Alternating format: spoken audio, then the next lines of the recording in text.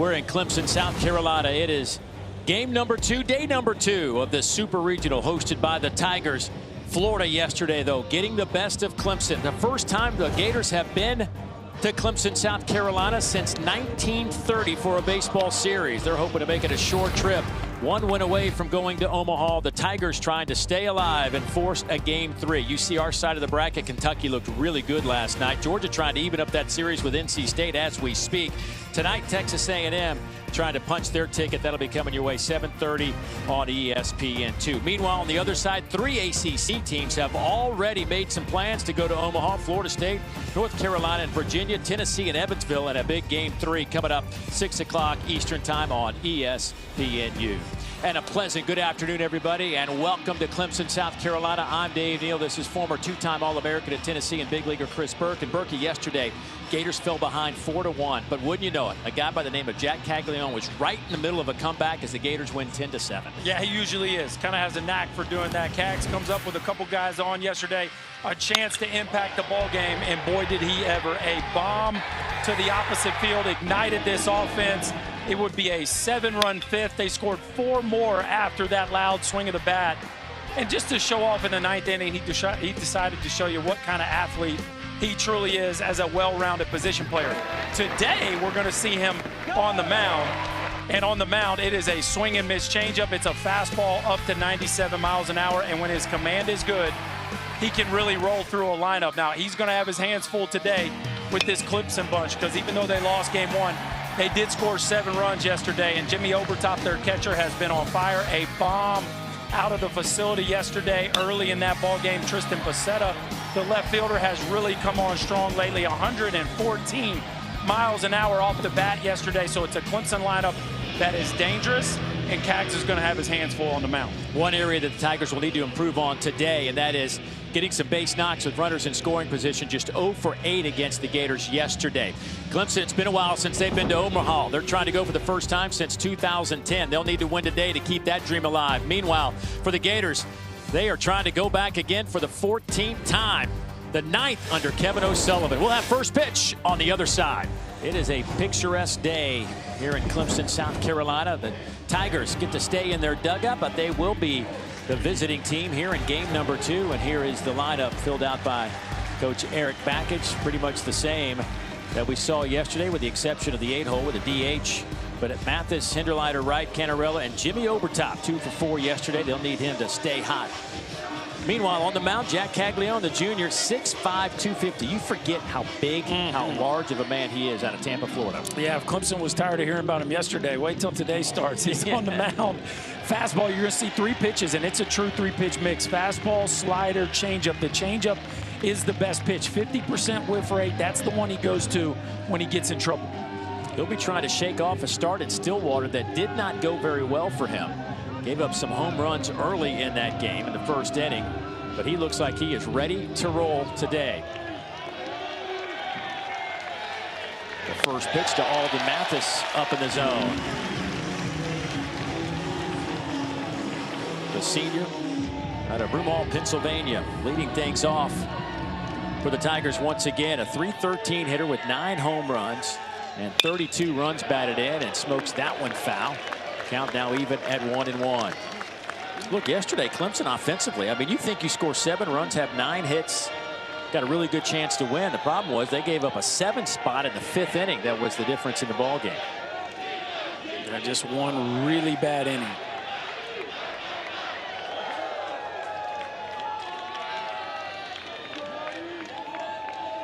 Mathis taking his time. Caglianone ready to go out there. He is locked in. That pitch is off the plate. So one thing to watch in this game is Jack Caglianone actually struggles more against left-handers than right-handers. Much more comfortable facing righties because he trusts the changeup even more against right-handers. The batting average against is 100 points more for left-handers than right-handers, which is, you know, you would think that this big left-hander would be very intimidating from the left side of the batter's box, but lefties actually have more success.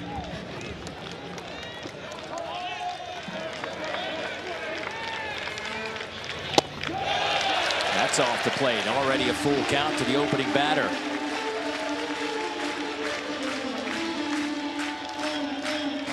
Mathis had a couple of hits in the regional that Clemson hosted. 1 in 3 straight games. Fouled off at the plate. We'll do it again.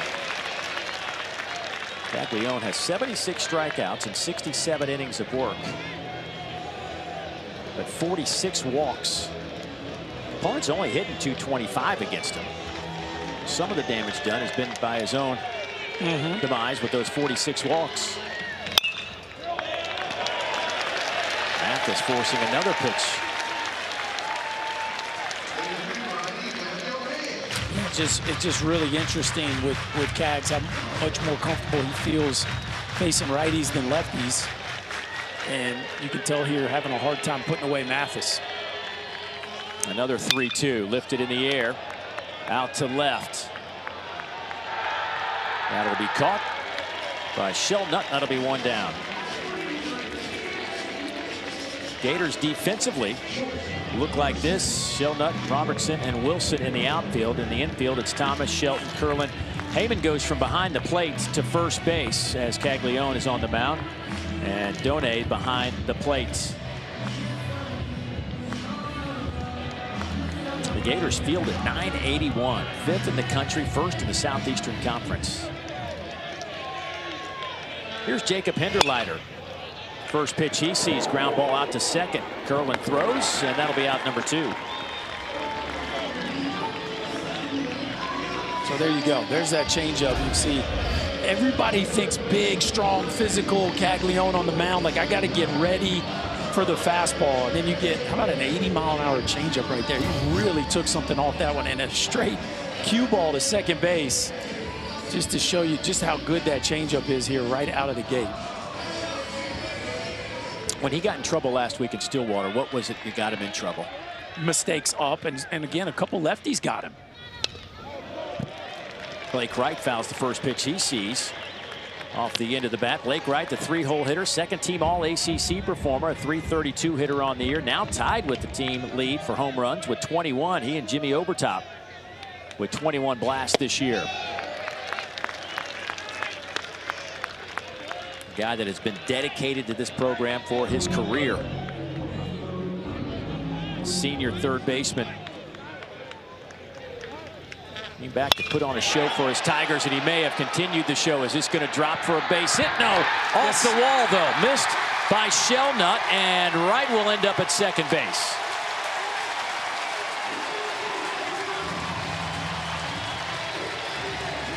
There's that hill causing problems again, Dave Neal. That's this hill that acts as the warning track here at Doug Kingsmore Field. Shellnut gets to it and stumbles. Watch, he just stumbles a little bit right as he's getting to the baseball, and he is clearly in position to make that play, but his eyes bobble, the glove is inaccurate, and a ball that is really tough chance ends up going for a double. There's just a little bitty slope out there in the outfield all the way from line to line. As Canella looks at ball 1, and it's just enough to mess with you. I was here for the regional last week, and Clemson didn't have a problem with it. Obviously, it's their place, but the other teams, it happened like once a game, somebody would stumble out there. Yeah, it's like getting to the edge of a curve and you don't see it, and you just kind of stumble. You don't fall, but you just kind of stumble while you're tracking the ball. And the other thing here in Doug Kingsmore Stadium, it gets really shallow to right down the line to left field. So not only are you dealing with losing your balance, but the wall is closing in on you as well. The 1-1 to Cam Canella, sophomore center fielder.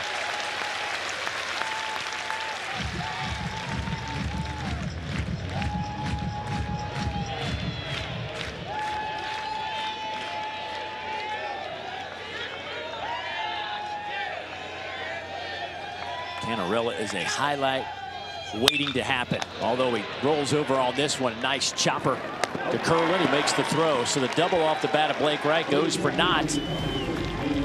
And the Gators head to the dugout, grabbing their bats when we come back.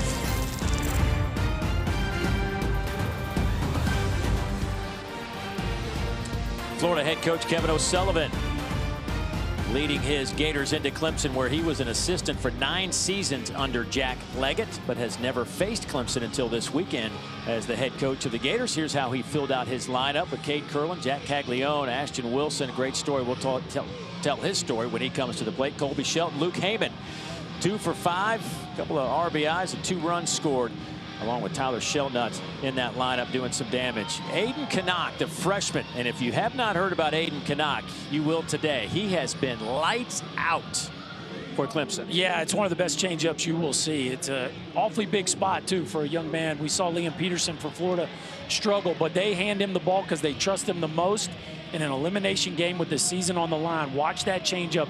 That's the pitch he's going to lean on, one of the best in the country. Anybody that has a sub-3 ERA after throwing 79 innings and 14 starts obviously has something working for him in today's college game with the way the ball is jumping out of ballparks. And Knaak's first pitch hits Cade Curlin right in the arm, and that is the 11th hit batter of the year for Aiden Knaak. Well, that's not going to exactly slow the heartbeat down, I wouldn't think. That's not what you're looking for to start the ball game. Fastball that just gets away from him. Now you got to deal with Cags right out of the gate with a runner on. There is Coach Bakich. Puts the shift on as they will shade Jack Caglianone to the right side. Jack Caglianone has put together a historical season. He's hitting .412 with 32 home runs, 66 runs batted in. The one number that kind of jumps at you in a wrong way is the doubles, only 7 of those this year.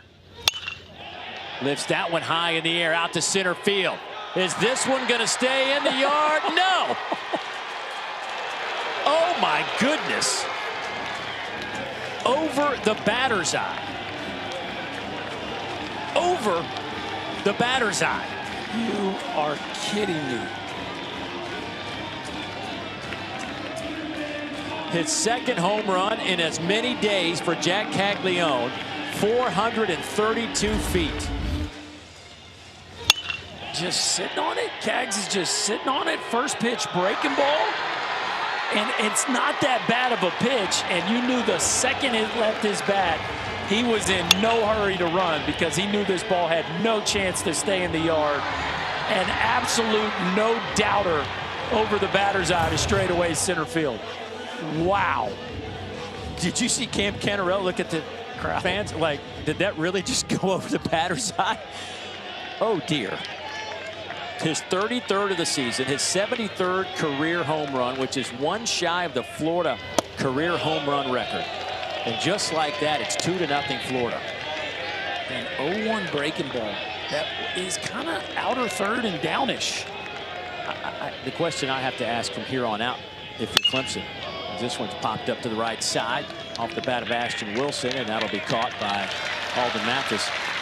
Do you pitch to Cags anymore? I think that's it. And I'm serious. Like, like if it matters at all, you know, 2 outs, nobody on. But like, I don't see how you give him a chance to impact the game anymore with people on base in a close ball game. It's just incredible what he is doing.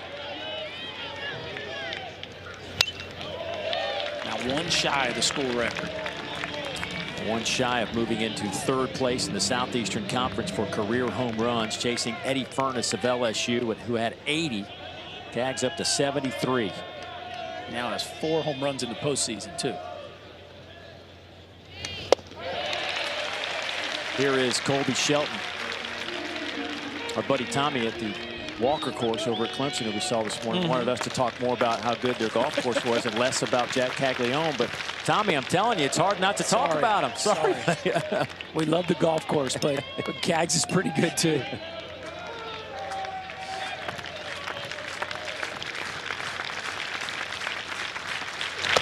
Shelton looks at 1 down. It's 2-2. Well, Knaak, it's a short, quick arm. And then the ability to decelerate the changeup, it's just so unique. A lot of guys get good action on their changeup, but he really slows it down. That's an outstanding changeup there. That'll be out number 2. I mean, 93 to 74. Yeah. And again, the movement is impressive, but it's really the difference in the velocity that makes it very difficult as a hitter. This ball coming out flat out of his hand, and then it just slows down and disappears. really tough matchup. 2 down now for Luke Heyman, the sophomore out of Lakewood, Florida. Ground ball out to Jacob Hinderleiter. And he'll make the play, and the inning is over. But a loud explosion off the bat of Jack Caglianone, number 33 this season. Come on, Cags. Keep doing it. He is just rewriting history and doing it right in front of our eyes. A no-doubt bomb over the batter's eye. Gators up 2-0. Back in Clemson, South Carolina, the Gators lead at 2-0 as we move to the second. Some of the numbers for Jack Caglianone and how the season started was just phenomenal, but then things kind of slowed down. What's been going on with Cags? Yeah, the ball's been missing up. The velocity has dropped as the season's gone on, and the slider just has never really materialized. He's kind of turned into a 2-pitch guy here down the stretch. That's in there for a strike to Jimmy Obertop, who starts things off. Jimmy, the catcher, a Michigan transfer, first year here at Clemson, and boy, are they glad to have him. He has been a real benefit to this program, this team. Obertop with 21 home runs, a .304 average, and 55 runs batted in. That solo home run yesterday. With 2 hits in game number 1, but goes down swinging here for out number 1. How about that to the breaking ball for Jack Caglianone?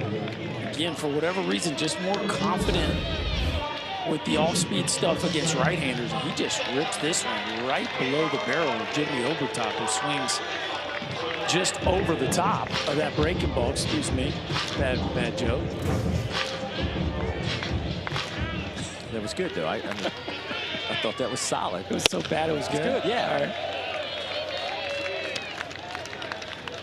Tristan Becerra now, the sophomore to Greenville, South Carolina. Mentioned it in the open about his power and his bat speed. 114-mile-an-hour laser off his bat yesterday. I'm talking a laser over the right field fence. Yeah, and such a neat story for this Clemson team. Tristan Becerra has really emerged as a real threat in the middle of their order. A guy that really, has been here for 3 years and hardly has played until the middle of this season, where he pleaded to get an opportunity, and Eric Bakich put him in, and man, the rest is history. There's a strike. When you say pleaded, he literally went to the coach's office, sat down with the coach face to face, laid out why he thinks he could help this team win. Coach was convinced, put him in the lineup. And what did he do the very next game? The very first game he got in there, 2 homers. 2 home runs, and hasn't left since. Storybook stuff. And has just kept it up. I mean, it wasn't a wasn't a one-hit wonder. They were watching him with a very careful eye there early, but he is a main cog in this wheel now. 11 average, 7 home runs, but he too going down via the K as he foul tips that into the back of Brody Donet's glove. That is back-to-back strikeouts now. Cags looking awfully sharp here. Fastball velocity down here early, 91, 92, but getting some good arm side run to that pitch as it kind of ties Becerra up. Jack Crichton, now the first baseman. Another sophomore in this lineup out of Rochester Hills, Minnesota. Excuse me, Michigan. He's a guy hitting that 7th hole.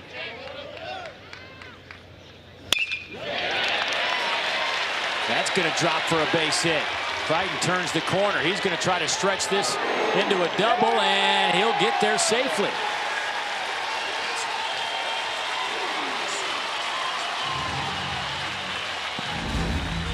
Love it. I especially love it with 2 outs. Get yourself to scoring position. If they throw you out, they throw you out. A fastball up and out over the plate. Crichton hunting a double from the time he left the batter's box. Never second-guessed himself. Get to second base. Find yourself in scoring position. A heck of a job there from the Tiger first baseman. Is that a read by the batter, or is that the first base coach? No, that's all the hitter. Yeah, you're not looking. You might listen a little, but that's all on the hitter. So Crichton stands at second base. Second double of the day for Clemson. They also doubled, Blake Wright did, with 2 outs in the first, but left stranded there. This Clemson team takes a lot of pride in their base running. Fun to watch them work in pregame, where Eric Bakich, the head coach, is literally out there doing base running drills with his players. Nolan Rocky to Cags, who will make the tag, and a collision there. Oh, these they better stay off the field. Yep. Everybody stay off the field.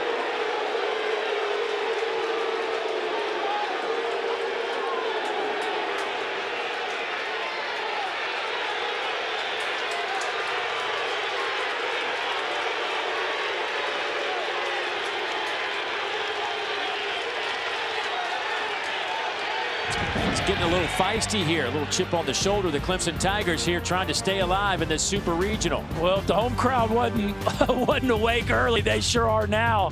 Cags and Rocky getting in a little scuffle here. Fortunately, cooler heads prevail, but that one could have gotten ugly. Neither player backing down.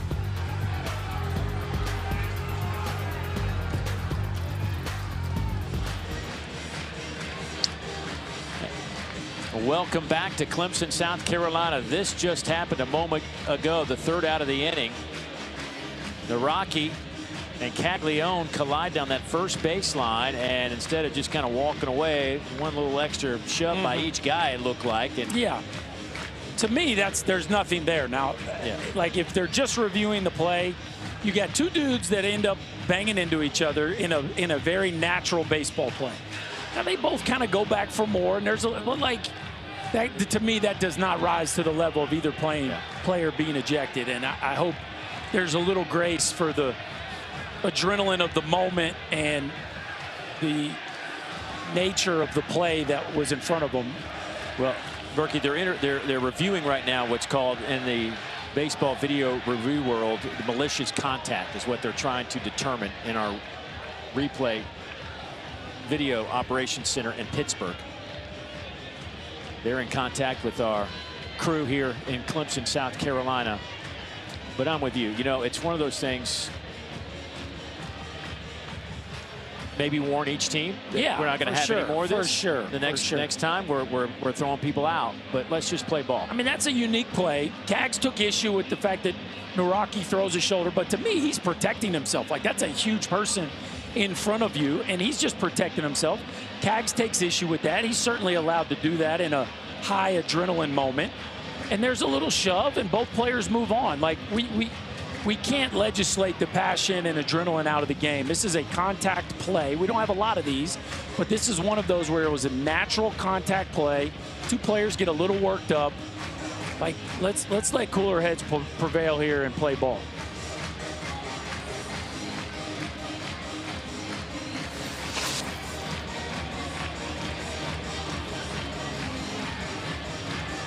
Again, I don't know if the review has any, if we're looking at players coming off the bench. I don't know, because you and I obviously did a game earlier this year where that was the case. But if it's just the play itself, I'd like to think we're just going to move on from that. Yeah. Well, that man might be a little concerned waiting for this decision, because if Jack Caglianone is thrown out of this game for any reason, he is out for tomorrow as well if there is a game 3, and would be if they get to Omaha. Well, I guess he'd be out tomorrow. Yeah, just tomorrow. Yeah.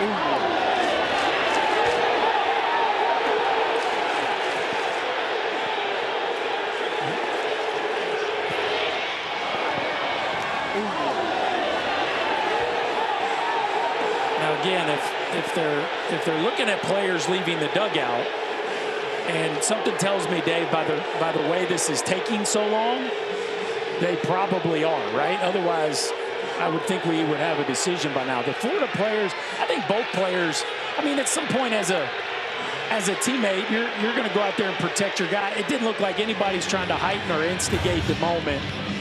And I just hope we can move on and play ball. You'd hate to see anybody from either team not be able to participate in a game like this.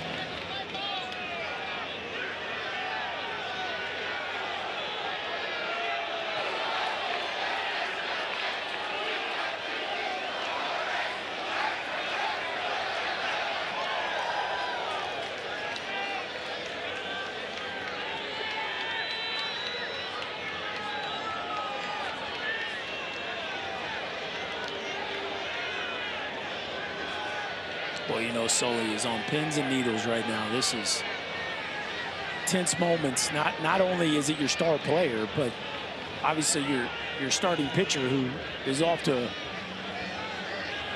a really tidy start in this ball game.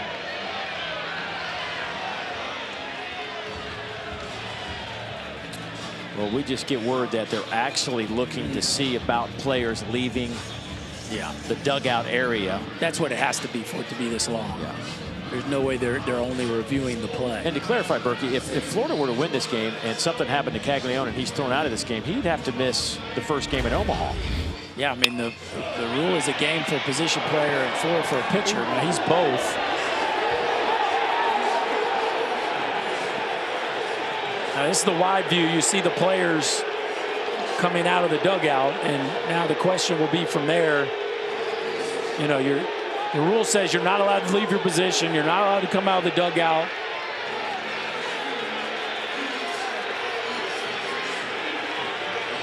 Nobody got involved in the pushing and shoving from either dugout, but certainly there were players that left.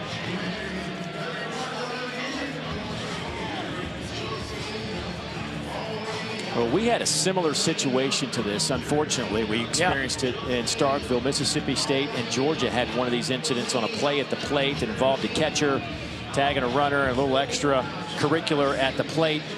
When the play was being made, both benches emptied, and it took 40 minutes before we were able to get some baseball play. And you saw it right there with the angle we just showed you. Like, especially if you're a pitcher, a lot of pitchers are in a hoodie or a pullover, like you can't identify the number sometimes.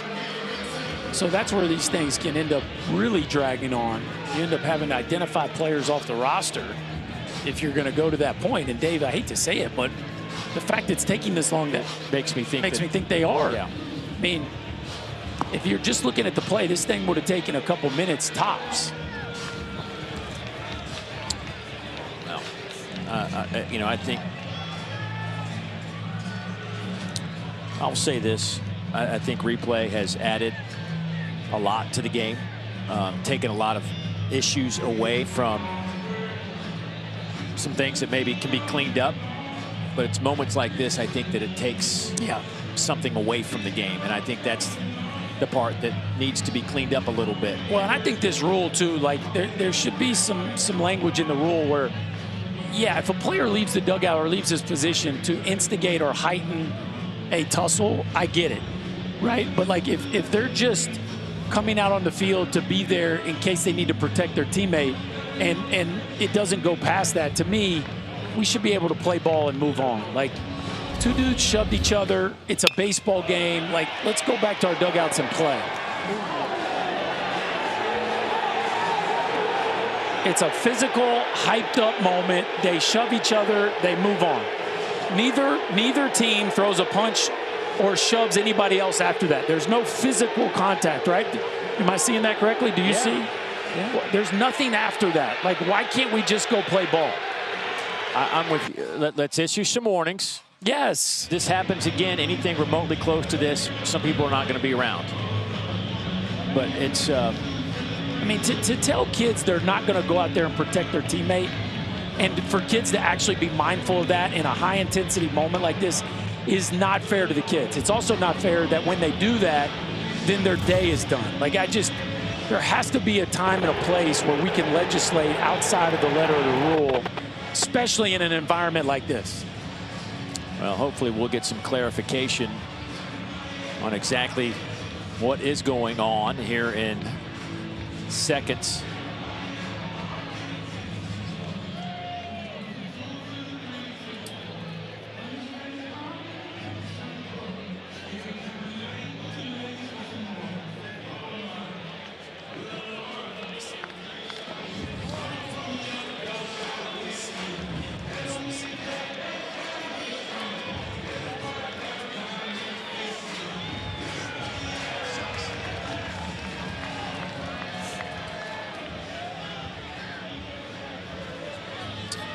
So hopefully, once again, our umpiring crew, and hopefully this will be the last time this happens in the NCAA tournament, where during SEC baseball's games, regular season tournament, umpires have a microphone and can announce to the crowd and to us what's going on. We don't have that system available now. It'll be in Omaha, but it won't be here, obviously, in the Supers and the regional. Hopefully that all change next year. I think that's the plan moving forward. But we're going to try to get whatever information they are discussing on the field relayed to us as quickly as possible.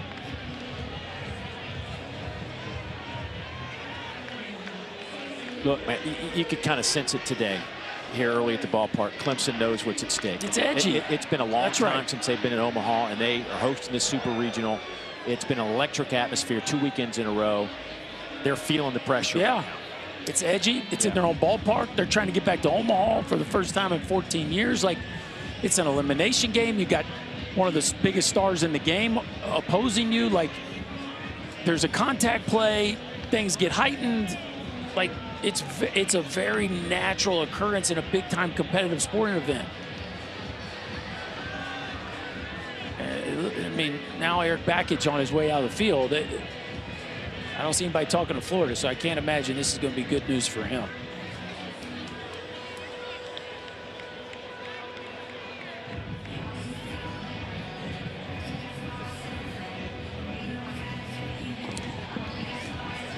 The other thing I sympathize with the Clemson kids about, Dave, is it happened right in front of them. Yeah. Right? It's right. Had it happened the other side, you might have had the same reaction from Florida. I see, you know what I mean? Like, it's 50 yards away from the Florida kids. It's right in the front porch of the Clemson dugout. That is Billy Van Raphorst, our crew chief, talking to Eric Bakich. He has been around a long time and been to Omaha a bunch of times, trying to explain things to Coach Bakich, who is, based on body language, not real happy with what he was just told. Well, and I just saw him say something like, our guy's coming off the field.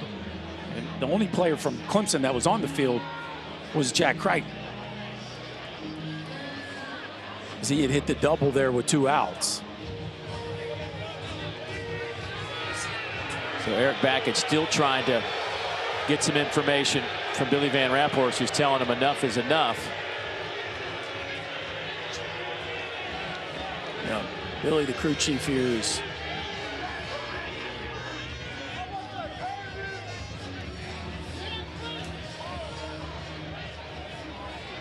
Eric Bakich calling somebody out of his dugout. And it's Jack Crichton. Interesting that he's calling Jack Crichton out. This is really interesting.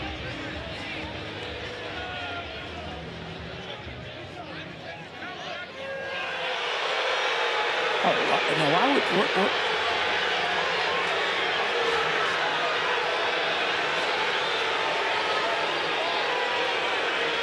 Eric Bakich called out Jack Crichton.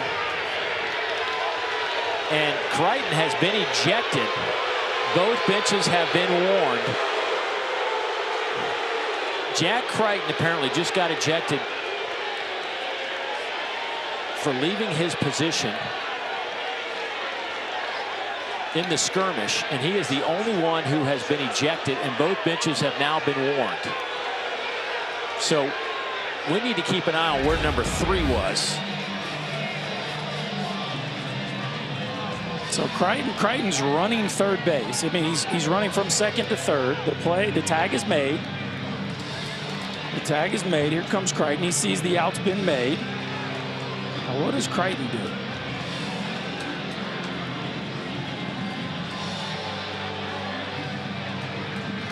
He just comes over.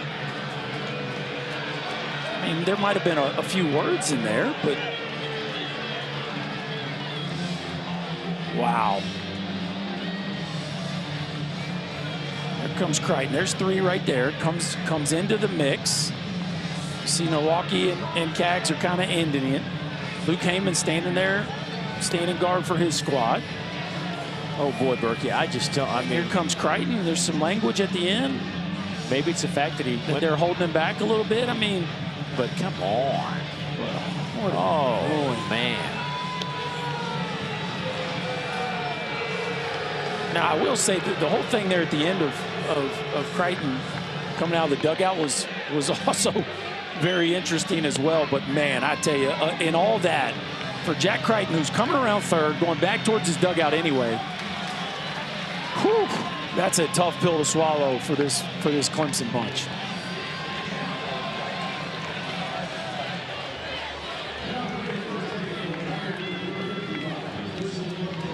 Oh, you see, there was a left hand that got our home plate umpire, Greg Harmon. It was not much, but certainly making contact with an umpire is one of the biggest no-nos you could possibly do. So perhaps that's where the line was drawn with Jack Crichton. That's a rough one. That's about all I could come up with. That's all you can muster right there. He has some contact with an umpire. Umpire having contact with him too. I'm gonna tell you, there's been an insertion at first base now for Clemson as Tristan McGladdy, a freshman out of Harlem, Georgia, will now take over first base. And first base has been a little bit of an issue for Clemson. Jack Crichton wasn't playing first base earlier this year. They had their shortstop over there, and Jacob Hinderleiter, who was playing first. Andrew Chufo was their shortstop. He got hurt.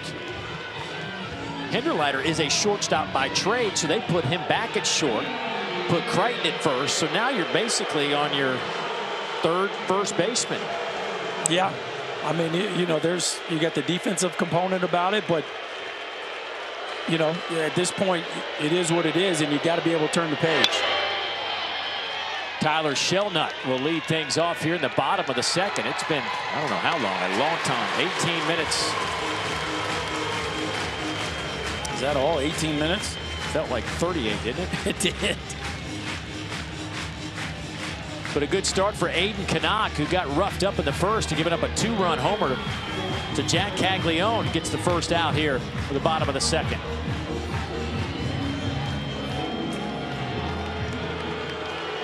Let me just put a bow on the whole legislation piece of that. If it does come down that it was the contact with the umpire, like, again, I'd like to think he'd get a little grace for that, but I'm just glad that nobody that left the bench was thrown out of the ball game. And I'm certainly glad that the two players that were involved in it weren't thrown out of the ball game. Like, kudos to whoever was making that decision. I think they nailed that piece of it. Now, I really feel bad for Jack Crichton because, you know, it's an emotional game. Not only that, he had to walk on the field and then got tossed. Yeah, that was kind of a weird. Yeah, I don't know how dynamic. all that went down. That was, yeah.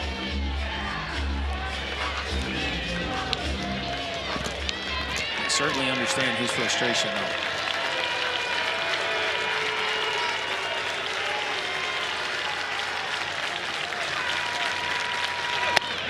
That's up in the zone. 2-2. Well, if nothing else, we got a little hornet's nest going on here at Kingsmore Stadium now. We got 7,000 umpires. The Tiger fans are fully engaged now.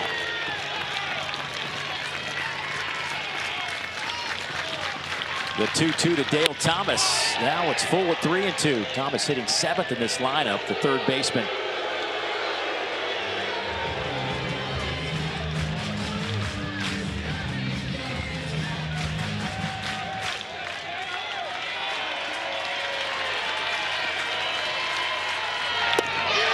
And he draws a walk.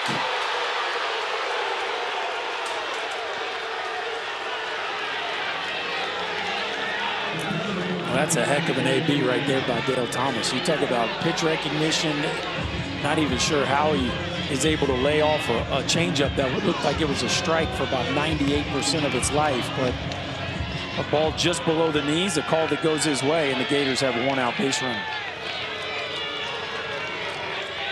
Brody Donay steps in there. The Gator catcher.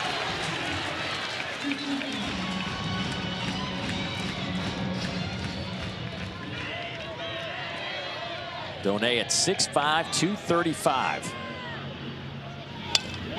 Out of Lakeland, Florida. Designated hitter yesterday, moves into the catcher spot. And Jack Caglianone's on the mound. How about him laying down a bunt yesterday out of nowhere? Great sacrifice down the first baseline. You just don't see 6'5", 235 laying down bunts. Swing and a miss. That'll be out number 2. Knaak, he can decelerate the ball at the bottom of the zone, and then he can throw that fastball and accelerate it to the top of the zone. You talk about a combo that is tough for hitters to deal with, especially with 2 strikes, and that fastball right past the barrel of Brody Donay. Michael Robertson now, the 9-hole hitter and center fielder for the Gators. A sophomore out of Venice, Florida. We'll look at a strike. Aiden Knaak gave up those 2 runs in the first, hit the opening batter of the game, Cade Curlin, then Caglianone went for that 2-run shot, but this is a guy that's 5-1 on the year. Opponents only hit .220 against him. 103 strikeouts, 26 walks on the year for a freshman playing in the ACC and now a regional and a super. Well, he will certainly be a freshman All-American. There are not a ton of freshmen getting meaningful innings in college baseball anywhere, but especially on the mound. I mean, it's just very difficult with how old the game is in the portal for freshmen to break through into a rotation of a top 10 team. But this dude has been a rock all year long. The 1-1 to Robertson. Swing and a miss.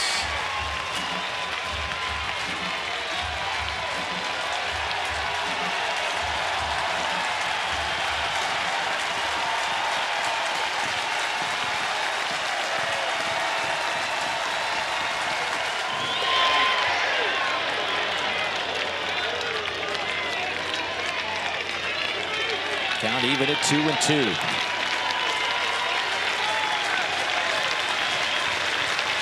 Robertson hitting .353 over his last 9 games in that 9-hole.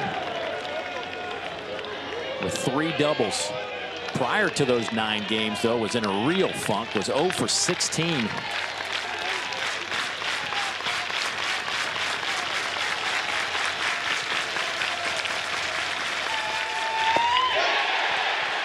Yes, he went around. Inning is over. Couple of strikeouts for Knaak. And there is some juice in the building now. Yes, there is. And I think their freshman right-hander is responding to that juice, that changeup that just disappears on Robertson. Tigers got all the momentum now, it feels like.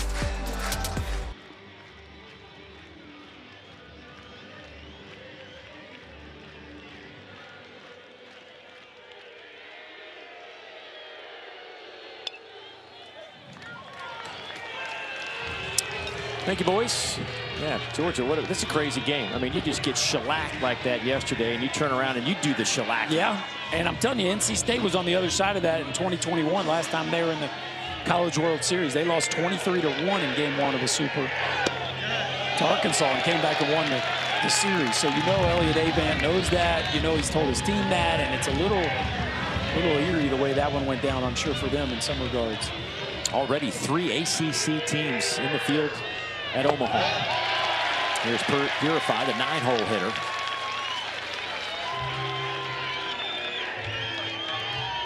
He's on a 6-game hit streak. 318 over that 6-game stretch.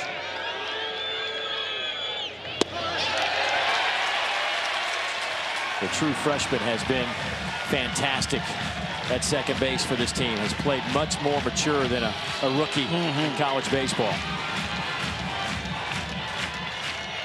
3-1 to Purify out of Detroit, Michigan. That is ball 4. Back to the backstop, and Purify will stop at first.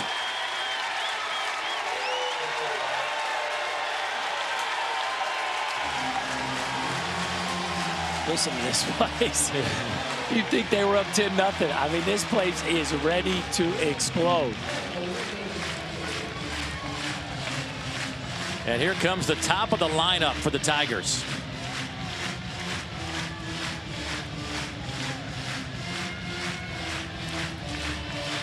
Alden Mathis, the senior right fielder, flew out his first time up against Caglianone.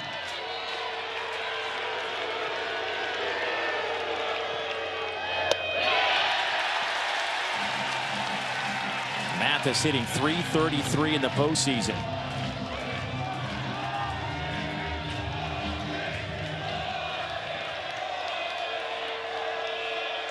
He's been hit by a pitch 4 times since the postseason began. Out to second base, Curlin going to make a play only to first base, so they'll get the out there. That's out number 1, but that'll get purified to second.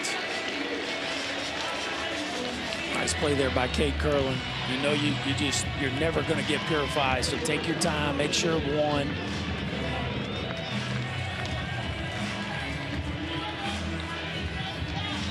And here is Jacob Hinderleiter, who grounded out first pitch he saw in the first inning.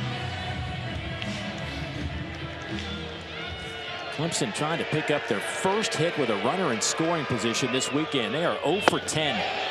They got a good guy at the plate to do that. Hinderleiter coming off a regional where he was MVP, had a 5 for 5 game, had 8 hits in the last 2 games of that regional.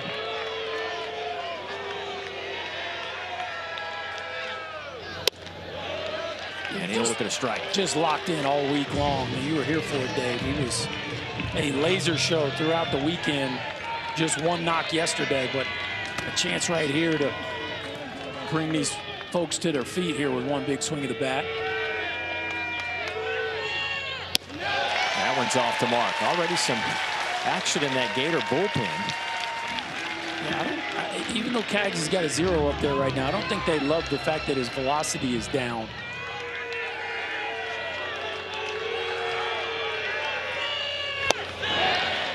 Two and two now. Still throw that changeup though. Yes. Man, that is a weapon.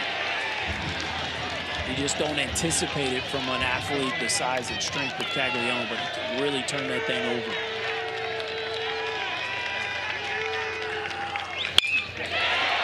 Lifted out to right center. Can anybody catch it? No. Off the wall. That's going to get Purify home.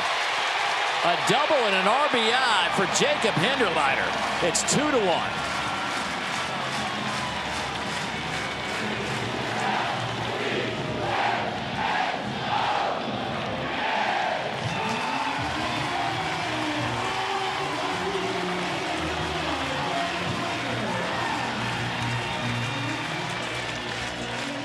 There it was, Dave. That's the one these folks have been waiting for.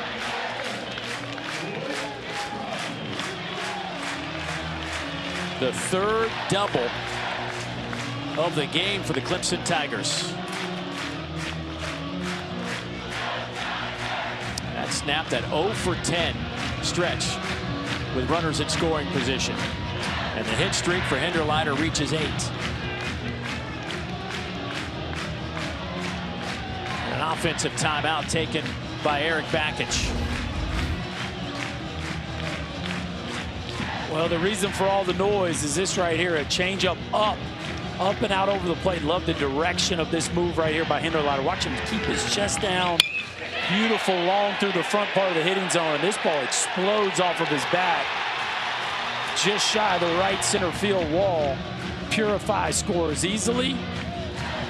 And now this Tiger fan base having a whole bunch of fun.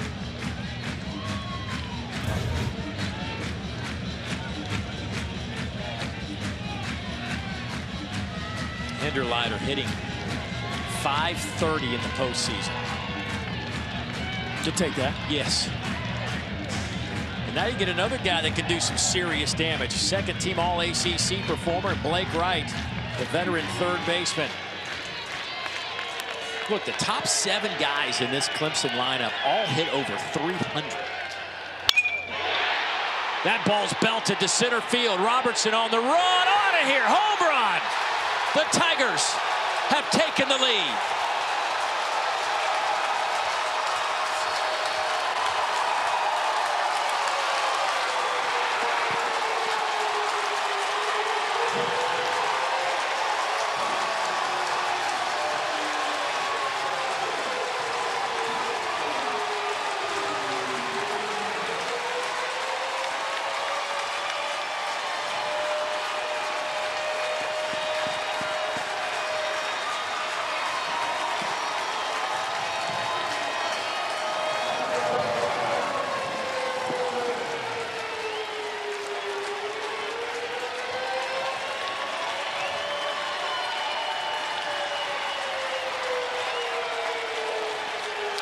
And now it's Cam Canella. He looks at strike one.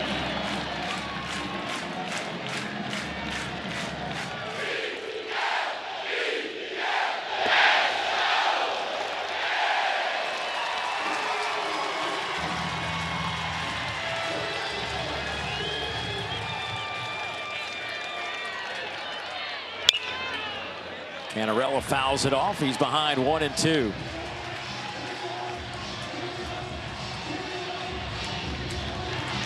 They were a little late with his walk-up music, weren't they? They were. It was so loud they didn't want to ruin the moment. Ground ball out to Curlin. He will throw, and that'll be out number 2. You want to talk about hitting a missile. Come on, Blake Wright. Bring them to their feet. Young man, a bomb to straightaway center field. Caught it a little deep and just muscled it off the batter's eye to straight. Look, I think it hit our camera tower on its way over the center field wall, and that is the moment this crowd was waiting for. The little bit of a scuffle has really risen the temperature here at Doug Kingsmore Stadium. Here's Jimmy Obertop with 2 down. Obertop struck out his first time. Jimmy hit one out of the stadium yesterday. Over the roof and left. Big swing and a miss. 1-1 the count. 2 outs in the inning.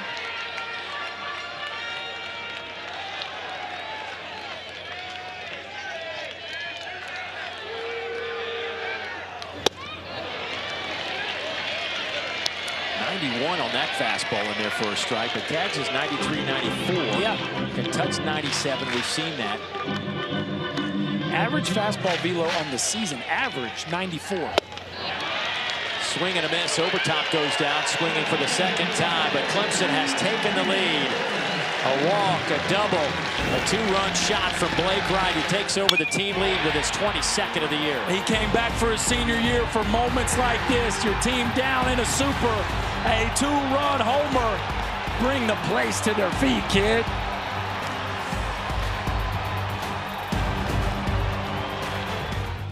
A little Lee Greenwood in the background here at Doug Kingsmore Stadium, as Clemson, every single home game, honors those who have served in our armed forces.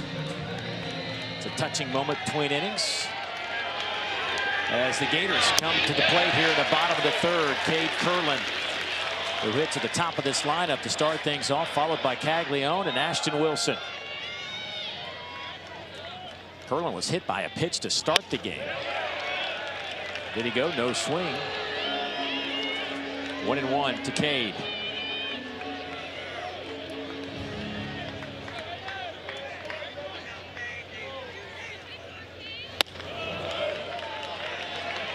Gators would love to see Cade start swinging a little bit better. He's been stuck in the mud over the last 10 games, just 205.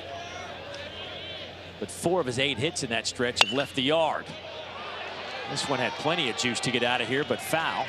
Yeah, and yesterday was better. On base 3 times, 2 walks and a hit. And look, when you're batting in front of Cags, you get on base 3 times in a ball game. That's of huge value. Scored a couple runs, but you're right. It's been slow sledding here for him of late. That one's out to right center. That's going to drop in for a base hit. So right on cue, Curlin with a base knock. And here comes, you don't have to guess, you know who this is. Jack Caglianone coming to the plate. You know by the boos who's up to bat now. A hanging break. I don't even know if I call that a hanger. That ball was down in the zone, but Cags looked like he was sitting on it. Probably was sitting changeup, saw that breaking ball, and it's a no-doubter over the batter's eye to straightaway center field, just putting his prodigious power on display. Aiden Knaak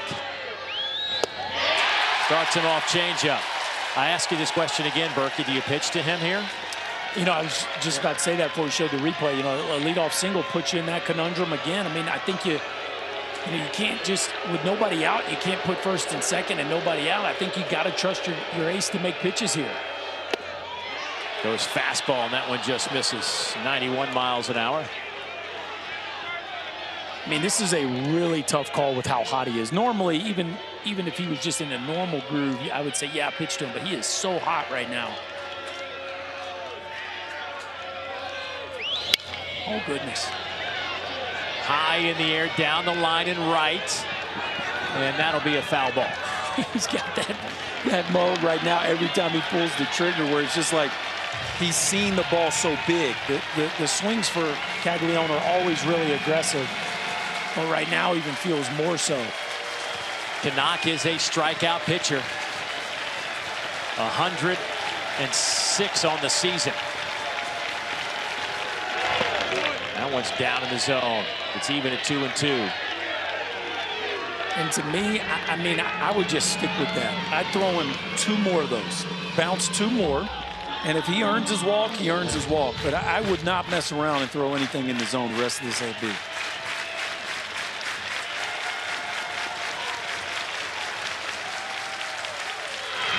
Swing and a miss.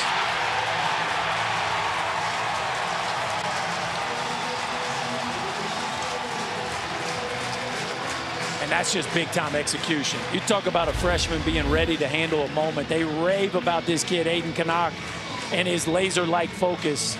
The place is going nuts. You got one of the most dangerous hitters in the country up, and you throw your best changeup of the game, a nasty changeup to put away Caglianone. That was disgusting. The late run and sink on that pitch. Even Cags' barrel can't reach that one. 4 strikeouts today for Knaak. Now he faces Ashton Wilson. Knaak has struck out 3 of the last 4 that he has faced. Ashton Wilson, a young man that had 6 at-bats heading into mid-May. But due to an injury, Gators looking for a bat. They threw him in the lineup, and they can't get him out. He became the regional MVP last week in Stillwater.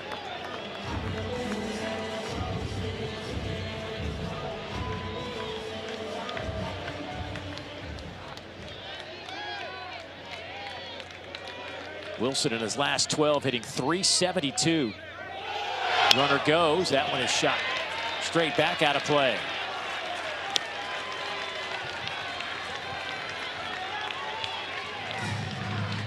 Little hit and runner action right there. Florida loves the hit and run. 1 out, 1 strike. They sent Curlin. Ball just a little deep there for Wilson. You see the run he's been on here lately.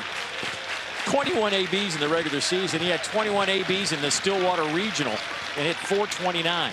Crazy. Had to be the most unlikely MVP around the country, just when you consider how few at-bats he had. But this is a little bit of the story of the Gators here down the stretch. You know, the stars, Caglianone, Shelton, we know about, but it's the supporting cast that has really played well. Dale Thomas at the bottom of the lineup. Michael Robertson's given them a lot of production. And, of course, Ashton Wilson, incredible to find himself now in the 3-hole.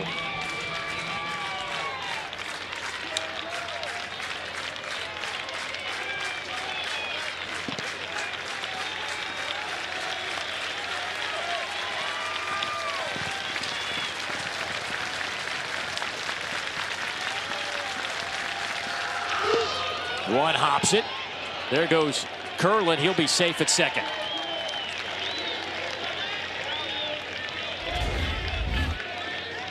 Love the aggressiveness of Cade Curlin here, getting to scoring position. You got to anticipate that ball in the dirt. And even though Obertop does a great job of keeping him in front, Curlin gets a fantastic break.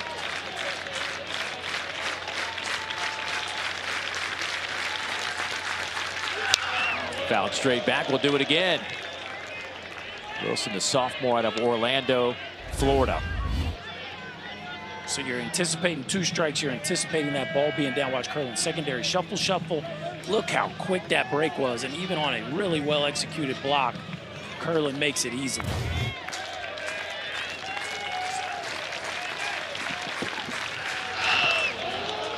Another one down in the dirt. Obertop smothers that one. Obertop putting on a show back there. He directed that ball perfectly back to home plate. No reason for Curlin to push the envelope now that he's already in scoring position.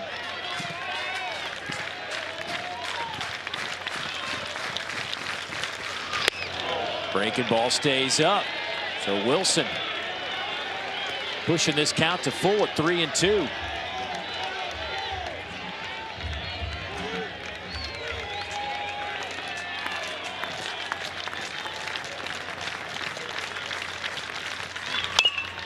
Chopper to third. Blake Wright. Nice play. That'll be the second out of the inning, and that keeps Kurland at second base. Knaak just keeps making pitches. This looked like a breaking ball, something at the top of the zone there that just locked up Wilson. Right, checks his runner, plays catch across the diamond. Nice job over there by McClatty, keeping his foot on the bag. Colby Shelton now, the sophomore to Lexington, South Carolina. Transfer from Alabama, where he played last year. Solidified the shortstop spot for the Gators here in 2024.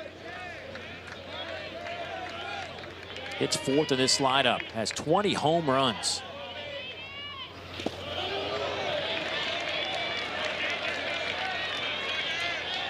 He's going to see a bunch of changeups. Shelton has struggled with the changeup this year, and of course, that's Knaak's best pitch. So you see it, you're going to see that early and often. Strikeout in his first at bat, and Knaak going right back to it here in the second AB. Shelton's reached base in 18 straight games. Make it 19. Let's see if Kurland can score. He comes around third, and he'll be on his feet. And we are all knotted up at 3 here in Clemson. Boy, what a big swing of the bat. 2-0 count, sitting on a changeup. You kidding me, Dave Neal? Colby Shelton, again, he knows they're going to attack him with the changeup. Gets one. It's out, but it's up just enough where he can hook it in the right center field gap. And that is pretty advanced stuff in a 2-0 count to be on time for a changeup as the Gators tie it up at 3. Jimmy Bellinger, pitching coach for the Clemson Tigers, out to talk to his youngster, Aiden Knaak.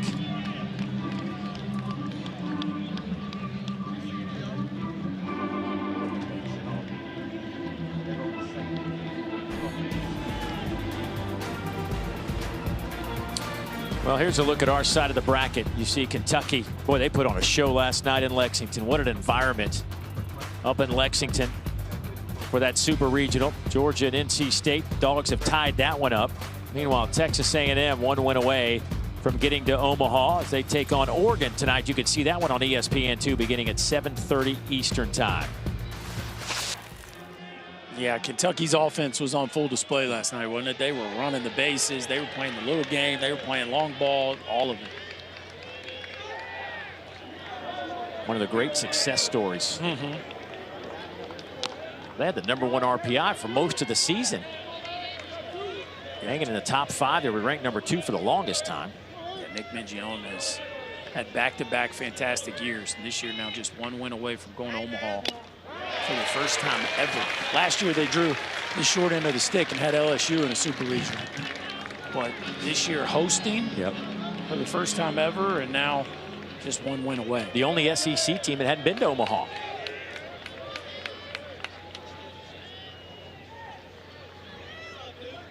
Heyman fouls that straight back.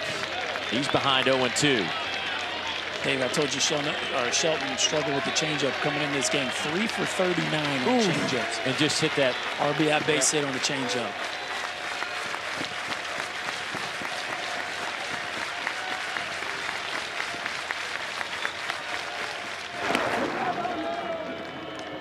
Well, you know the Florida staff had to have him ready for that. Like, look, here's the guy who leans on his changeup.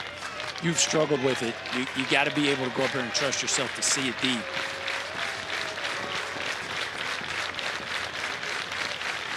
The 0-2.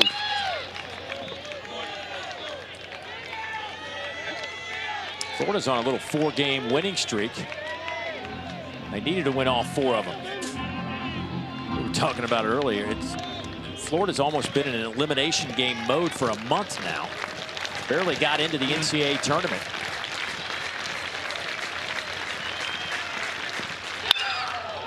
That ball's hit high in the air out to left center. The setup. Canella at the wall makes the catch. Boy, that ball just kept going out there in left center. But that'll do it for the Gators. They do tie it up at 3.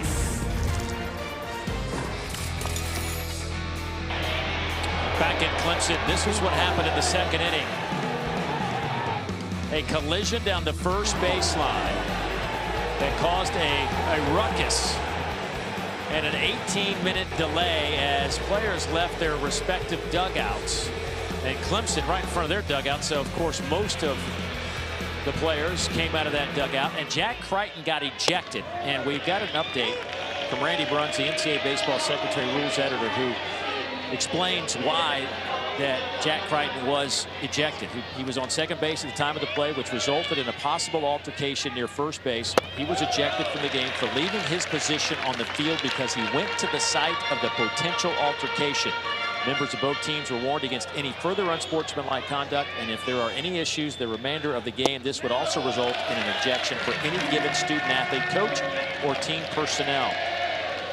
Clemson student athlete who was ejected will also be suspended per NCAA baseball playing rules for a game tomorrow if a game 3 is necessary. So it was not for hands on an umpire. It was for involving himself in the altercation. And that spot is due up right now. So the freshman Tristan McGladdy will hit in place of Jack Crichton.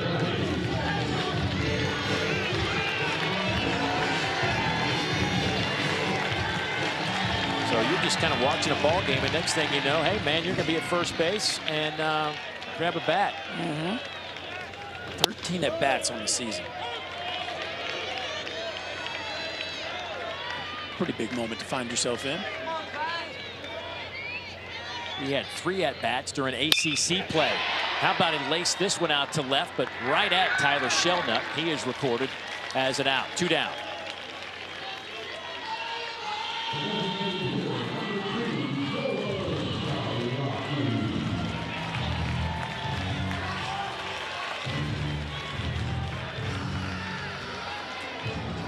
Nolan Naraki, the designated hitter,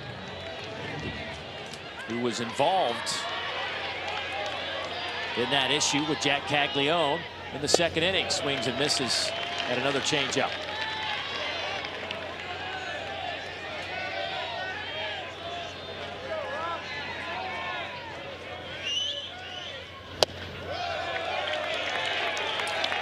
Another freshman. So now Clemson has 3 freshmen hitting 7, 8, and 9 in their order.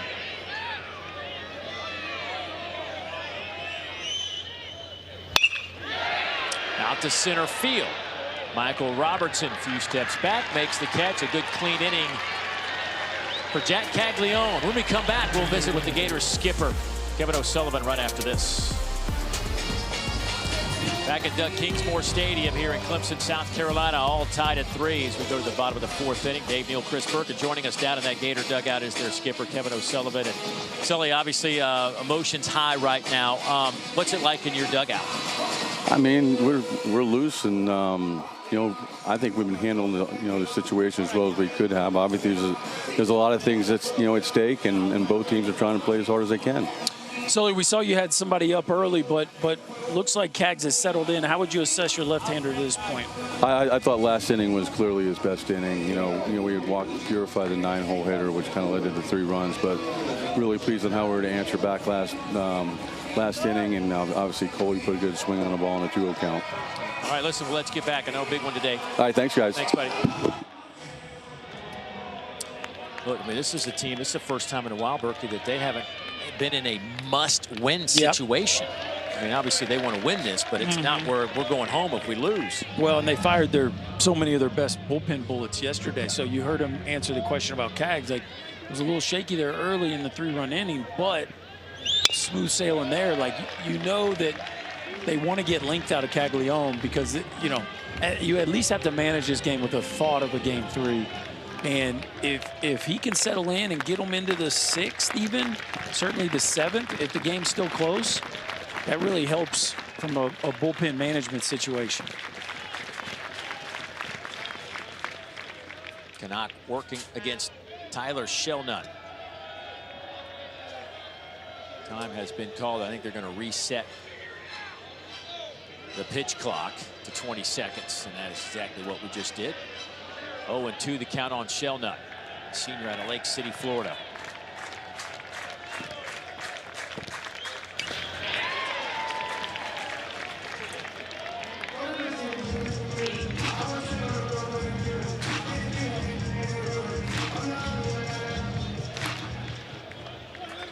Gators have homered in 20 straight games.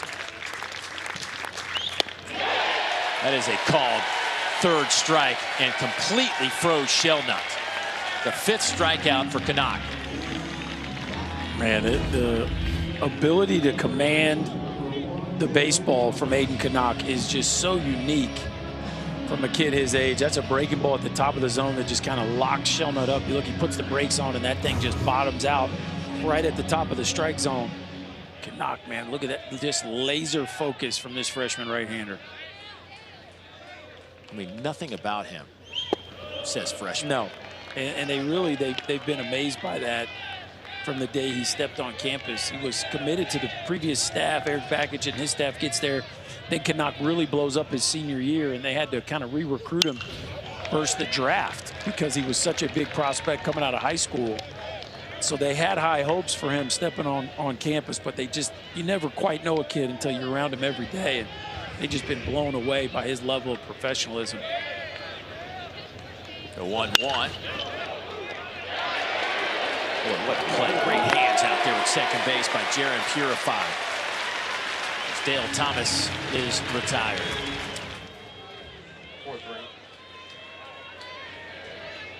And here comes Brody Donay.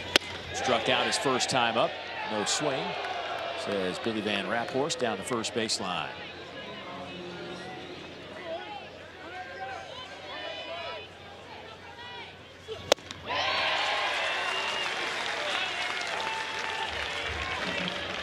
Donay just 5 for 27 over his last 7 games, hitting 182 in the postseason. Knaak just continues to hammer that fastball in under the hands of Brody Donay.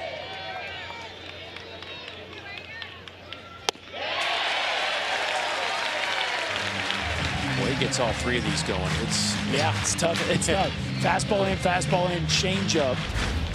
And you speed the hitter up by rushing him with the heater right at the belt, and then you pull the string on the changeup the very next pitch with 12 to 15 mile an hour difference in the fastball and changeup.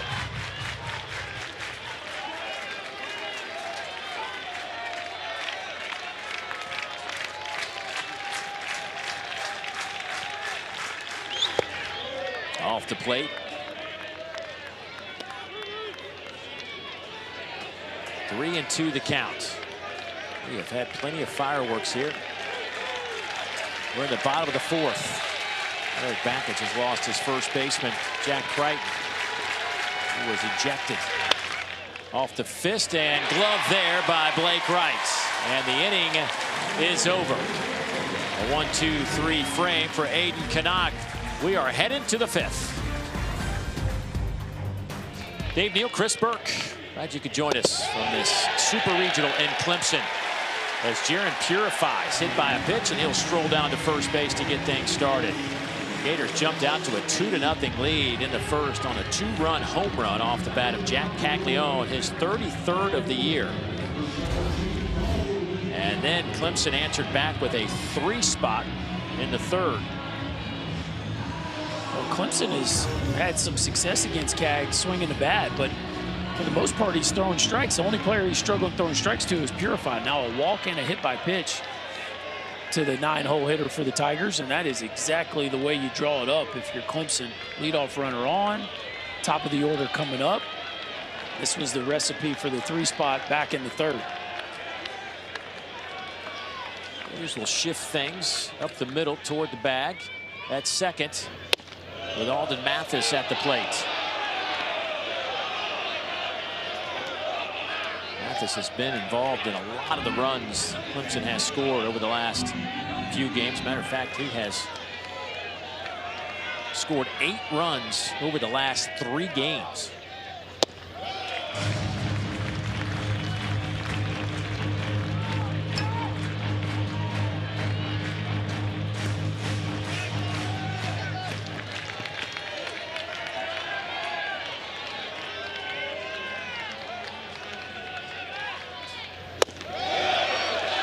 Strike.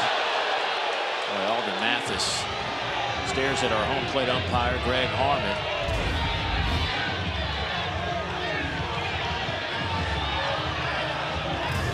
breaking ball that kind of wraps around the inside corner. Mathis didn't like it. In the air, out to right. Ashton Wilson will make the catch. And that'll be the first out of the inning.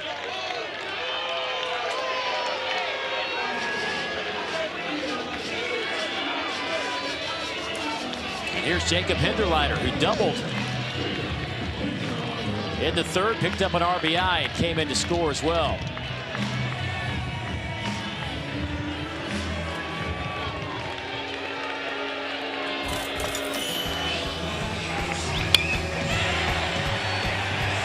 Just when Clemson needed a big swing of the bat, their MVP from last weekend's regional delivered right on time. Hinderleiter with a rocket into right center field. Blake Wright would go on to follow with a 2-run homer as Clemson put up a 3 spot in the top of the third.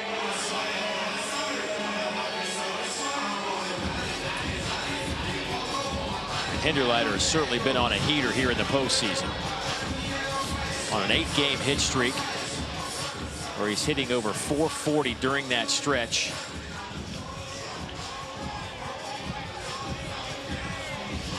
And hitting over .530 in the postseason. His average up to .335. 6'1", 210-pound senior. Transferred in from Davidson College, grew up in Hawaii. Chopper to third. Thomas will go to second. They'll try to turn it, not in time, and that one bounces off the fencing in front of that Clemson dugout, but not enough room for Hinderleiter to go to second base. So the second out of the inning.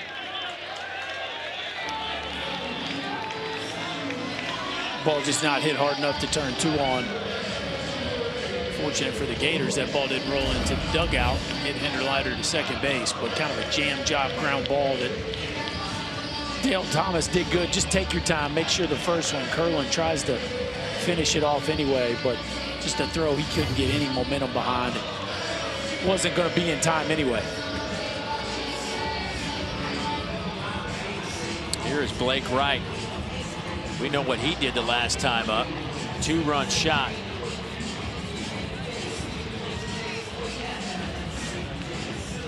His 22nd home run of the year. Has taken over the lead in that department for the Tigers. Yeah, fastball that he just catches deep in the zone. Showing you his strength there right off the camera scaffolding in center field. And boy, was this place electric after that swing of the bat. See how the Gators pitch Blake Wright this time around. Start him up and away, 90 miles an hour on that fastball.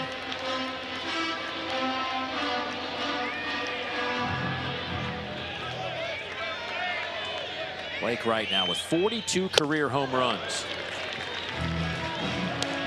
Interesting, 93 there from Cags. That might be the hardest one of the day. Until Wright was just a little tardy. What a climb it's been for him in his senior year. Raised his slugging by 250 points. Down the line and right. Long run for Wilson in foul territory and can't catch up with it. 2 strikes on Wright now. I mean, it really has been remarkable. You talk about that average. His 21 home runs this year compared to 20 he had in his first 3 years at Clemson. He hit a home run every 21 at-bats his first 3 years. This season, he's hit a home run every 11.7 at-bats. Yeah, I'd say that's a pretty big jump, twice as good. And, you know, it's just some guys fill in, fill out, the game slows down. It's that senior year where you got that urgency because you know it's your last time around. Swing and a miss. Jack Caglianone fired up a 91-mile-an-hour fastball, gets him off the field. When we come back, we'll visit with that man. Eric Backens joins us. Stay with us. Back in Clemson's Doug Kinsmore Stadium, Dave Neal, Chris Burke, joining us now is the skipper of the Clemson Tigers, Erik Bakich. And Coach, thanks for putting the headset on for us. And I got to start here, obviously, just curious, in the second inning, we had that collision in first. What did you see, and what were you told about the situation with Jack Crichton?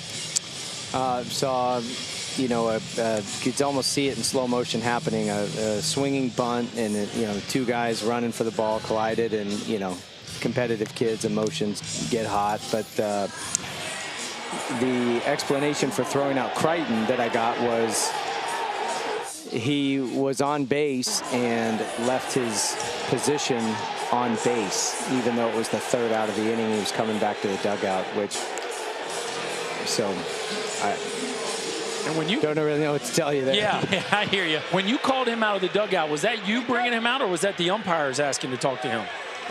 No, they told me he was ejected, and I said I'm not the one who's going to eject him. I understand. Hey, so talk me through your freshman and what you've seen so far in this major environment. He's poised. He hasn't had his best. He hasn't had his best stuff, and hasn't been as sharp these first few innings. But this happened last weekend too, and he battled through it, and was better in the middle innings. So you know, we're hoping that, you know, his stuff ticks up here a little bit, or at least his command, and he settles into this game, because he's a weapon for us if he can do that. All right, Erik, we'll let you get going, buddy. Thanks for the time. All right, thanks, guys. All right.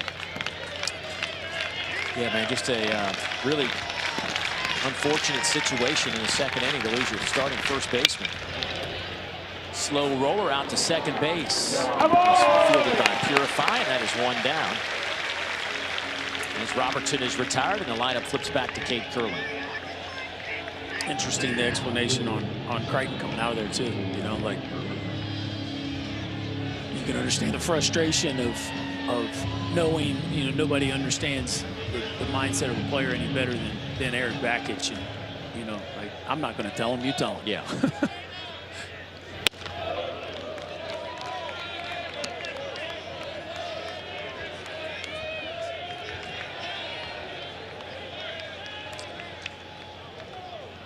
Gators' top 4 hitters in this lineup, 3 for 7. Bottom 5, 0 for 9.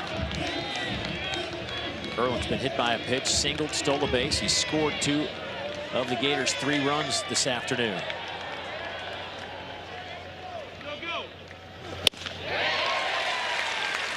Well, that was pretty heady stuff there. Knaak, frustrated that he had started the count 2-0, went back to the back of the mound, took himself a little 10-second, 5-second timeout, deep breath, and just reorganized and ripped a strike.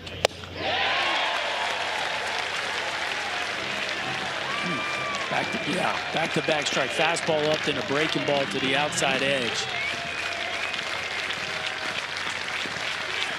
The 2-2. Curlin stays alive. The old emergency hack there from Cade Curlin. Look how deep he's letting that ball get. It would make you think that he's sitting off speed.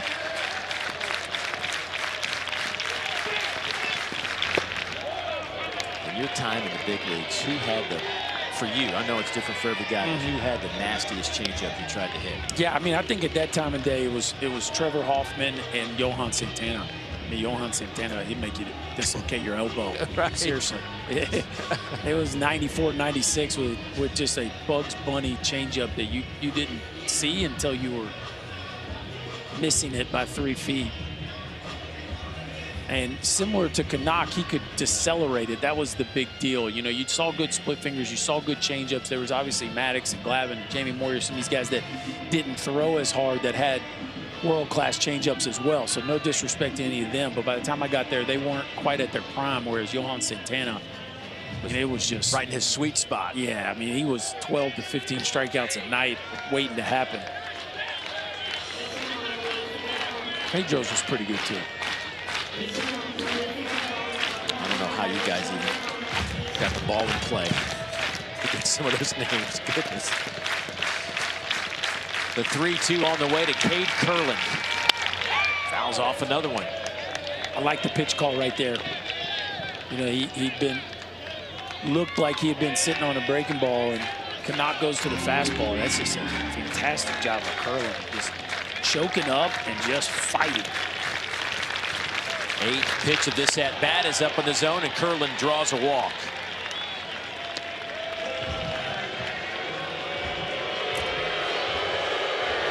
And you know who's coming to plate now by the noise from the crowd. Boy, Curlin just keeps doing his job, Dave. Now 3 times up, 3 times on. Career leader in slugging, 1 shy of the home run record, and 7th in RBIs.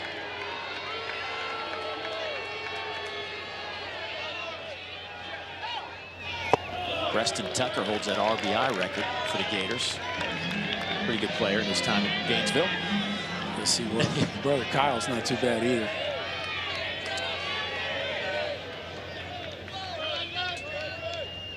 Caglianone will look at ball 2. Got him with changeup last time. Now changeup to start this at bat.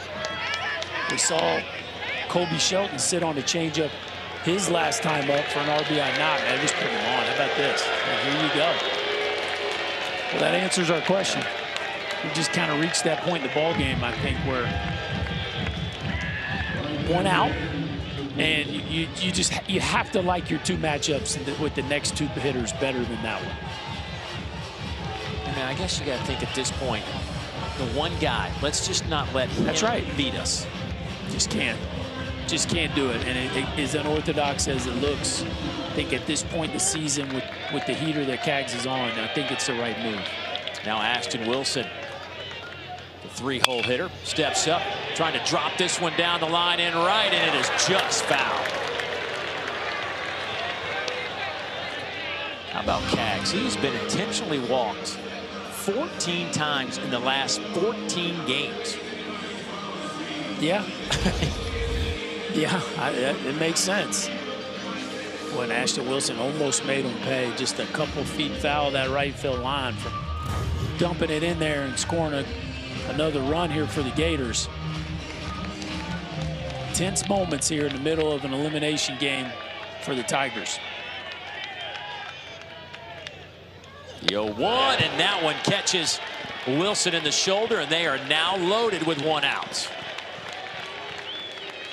Saw that bullpen shot of Clemson. Guys just now getting loose. Well, it's been a walk, an intentional walk, and a HBP. So, you know, we just talked to the skipper, and he was hoping that Knaak would just start to settle in. Just 77 pitches. It felt like maybe he was just on the cusp of maybe finding his best form, and instead it's flipped the other direction. Jimmy Bellinger looking down that right field line toward the bullpen area on his way out to visit with Aiden Knaak.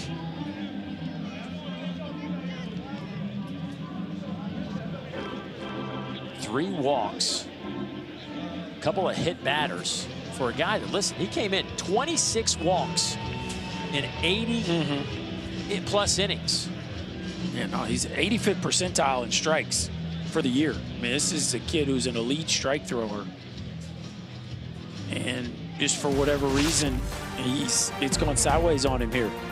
Take a look at our side of the bracket. Kentucky trying to close things out against Oregon State tonight. Georgia with a big comeback win today after getting shellacked yesterday. They did the shellacking today against NC State. Clemson and Florida, of course, Clemson has to win here today to keep this series alive and force a Game 3, or Florida's going to head to Omaha.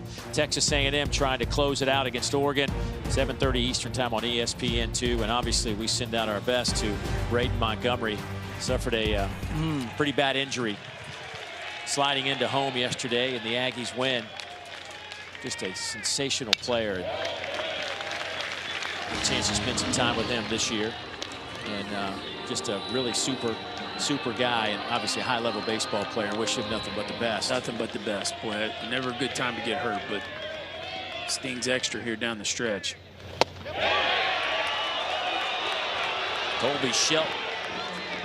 Colby, big single and an RBI back in the 3rd inning his last time up. Did strike out his first time against Knaak.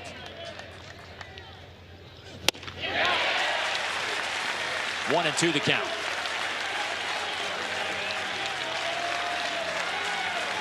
You gotta love it. This crowd trying to will their right-hander, to make his best pitch.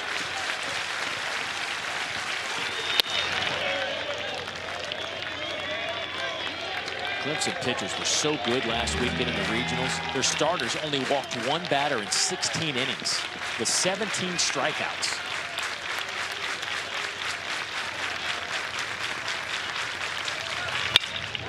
That one is going to drop for a base hit.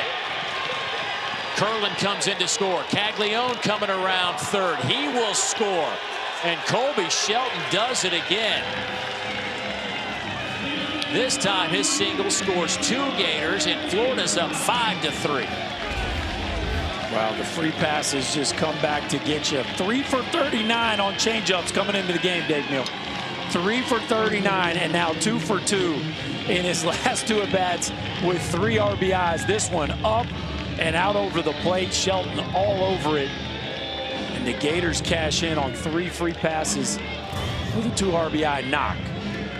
And that'll be it for Knaak as Eric Bakich comes out of that Clemson dugout, taking that slow journey out to the mound, and the freshman's day will be over.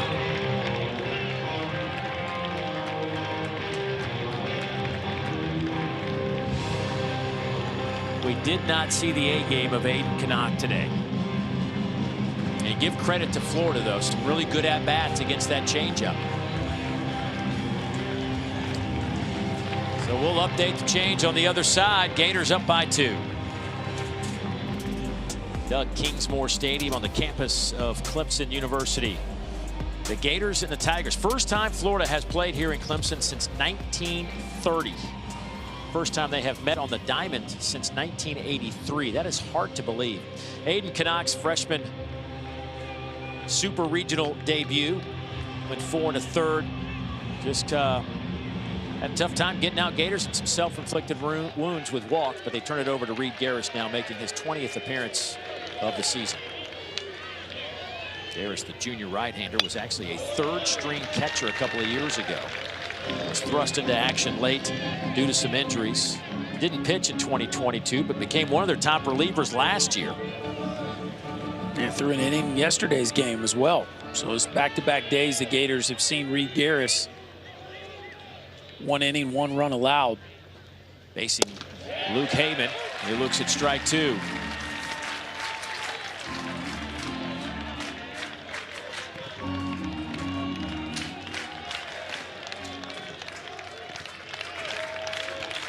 Runners at the corners. 1 out in the inning. Heyman 0 for 2 with a ground out and a fly out. And now a strikeout. Talk about coming in from the bullpen ready to do your job. Reed Garris coming in, filling it up with the heater just above the hitting zone, and then breaking off that slider. Just a short breaker just off the outside edge. Gets Luke Heyman fishing as he tries to get the Tigers out of this jam and back into the dugout.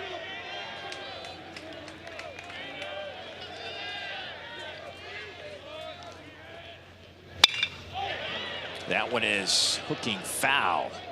Blistered off the bat of Tyler Shelnut. It was a fly out and a strikeout this afternoon.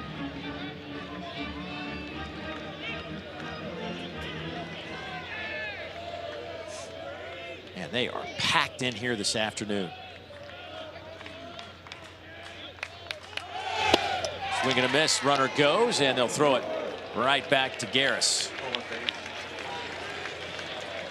About that, the old throw it to the pitcher play. See, Obertop snaps up out of his crouch like he's going to throw this ball to second base, and he just kind of slows it down to Garris. I don't think Garris was immediately ready, but he made the play. Popped up. Looks like that's going to get to the seats, and it will.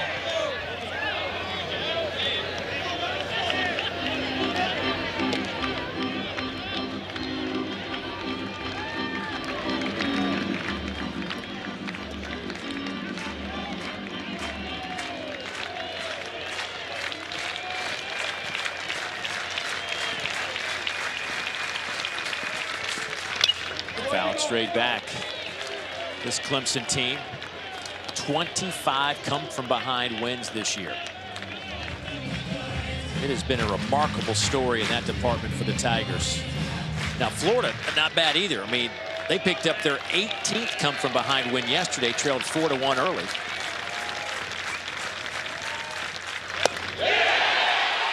That one just misses 2-2.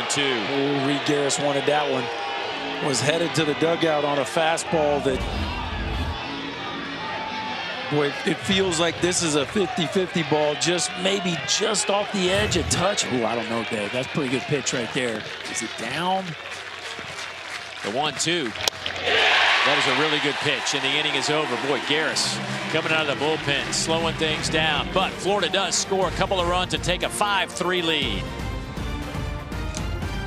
What an inning the fifth has been for the Florida Gators over the last 2 games. 9 runs, 5 hits, but 5 walks in the process. Well, and 3 of the 5 runs that Knaak gave up were reached by free pass. So those have been what have really spurred those Florida rallies. We talk about the long ball, which of course they lean on for run production, but the free passes combined with the long ball really get you in trouble. And then you got to give Colby Shelton a bunch of credit. I mean, 2 really big run scoring base hits where he sits on changeup and delivers.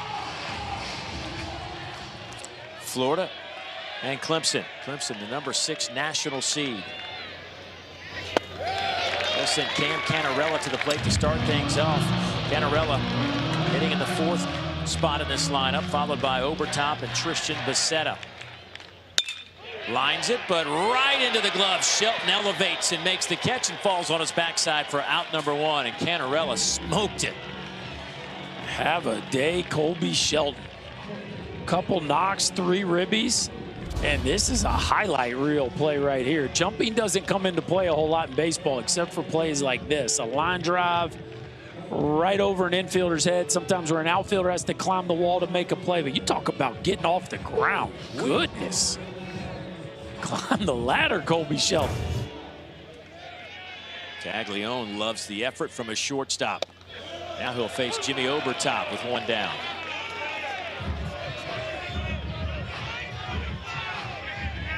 Obertop, couple of strikeouts against Caglianone. This ball's mashed. Deep to left, it is out of here.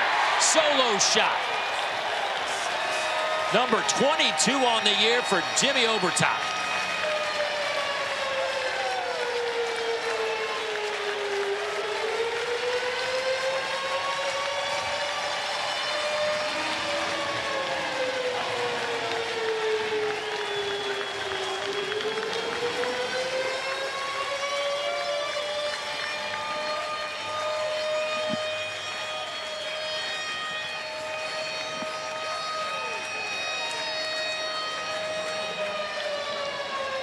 It is a 1-run game. The 2nd home run allowed today for Jack Caglianone.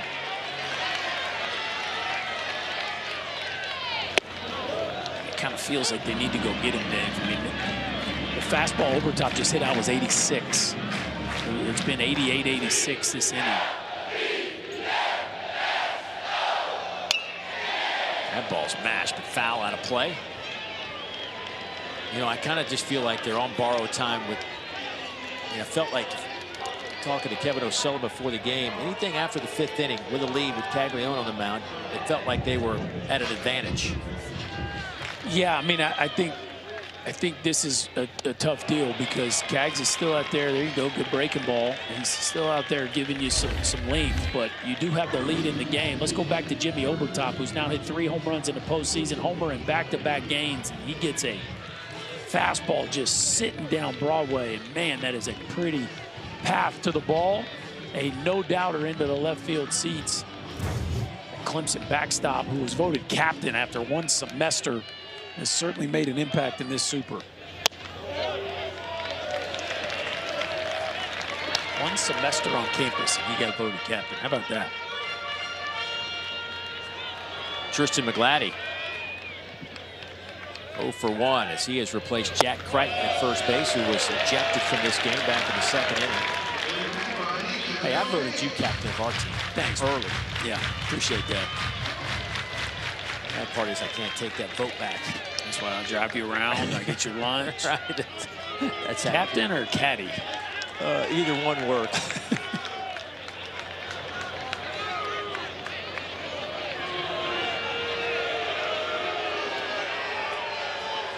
2-1 the count. Leone delivers. That one stays inside. 3-1.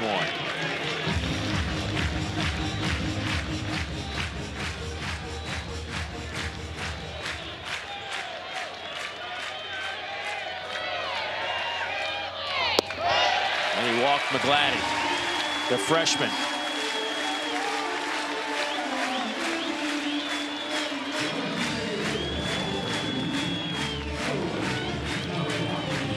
Walk, a guy that had 13 at-bats coming in to this game, and that'll get Kevin O'Sullivan out to the mound.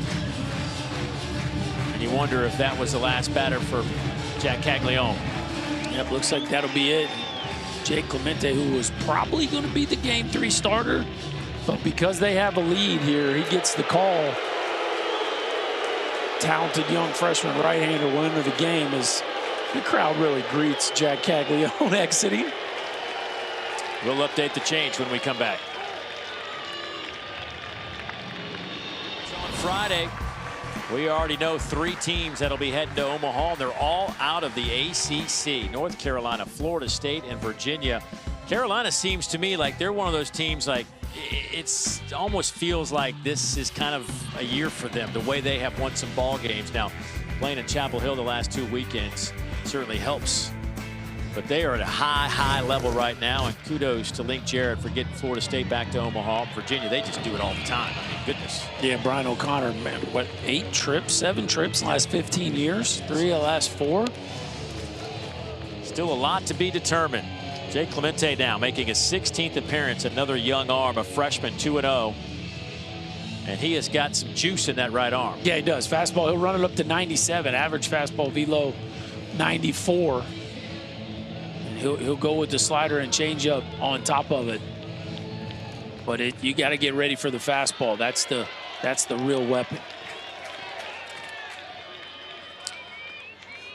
Naraki, the designated hitter.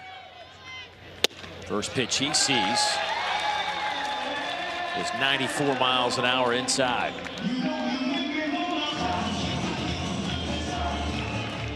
Naraki is grounded out and flew out to center field.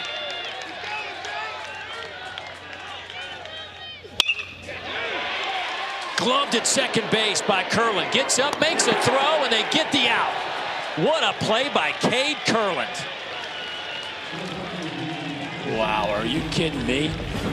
The range of the Gators second baseman. This ball looked like a clean base hit into right field. Curlin with a fantastic crossover step. Then the athleticism to not only make the play, but finish it off with a throw. And the Gators get off the field with a SportsCenter top 10 play.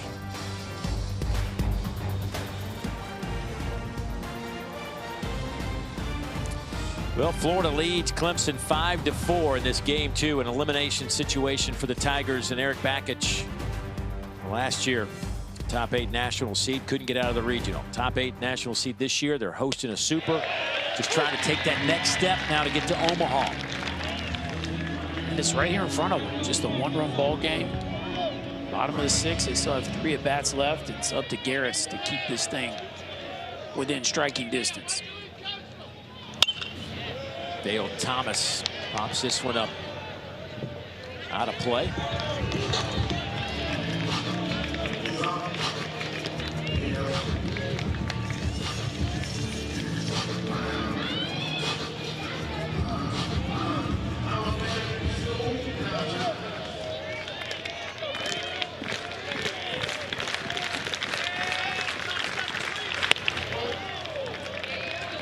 Kevin O'Sullivan coming back here to Clemson, where he spent 9 years as an assistant under Jack Leggett, who's on the staff now. Eric Bakich brought Coach Leggett back into the fold. But he is back here. We're talking to him yesterday before the game. A lot of old friendly faces come up and say hello. I don't think they really want to be greeting him on the way out. Yeah, there's some former players, some support staffers. It's been a while, but there's still some friendly faces around here for Sully. What a staff put together by Jack Leggett when you think about Eric Backage and Tim Corbin, Kevin O'Sullivan. There's a chopper, and that one scoots past the glove of Hinderleiter. And a leadoff base hit for Dale Thomas.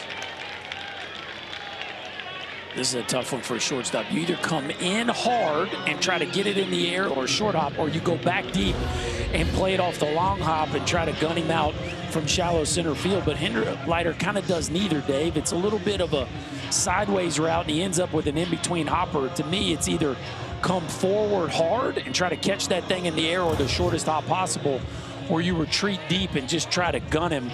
Hinderleiter gets caught in between and comes up empty. That'll go as a base hit, a very tough chance. Brody Donay now steps in, the sophomore out of Lakeland, Florida. We were talking about Jack Leggett, Coach Backage, Coach Corbin, and Coach O'Sullivan on the same staff here. They combined for 3,182 wins. Those guys were all in the same dugout. A lot of ball games. And Coach Leggett, 955 wins. Corb's won his 1,000th this year. He's up to 1,027. There's Coach Leggett. And he is full of some energy, buddy. Oh, he's still got plenty of juice in the tank.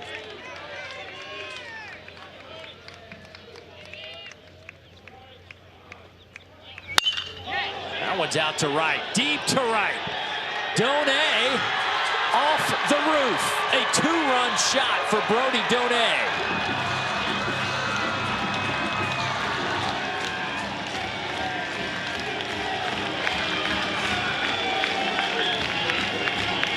It is now a 7-4 ball game.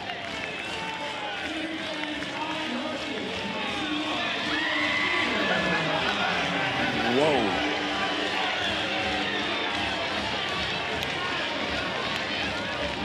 How about a little opposite field power, Dave Neal? Oh, a little shotgun snap in the dugout from the Gators. And Brody Donay knew that the second it left its bat, it had no chance to stay in the ballpark. Eric Backage coming out of that Clemson dugout.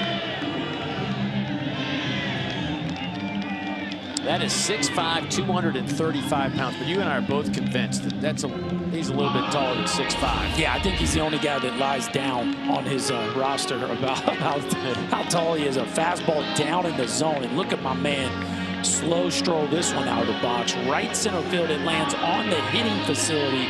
A four-seamer down in the zone, and Donay gets below it. And it is a no-stride, long move through the front of the zone, and that ball jumped. Off the roof. Ooh. How about 14 home runs by Florida in the postseason? That covers 7 games. Some real power in this lineup. Donay in your 8-hole. Oof. Pitching change for the Tigers. We'll update it when we come back. Clemson in Florida. Gators 1 win away from heading to Omaha again. Clemson trying to keep this one alive, but they're going to have to rally the troops one more time. You look at our side of the bracket, Kentucky. They're going to try to close out that series tonight at 9 o'clock Eastern on ESPNU. Georgia and NC State, we already know this. There is a Game 3 tomorrow in Athens, and that place will be jumping Foley Field now. Yeah, the Bulldogs with a huge Game 2 victory as we take a look at Reed Garris. Really did a nice job of getting them off the field last inning, but the mistake to Donay cost them. And now they flip the ball to their most talented bullpen arm, Austin Gordon, a junior right-hander, on for the 22nd time, has also been a starter at points this year. But you see the 43 strikeouts in 34 and a third innings. Fastball up to 98 miles an hour has really found a home here at the back end of this Clemson bullpen.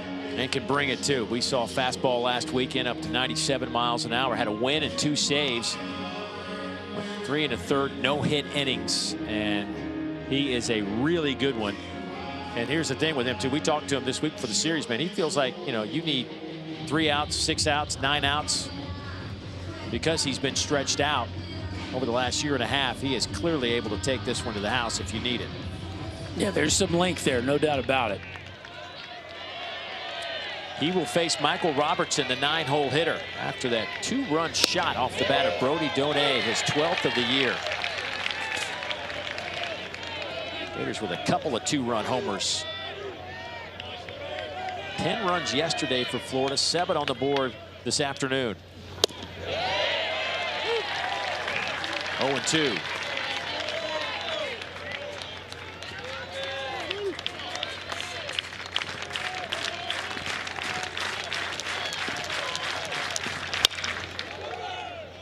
Chopper foul. Well, that home run has just really silenced this full house here at Doug Kingsmore Stadium.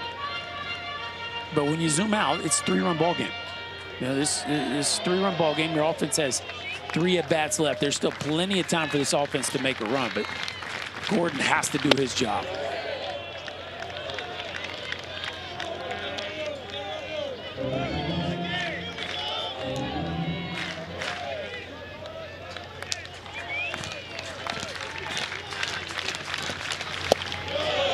Down in the zone, count even now at 2-2. Congratulations to the Florida men's track program. They won their 3rd straight NCAA outdoor title yesterday, edging out Auburn. Head coach Mike Holloway. It's a ground ball out to short. Over to first and safe. Ball hit his foot, didn't it? That's what it looked like. I was shocked he took off like that. But the way he ran makes you think that maybe he didn't think it hit his foot. Most guys stay around. Yeah, exactly. Usually a hitter's going to sell that. Eric Backey's going to go have a conversation. How could this ball end up? Yeah, it had to hit his foot. How would he run? The ball was headed foul up the first baseline and ended up at the shortstop. Did it hit his cleat? Clearly got some dirt, but I wonder if it just hopped over his foot. I'm just telling you, the way he left the box makes you think that. No, I agree. Yeah. There's no way he would run that fast if he felt the ball hit his foot. But the angle of the ball was headed down the first base line. This would be a great look at it. This ball, it lands inside of his right foot. How could it go to the shortstop? It had to hit his foot. Yeah. Had to. I mean, this ball's headed inside the first base foul line. Wow. So he'll stand at first with a base hit. Now Cade Curlin steps to the plate. Can 2 things be true at once? Can it hit his foot and him not feel it? I guess. I mean, it seems odd, but maybe like the spike could have hit the bottom of his spike. Something changed the direction of that ball. That was weird looking. Curlin today has reached base all 3 times and scored all 3 times. Hit by a pitch, he singled and walked. 5 of the Gators' 7 runs scored have come from the top 2 in this lineup. Caglianone is on deck. There is still nobody out.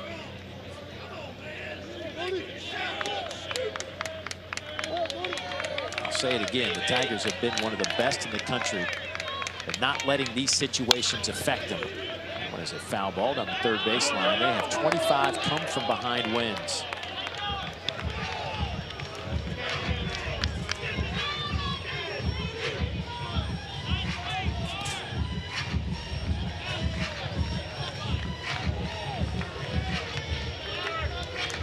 This is a team that went 44-15. Won 20 games in one of the best ACC seasons, top to bottom, that I can remember. They won 20 games, went 20-10 in conference play this year. Yeah, won the Atlantic Division. Of course, Carolina was the overall champs, but Clemson won their side of the conference. Big swing and a miss. And that'll be out number 1. 95 miles an hour, the first strikeout for Gordon. That's what they're used to seeing from Austin Gordon when he comes in out of the bullpen. Just heaters. Fastball right past the barrel of Cade Curlin, who has really had some nice at-bats this weekend. Comes up empty there.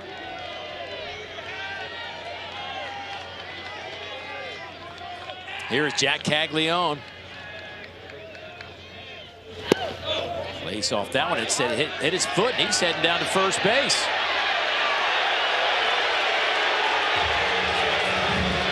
Not so fast. Greg Harmon, our home plate umpire, calls him right back to the batter's box. Well, we have had some things in this game, haven't we, partner?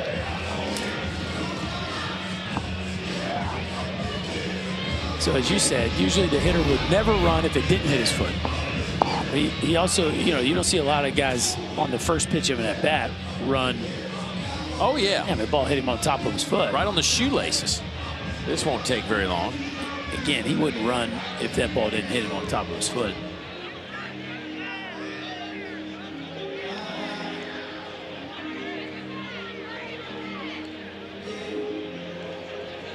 I mean, if you're Clemson, that ain't the worst thing that could happen to you. With him at the plate. No. Makes the decision a little bit easier for the dugout. This one shouldn't take long. See, this is when they need to have communication with us. We could just... Yeah, Dave, just stand up and holler at them. Right. They can hear you.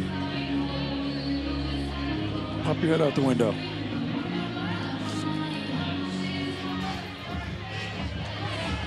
I'm sure the crowd will be excited when they know that he can get to first base.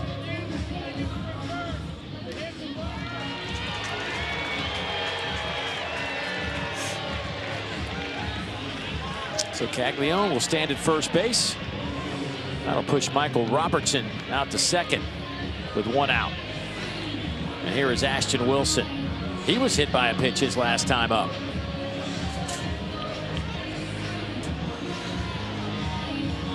Big storyline in this game is the free pass is issued by the Clemson pitching staff. Another one here. Shelton looming on deck. Wilson takes 95-mile-an-hour fastball and fouls it out of play.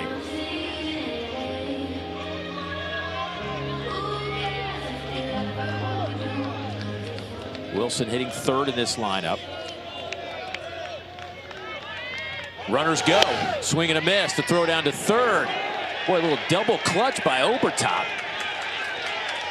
And I wonder if we had maybe some sort of interference at the plate. I think so. Yeah, it looks like it.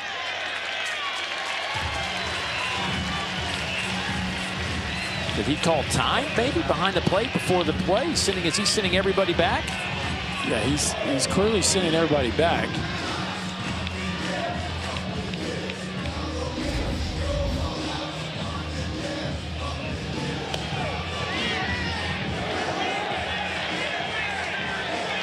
Did he hit the umpire? I think he hit the umpire on the transition. Yep.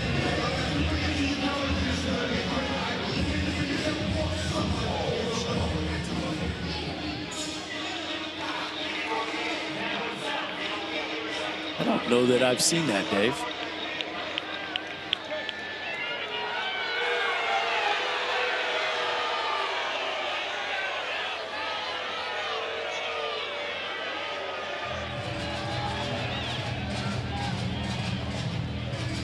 So if Obertop is taking the ball back to throw it and hits the umpire, it is an immediate automatic dead ball at that moment, which is why everybody had to go back to the base. He clearly lost control of the baseball. I don't know that I've ever seen that. I've seen batted balls hit umpires all the time. I don't think I've ever seen a catcher make contact with an umpire on an attempt to throw out a runner. But you can see here, he's making this transition. See here, this one would be a clear look here. Oh, his shoulder got it. Yeah, that's what happened. His shoulder hits the face mask of home plate umpire Greg Harmon, and that threw off all his rhythm. That is really interesting. Seen a lot today. Swing and a miss. Down goes Wilson. Couldn't hold his swing back. 95 miles an hour that time from Gordon. Boy, it's a huge play in the game. I mean, think about it. You're going to have second and third there.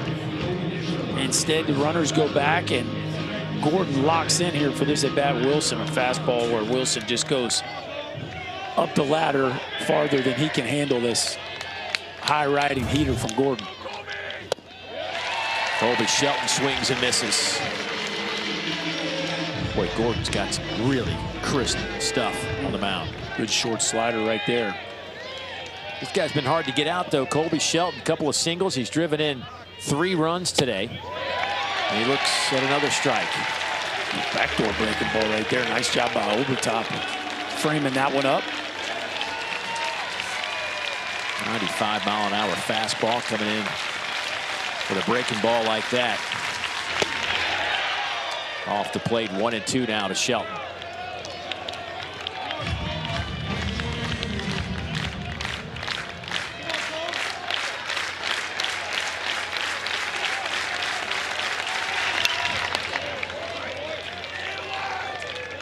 Shelton has been a very streaky hitter in his career, both last year at Alabama and this year at Florida.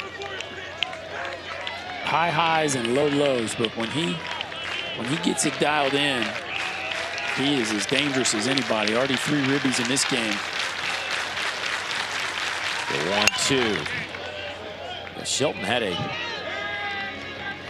tough stretch coming into the Stillwater Regional, but really got hot last weekend. Went 6 for 19 in Stillwater. Had a team best 7 runs batted in. Had an 8-game stretch without a home run, but busted out of that with a 3-run shot against Oklahoma State last weekend.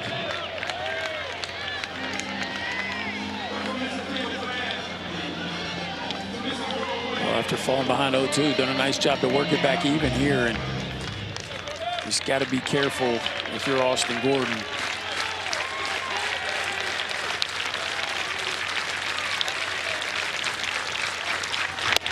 Swing and a miss, and the inning is over. Nice job by Gordon.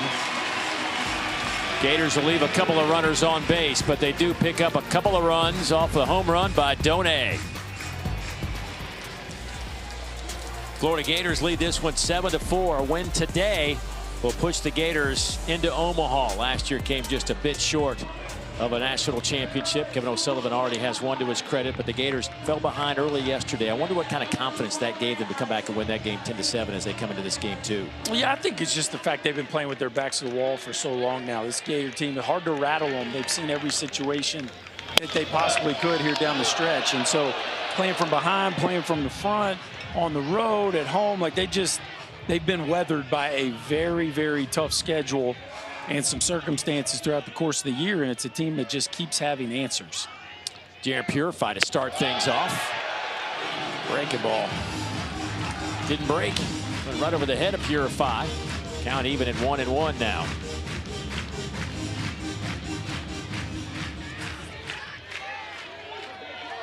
Jake Clemente in relief of Jack Caglianone. Fouls that one straight back, 1-2. 94 miles an hour. Got some heat coming from our guys out of the bullpen right now. Oh, yeah. Clemente, another one of these young arms. We saw Peterson yesterday for Florida. Clemente, we'll see Luke McNeely probably here at some point in this game. Another freshman fireballer. Swing and a miss. Purify goes down. In the NCAA tournament, Florida has a number going that is just, when you look at it, you're like, my goodness, they have been clutch. When they get a lead of 2 or more runs going into the 7th inning in the NCAA tournament, 35 straight victories. You got to go back to a 2013 game against Valpo. Wow. That's pretty wild, because, you know, there's some fluky things that can happen right in the NCAA tournament. And you're playing against all the best teams. But he's had some really good back-end guys. Of course, Neely's been fantastic down the stretch this year. That Michael Byrne was the star closer for those teams that were so good before COVID, and the national championship team. Speaking of Brandon Neely, was really good yesterday to finish out that game for Florida. He walked up to Coach O'Sullivan today and said, Coach, you need an inning. I'm your guy. We'll see if they go that direction. A couple of arms up in that bullpen right now for Florida, just in case. Alden Mathis now. He looks at a strike. 2-1 to Mathis, top of the lineup.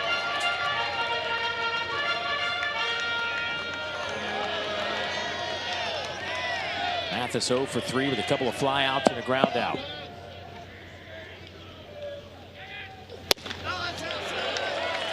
Now 3-1. When you're at that point in the game here at the top of the order where you feel like you got to get something out of your main dudes here, you just don't know how many more times they're going to get a chance to impact the game.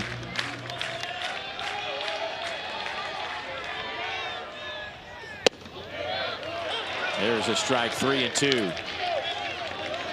Big pitch. One thing you'll see from Clemente, that the fastball is a ton of arm side run. So if you're a left-handed hitter, you really have to make sure you keep that front side close because that ball has a tendency to run away from you.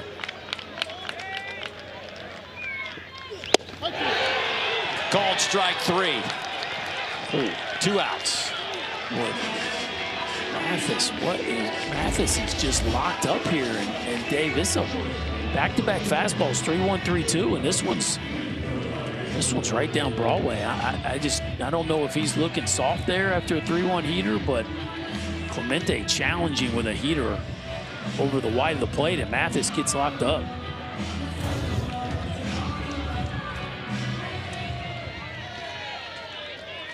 Jacob Hinderleiter. He looks at a strike.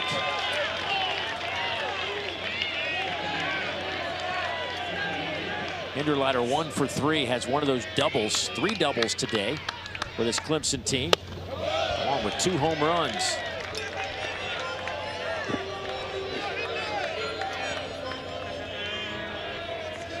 Matter of fact, all 5 of those base hits, extra bases, they haven't had a single this afternoon. Hinderleiter looks at ball 2.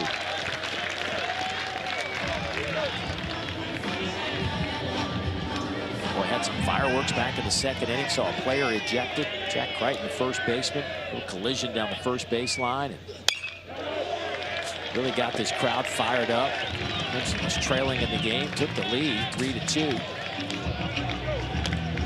And the Gators didn't back down.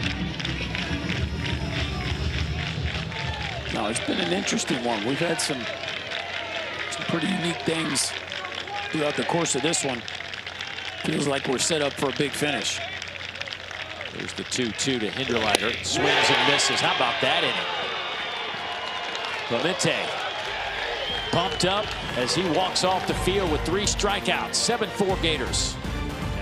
Doug Kingsmore Stadium, packed house again. Been this way for 2 weekends now. But Florida right now trying to punch their ticket to Omaha.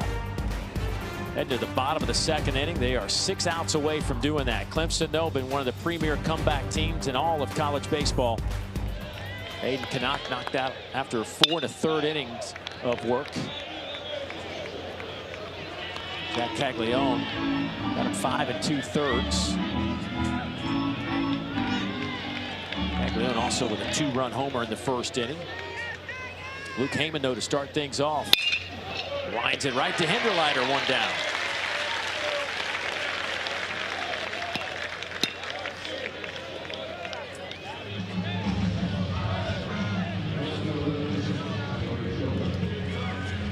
Tyler Shellnut stepping to the plate. Tyler had a tough day at the plate with a fly out and back-to-back strikeouts.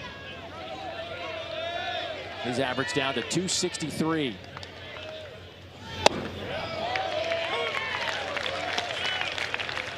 Gordon starts him off with a strike.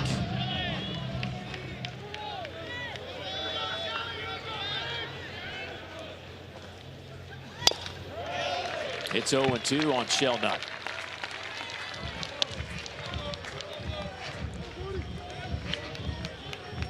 Gators have put together 7 hits on this Clemson pitching staff, but Clemson has not helped themselves today. With 6 free passes, 3 batters have been hit, 3 walks in this game. Big part of that storyline, no doubt.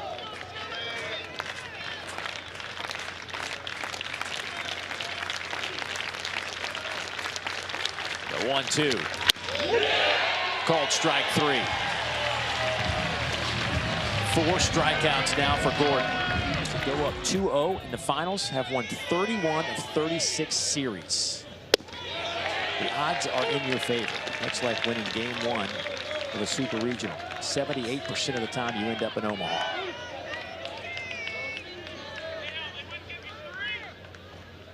The 0-1 to Dale Thomas. You're saying Kyrie and Luka better show up tonight. They better.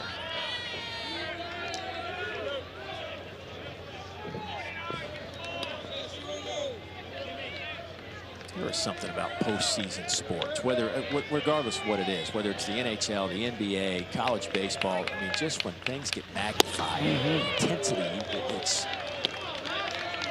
I love it. This is a great time of the year, too. I mean, with the NBA Finals, the NHL going on, the college baseball world, college softball season just ended. What a run for Oklahoma. U.S. Open coming up next week. Can't forget about that.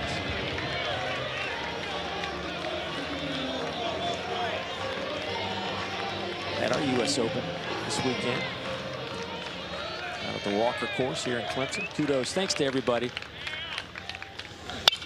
Let us get out there and lose a few golf balls. One of my favorite places. I mean, that piece of property, that golf course is immaculate. How beautiful is this campus wrapped around by a lake, river right around here? I mean, it's just, it's gorgeous here in Clemson. If you've never had a chance to get here, swing by. You can see why a lot of kids say yes to being a Clemson Tiger.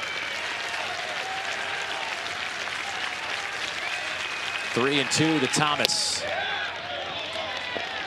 Ball 4. 2-out walk.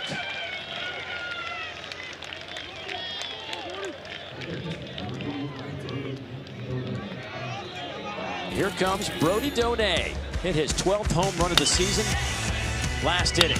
Well, last time we saw Brody Donay, he's putting that raw power on full display. A no stride, no doubter that landed right on the edge of the building in right center field. Tried to hit one over the building, just did on that swing. Trying to meet up with that 94-mile-an-hour fastball. Brody's one of those taller players that try to shrink themselves. You see that wide, broad stance. Cags does the same thing, trying to bring themselves down closer to the strike zone. No swing. 1-1 to Donay. It's really, you know, the strike zone theoretically supposed to change based on the size of the hitter, but it doesn't. The umpires kind of call their zone the way they call it, and really hitters have to get themselves down into that position. That's why you don't see a ton of really tall hitters. There are a few interesting ones in the draft this year, though, with Condon and Caglianone.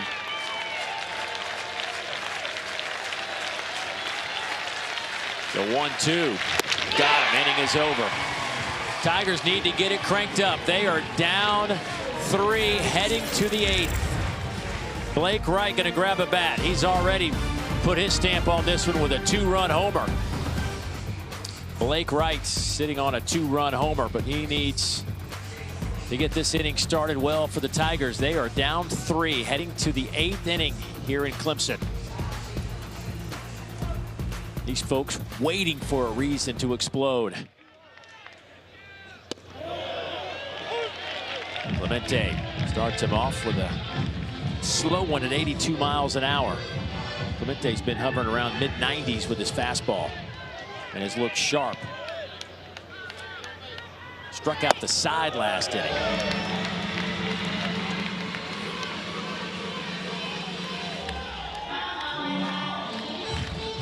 Right at 336 now. 22 home runs.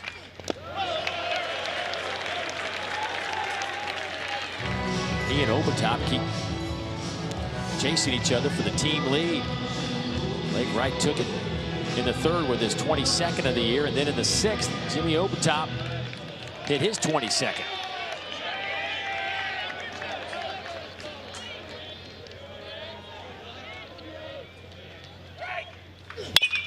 High chopper to 3rd. That's going to be a fair ball. Long throw for Thomas, and that one gets away from Luke Haven.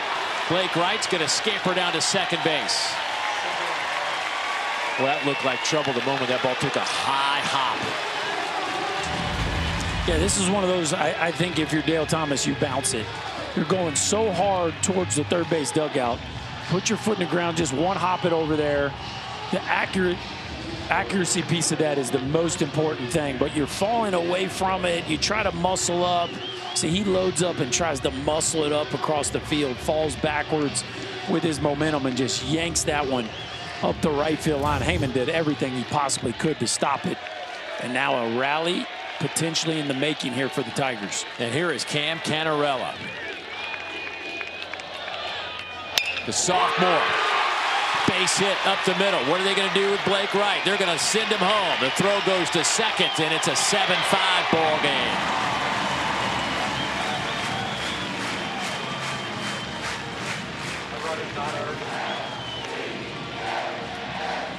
Free passes, free passes, free passes. The Gators give one up to start this inning, and Canella, we talk about him. He tends to be right in the middle of the big moments for this club, and a line drive out his last at bat. This one more up the middle, a rocket into center field, and the Tigers take advantage of a Gator miscue, and now just a 2-run ball game. Tying run at the plate in the form of Jimmy Obertop. Kevin O'Sullivan, though, strolling out of that Gator dugout. Nobody out here in the 8th. Who's that playing catch, Dave Neal? Brandon Neely down there playing catch. What'd Sully tell you? Told him if you need an inning, I got an inning. It's Brandon Neely over there playing catch now.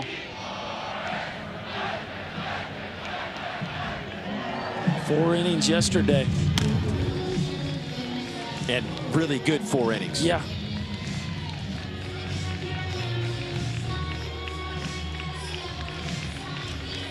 Talk about a dude who's all in. Jake Clemente, an inning and a third. 3 strikeouts, no walks, couple of hits here in this inning. Jimmy Obertop, the senior out of St. Louis, Missouri. A transfer from Michigan.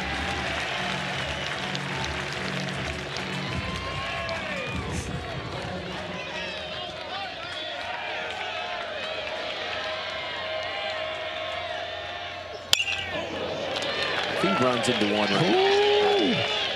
His place can explode. It exploded when he did this back in the 6th. You talk about running into one. He's run into one in back-to-back games, and when he hits them, they are no doubters.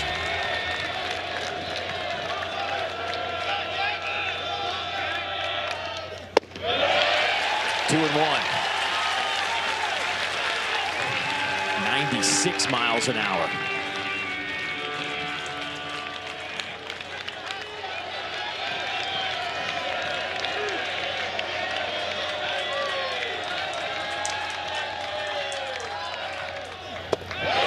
Good take there by Obertop. Well, that's a great take. You know he's hunting a heater in the 2-1 count, puts on the brakes there, and now Jake Clemente, you better make a pitch.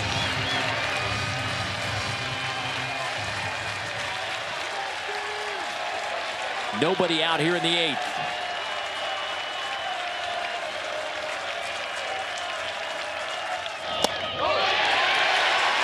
Two on.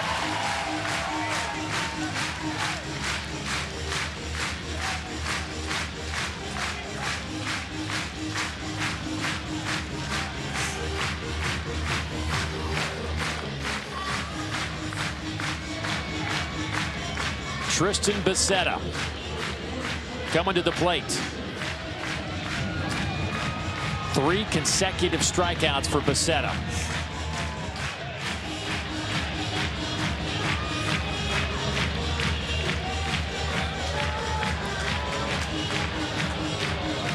Yesterday, this ball left Tristan Becerra's bat at 114 miles an hour. Got that Barry Bonds hitch in his load.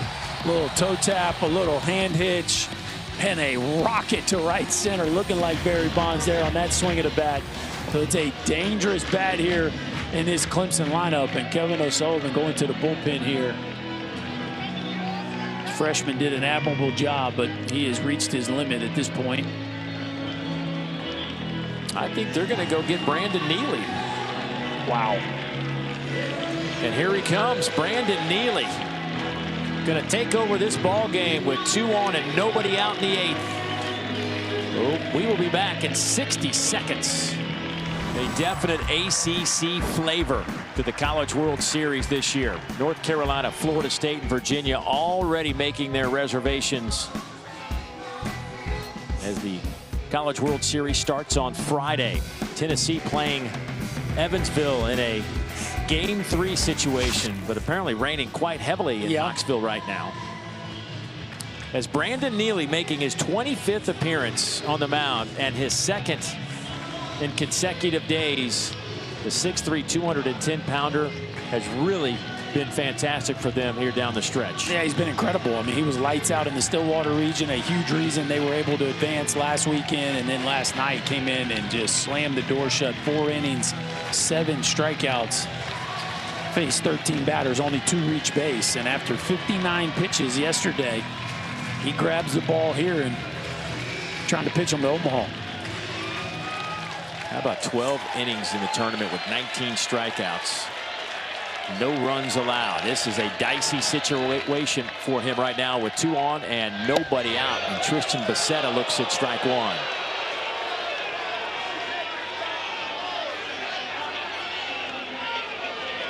Average down to 304 for Becerra. Started at 311.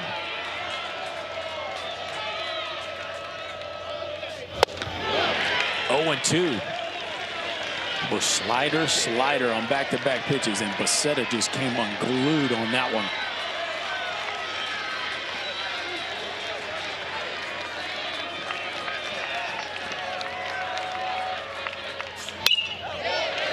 Fouled it straight back.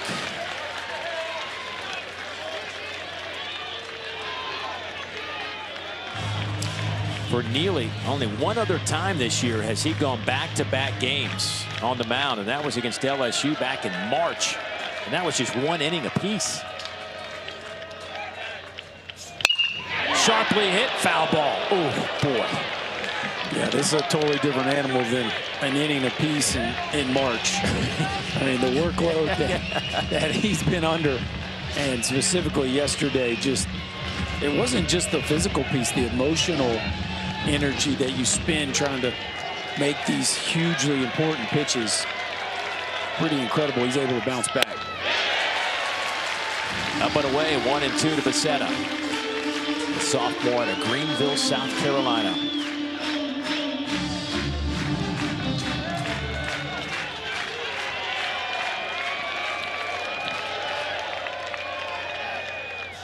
Swing and a miss.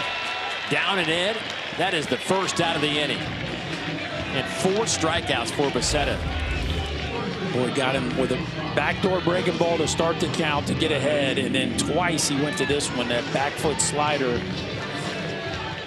First on the 0-1 count to get it to 0-2, and then after a heater, erases him on a nasty back foot slider and a huge first out for the Gators.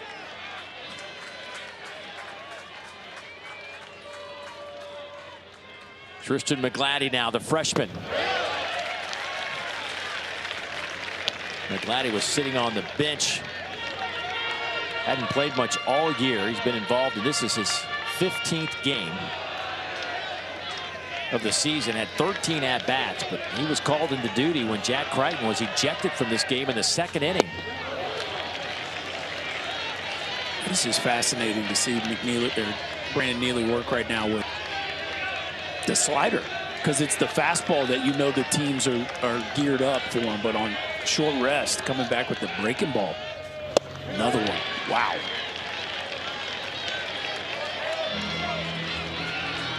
The first-year freshman has some good pop in the bat. Just hadn't played a whole bunch. Not a spot for him on the field with this team. Behind 1-2.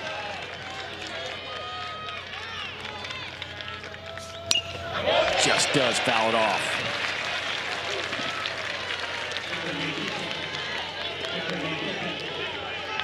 Slider. You got to believe he's going to climb the ladder with that fastball at some point.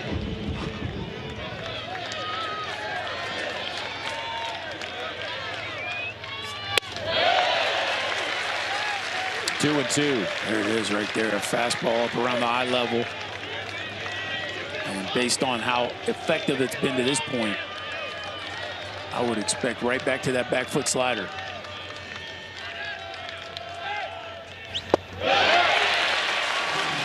It's 3-2. Great take.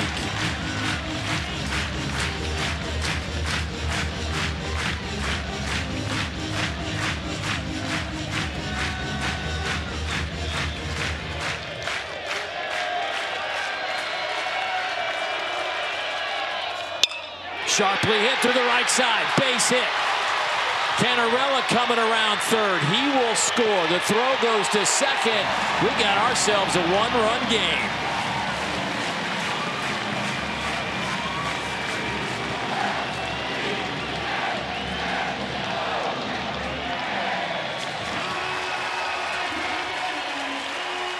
What a story. The freshman only participated in 15 games to this point, finds himself in the biggest game of the year, gets a fastball right down Broadway and hooks it into right field after a big-time at-bat to get the count full. As clutch a swing as he has made in his life, Canella scores, and we got ourselves a one-run ball game, Dave Neal. You just never know when your number's going to be called. Nolan the Rocky steps in there. He's 0 for 3. The designated hitter hitting 8th in this lineup. And if nothing else, what they have done here in the 8th is they've got an opportunity now to get the top of that lineup again in the 9th, even if they don't play another one here. And you've also got, I mean, you know, if you can figure out a way to win this game, Neely's now pitched 2 days in a row. Like, you probably eliminated him from the series. Still a couple big runs left to get if you're a Tiger, though.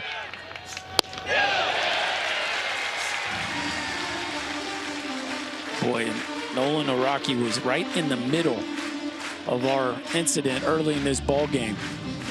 Now he finds himself up with a chance to tie it up.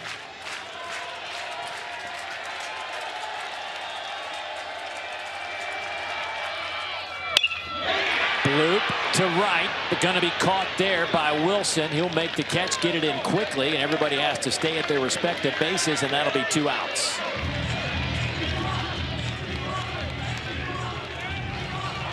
And here comes Jaron Purify. Struck out his last time, but has reached on a walk and was hit by a pitch.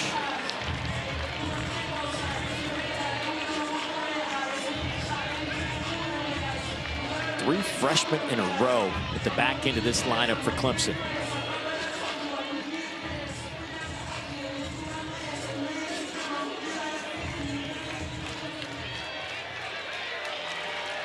Crazy to think these guys were playing high school baseball last year, and here they are in a super regionals. This one's popped up. Done will watch it head to the seats. I mean, think about that for a second. Yeah, at this point in the year, especially Purify, he's had a lot of at-bats. So, you know, you'd like to think your freshmen are not quite freshmen anymore, but these are still first-time events for all these guys. You got to be able to slow your heartbeat down and focus on getting a good pitch to hit. 0-1 on Purify. Make it 0-2. 95 from Neely. Still in the tank.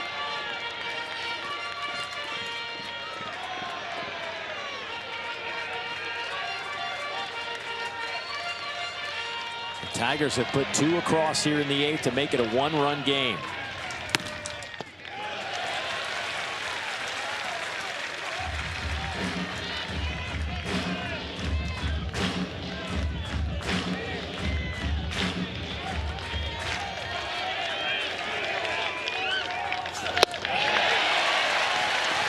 Two and 2 now. 96 right there. And I mean, think about it. Neely on the season, the average fastball velo is about 93.5. So from a velocity standpoint, he certainly looks plenty fresh. It's full at 3 and 2. Alden Mathis, the leadoff man, waiting for an opportunity, but Purify's going to have to reach.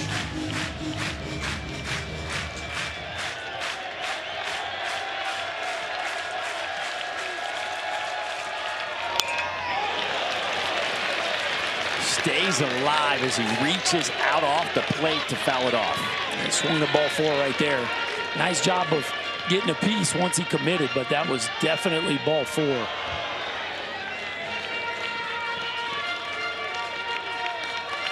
That slider's been his best pitch today. I wonder if he goes here on 3-2 or just load up at 95, 96. Back to the slider.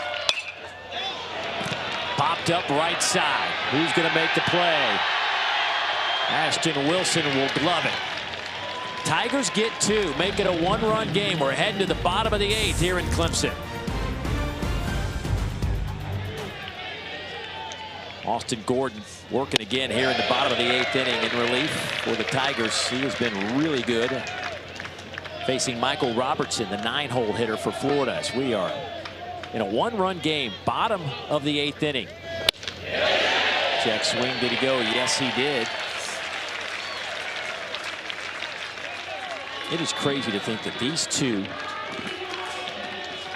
baseball juggernauts, and I speak in the broad sense over the years, they have been some powerhouse programs in college baseball. They have not met on the diamond since 1983, and here they are in this super regional. The last time Florida was here was 1930. No, it just feels like that can't be the case. I know. Playing for a trip to Omaha. The Gators won yesterday 10-7. How about this on our man Austin Gordon? He has not gone longer than 2 innings since March 15th. Called strike 3. 94 miles an hour. We talked to him before this series, and he was really comfortable going 3-4 innings if they wanted him to. Yeah, he just hasn't done it. Now 2 1/3 here in this one, and stuff still looks electric. He has been really, really good stabilizing this game and giving the offense the chance it needs to pull another comeback off like they've been so good throughout the course of the season. 6 strikeouts now for Austin Gordon. Top of the lineup and Cade Curlin.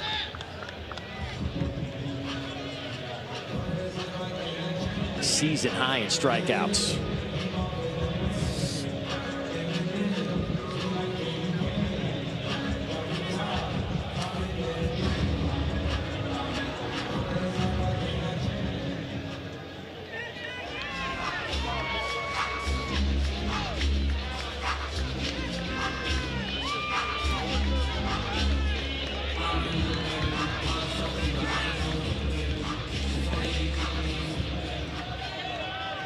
So 1-0 on Curlin. Cade has reached base 3 times and scored 3 runs. Struck out his last time and fouls that one down the line.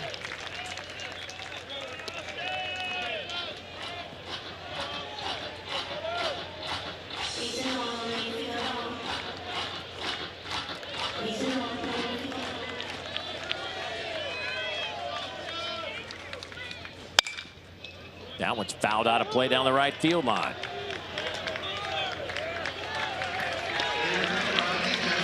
It's remarkable to think about. Most recently, Ole Miss barely getting into the NCAA tournament. They run the table, win a national championship. Florida, a team that really 13 conference wins, their overall record. That one is gloved at short by Hinderleiter.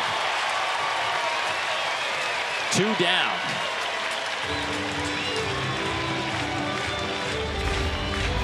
Well, I thought this ball was past him. Cade Curlin continues to barrel the ball up, and this one looked like it was destined for the gap. Might have been a double if Hinderleiter is not able to make the play, but the range of Hinderleiter to grasp that ball on the move, heck of a play, and now nobody on for Cags, which is a big deal. They will walk him. It is the 4th time this year that Cags has been intentionally walked multiple times in a game. Kentucky walked him 4 times one game. Arkansas did it 3 times. Nebraska did it 3 times. And now the Tigers have done it twice.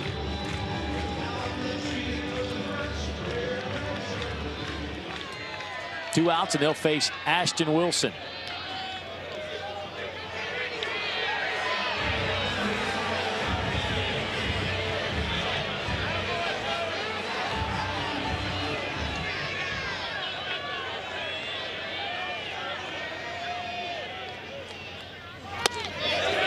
Did he go? No swing. talking about the Gators barely getting into this. They had 13 conference wins, which is not a guarantee that you're going to get into the tournament by any stretch of the imagination. Their record just over 500. But here they are in this event. And it's almost like once you get in here, you hit the reset button. Sure. A lot of these teams. You got to have the talent to do it, right? It's a team that was preseason #2 for a reason. They've got a lot of talented players. But it's a pitching staff that just took its lumps so much the first half of the season. And then the schedule was brutal the second half of the season. And so once they started racking up losses early, it was a tall task to stay above 500 late. Played the overall #1 strength of schedule.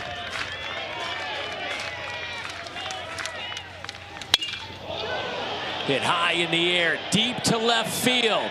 Did Wilson get enough of it? Oh, yes, he did.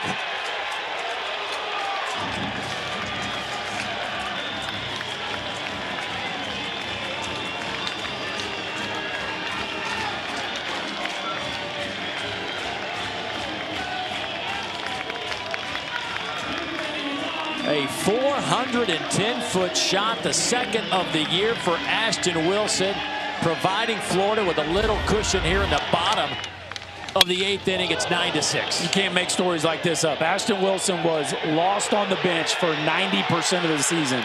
Last week was the regional MVP. And now, with 2 outs in the bottom of the 8th, hits a 2-run mammoth blast to left center field to stretch this lead to 3. One of the craziest success stories I've ever seen this late in the season. Ashton Wilson is becoming legendary in Florida Gator baseball history. On May 10th, with just 5 regular season games remaining, Wilson was 0 for 6 on the year. 6 at-bats in early May, total. It's incredible. It really is. And now he's in behind Cags and doing work. 9-6. Chopper foul off the bat of Colby Shelton.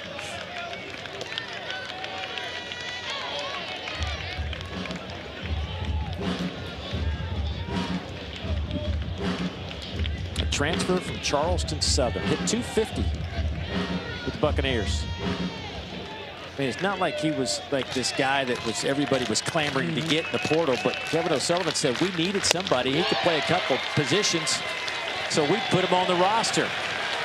How about that move?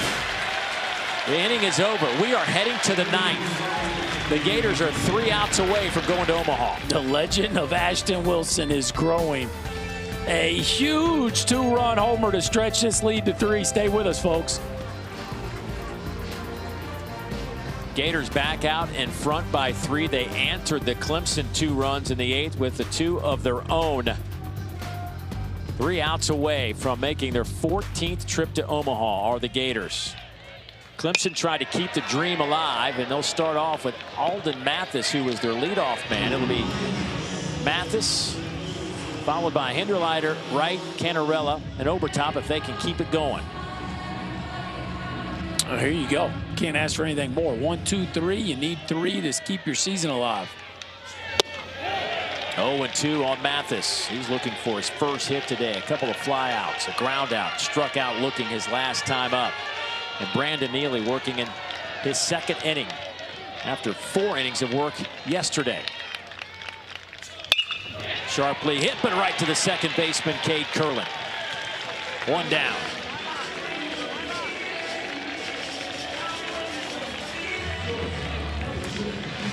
Boy, that ball scorched. Yes. Absolutely scorched off the bat of Mathis. And, man, sometimes the breaks just don't go your way.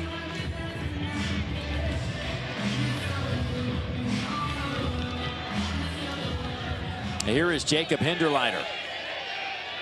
Had a double in the 3rd with an RBI. They'll look at ball 1.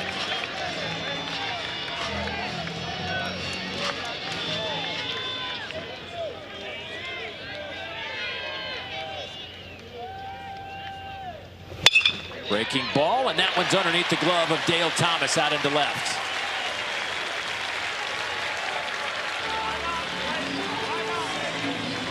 All right, back-to-back line drives. Only one of them through, but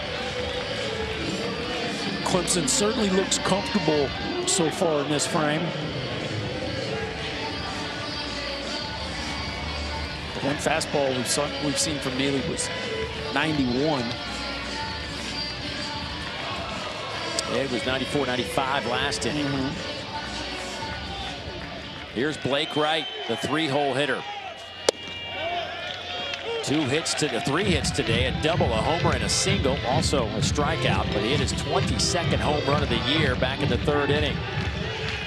He's averaging .339 to take over top honors on this team. And listed went out to center field. That's going to drop for a base hit in front of Michael Robertson. So here comes the tying run to the plate.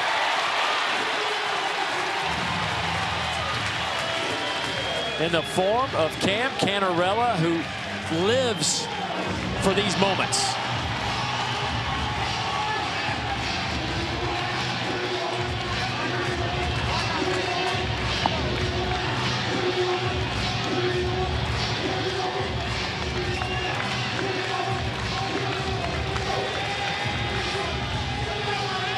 Looks like that is it for Mr. Neely. What guts he showed out there on that mound today. Just an incredible sign of how invested he is in this program and what he's willing to do to try to get this Gators team to Omaha. And no call to the bullpen yet. This might be a check for Kevin O'Sullivan just to really check in with Neely on how he's feeling. He sees what we have, which is 3 straight hard contacts. And they're going to stay with him, Dave. But Neely, the right-hander, looked like he was getting ready to head into the game out of that bullpen, but he put the brakes on.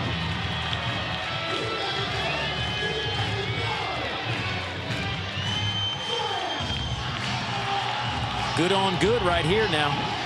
Yeah, this is what Cam Canella, this is what he's built for right here. Big moments, a bullet last time to drive in a run.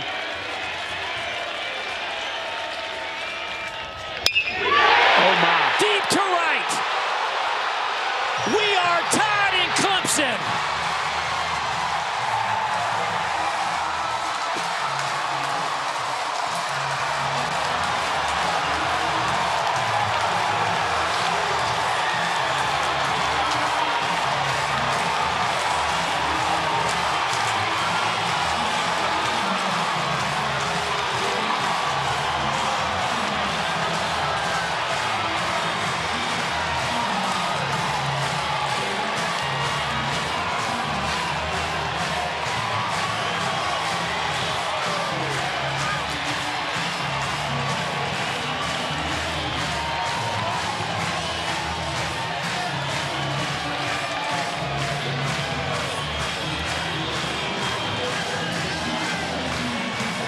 You didn't think this game was going to end quietly, did you, Dave? Not today.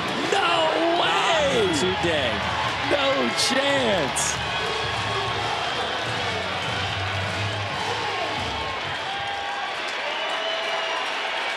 Jimmy Overtop with the bases empty.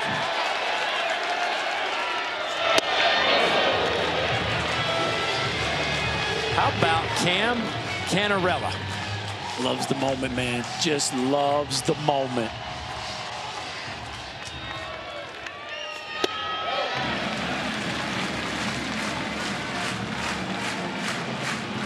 That's 4 hitters in this inning. 4 bullets.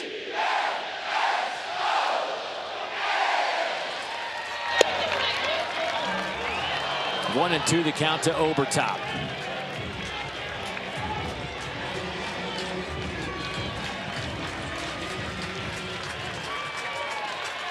What is it about this Tiger team? They called 3rd strike for the 2nd out. They are never out of a game. No, ever. And a big reason is Cam Canella. He is always in the middle of the action for this Tiger bunch. Ain't no doubt in the right field. You think that dugout's having some fun? Take your time, young fella. Enjoy the moment. He has tied it up with one of the biggest swings of his young career.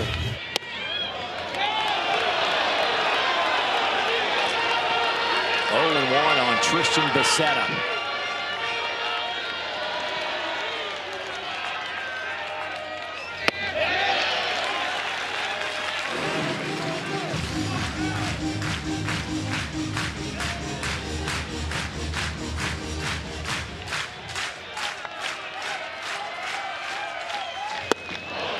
1-2 the count.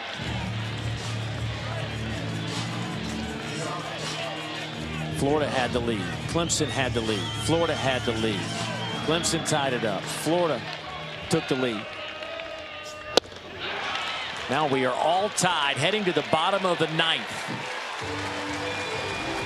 What a top of the 9th for Clemson. A 3 spot. Time now to take a look at our Capital One rewarding performance, and it's pretty simple right here.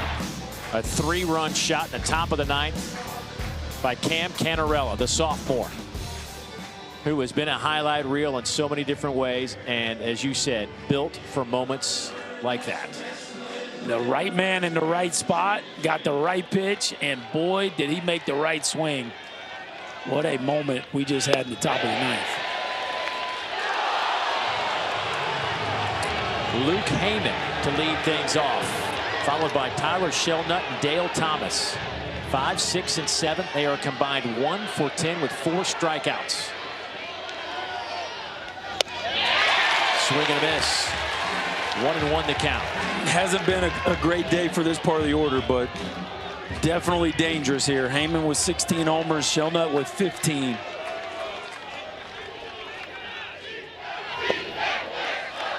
Two and one. And you find yourself in one of those odd moments where the visiting team is home for this game and could hit a walk-off home run in the host site's building.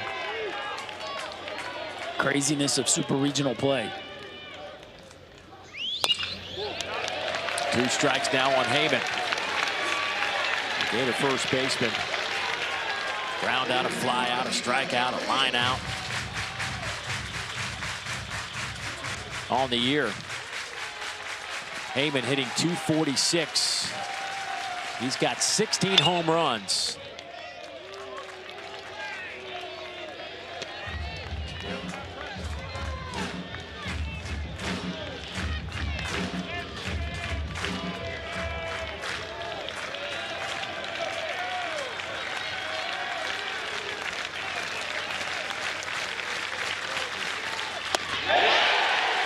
Called strike 3.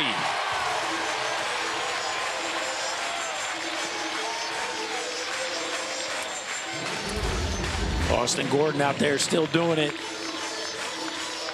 Just a nasty slider here right on the outside corner. Beautiful job there by Obertop of presenting that one well. Hey, how about 8 strikeouts for Gordon in 3 1/3 innings? That one's up and in on Tyler Shelnut. It's a big-time workload for Gordon. He was doing it early in the year when he was starting, but it's been a while since he's been up around the 60 pitch count mark. No swing. Shelnut, another Gator with double-figure home runs. He has 15 on the year, but he's had a tough day at the plate. A fly out in the second. Then it's been strikeout, strikeout, strikeout for Shelnut. Misses badly on that 2-0 pitch.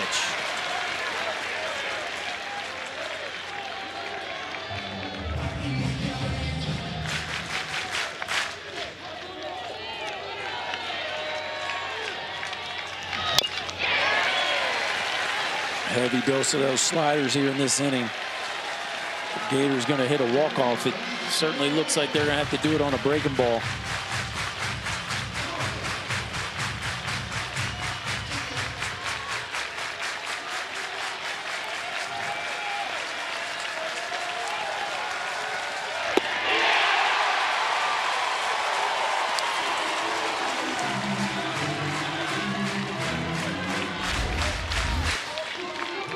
He is feeling that breaking ball right now. This thing has got some late life.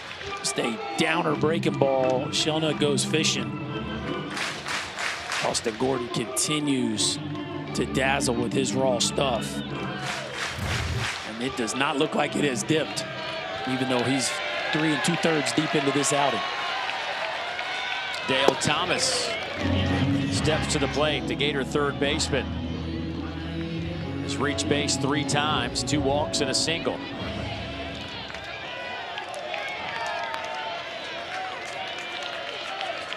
.230 hitter on the year with 3 homers. That one's off the plate. It's 2-0.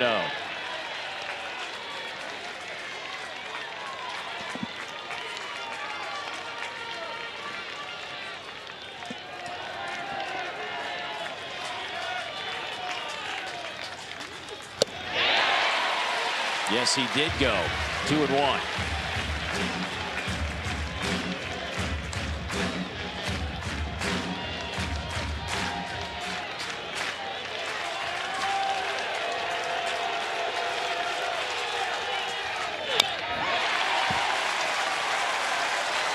And here come the Tiger fans.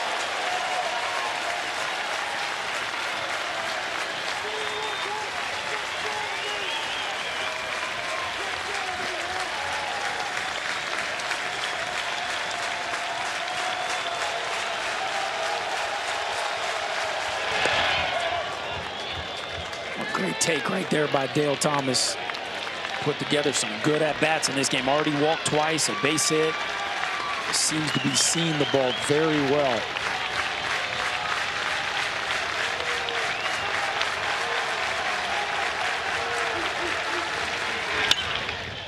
Little blooper caught by Purifier. We've got extra innings here in Clemson.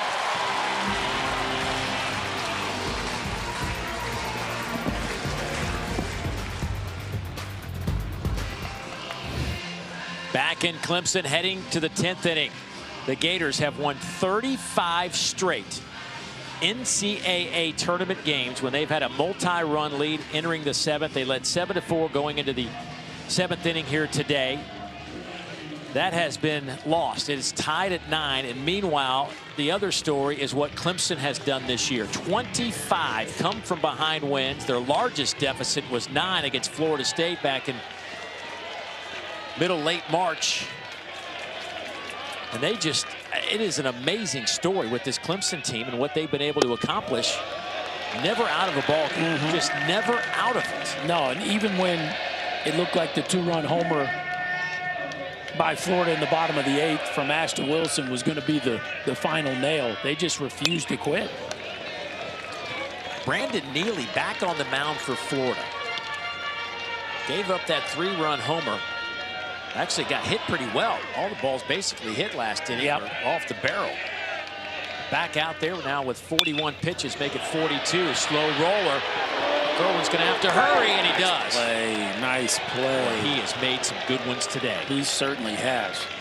Putting together a highlight reel of all the different tricks you got to have up your sleeve to be an elite second baseman. This is the slow roller and the 2-hand slow roller. So sometimes you come through and field it with the glove hand and then transfer. This is 2 at the same time, then the sidearm release and the touch on the throw. Look how close he is to Heyman when he throws this baseball. So now you're running full speed, then you have to decelerate the ball all in one motion. Just a beautiful play to take away what would have been an infield hit. Ty Olenchuk, a senior who is a pitcher on this roster, grabbing a bat for the Clemson Tigers. A senior out of Irmo, South Carolina.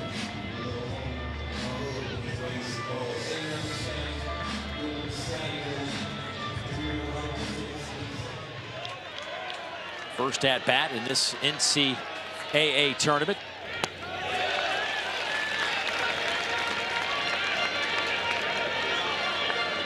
Matter of fact, it's his first at bat. Didn't have one in the ACC regular season either.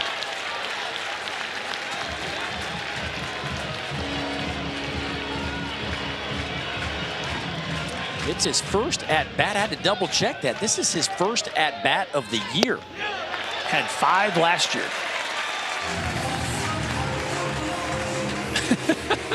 Okay.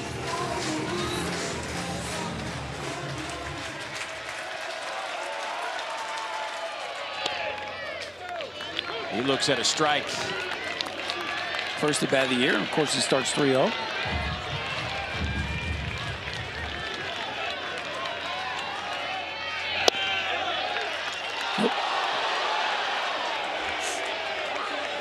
It's now 3-2. He looked like he was ready to pull the trigger right there. Fastball up above the belt. right there at the top of the zone.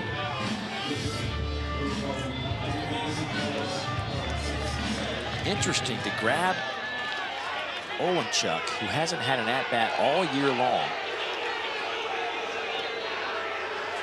Now Eric Backage coming out to discuss. Was there I think he got charged with a time.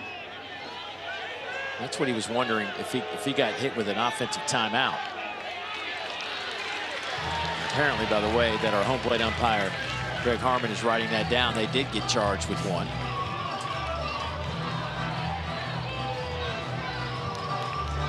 You know, there are guys that maybe haven't hit in a week or a game. He hadn't hit all year. Well, when he threw the bat, with the pitch clock rules, you almost have to take a timeout to make sure he doesn't burn one. Called strike 3.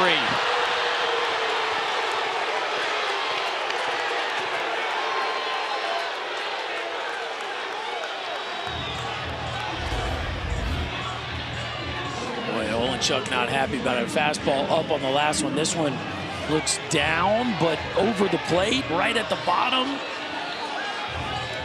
You can feel his frustration. Certainly a borderline pitch right there. Out number 2. Here's Purify.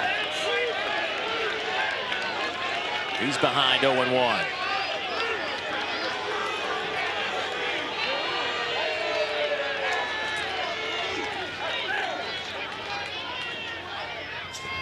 Purify, the 9-hole hitter in this lineup.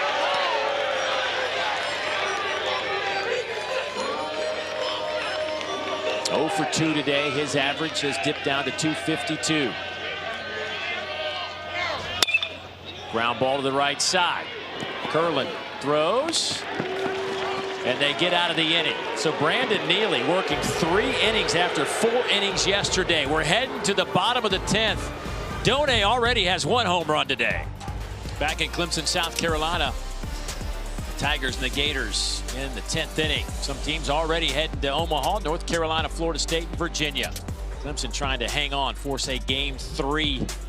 Tennessee and Evansville playing in a winner-take-all up in Knoxville tonight. As we head to the bottom of the 10th inning, Brody Done to lead things off. Brody with a huge home run. Back in the 6th inning, a mammoth shot. And he looks in a strike, 1-1. Done's 12th home run of the year. A couple of strikeouts and a line out as well today.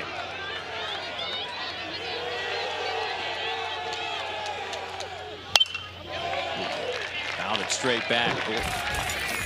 This is what Done's swing looked like in the 6th inning. You got to hold your breath a little bit in moments like this when the big fella swings the bat, because he's capable of that kind of power. In a situation like this, he could certainly end it with 1 swing. Here's the 1-2. Called strike 3. Gordon now with 10 strikeouts, a career high. He has punched out 10 batters in 4 1/3. You're talking about a dude stepping up when his team needs him the most. They haven't had a ton of answers in this Clemson bullpen so far in the first 2 games, but Austin Gordon has come in and absolutely dominated. 10 strikeouts. Now, he did give up the 2-run homer. But other than that, it has been lights out stuff.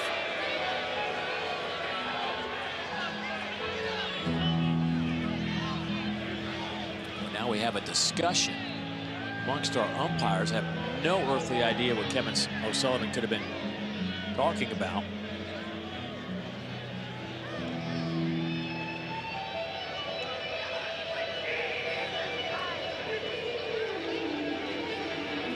Michael Robertson due up for Florida. Sully just kind of casually check his hat. They're checking his hat. Sully not making many friends in Clemson this weekend on his return trip after spending 9 years as an assistant coach.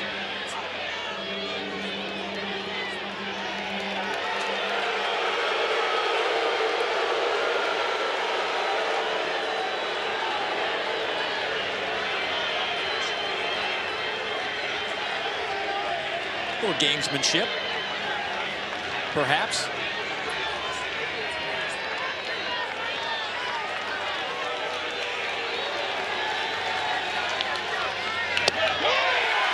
First pitch to Robertson in there for a strike. Boy, we have had a little bit of everything this afternoon. So that's what they're looking at there, the dark spot on the bill of the cap for Austin Gordon. Robertson fouls that one. He's behind 0-2. But you can see Billy Van Rapphorst touching all around the hat. He saw nothing wrong with it, so play ball.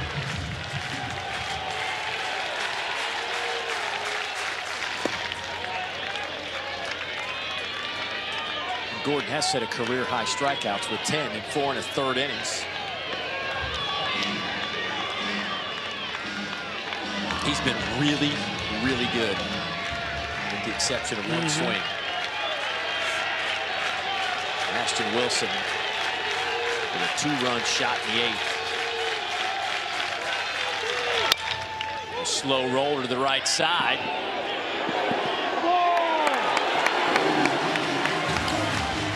Glady able to tag out for the second out of this inning. And now Cade Curlin coming to the plate.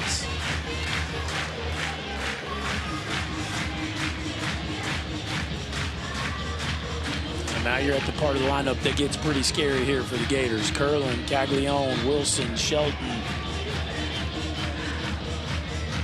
and Austin Gordon. Pitch count climbing now, 81 pitches into this game.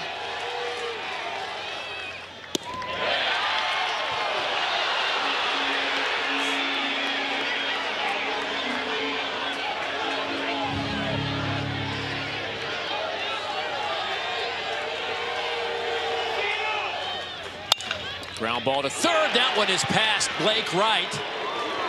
Curlin's going to round first. He's on his way to second, and he will get there safely as Jack Caglianone comes to the plate.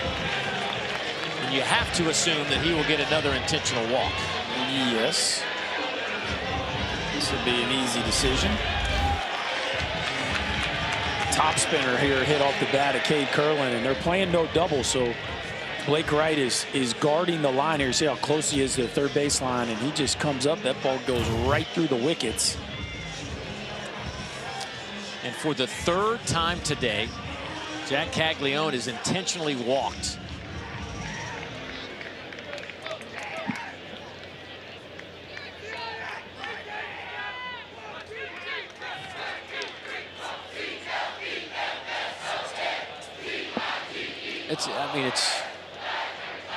You got to do it, but just as a fan of baseball, it's hard to not see when you have Jack Caglianone with an opportunity to swing.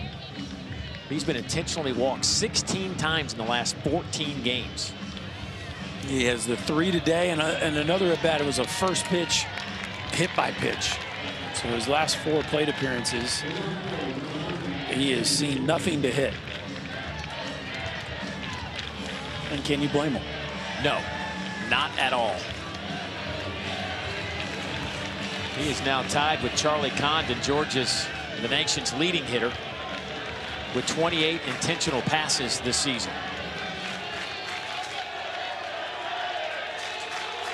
So 2 on, 2 out. Here's Ashton Wilson, who hit a 2-run homer in the 8th.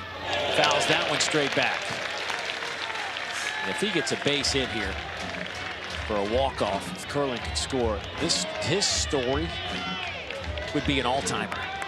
Absolutely. And if you're the outfield for the Tigers, you got to be anticipating a ground ball, and you got to come downhill ready to throw out the runner at home. That's a big block right there by Jimmy Overtop. That is not easy to do. That slider bounced backwards, and he was still able to ricochet it towards third base, which makes Curlin put on the brakes. Again, Wilson, only 6 at-bats through May 10th, but because of an injury, he's in the lineup, and he has been a game changer. This one's out to center field. It is deep. It is gone. Oh, my goodness! That did not just happen.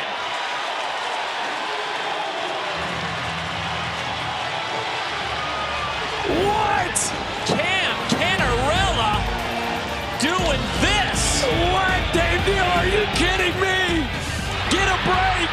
Lay your body on the line. base, kid!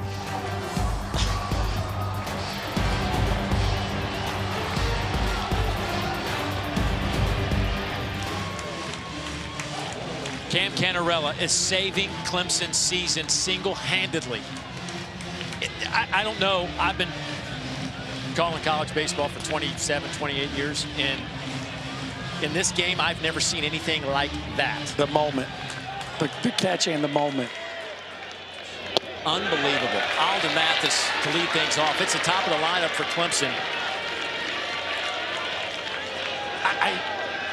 He was beat. He's playing shallow because he wants to throw the runner out at home. High fly ball out to left center. It's going to stay in the park. And this one will be caught there by Michael Robertson.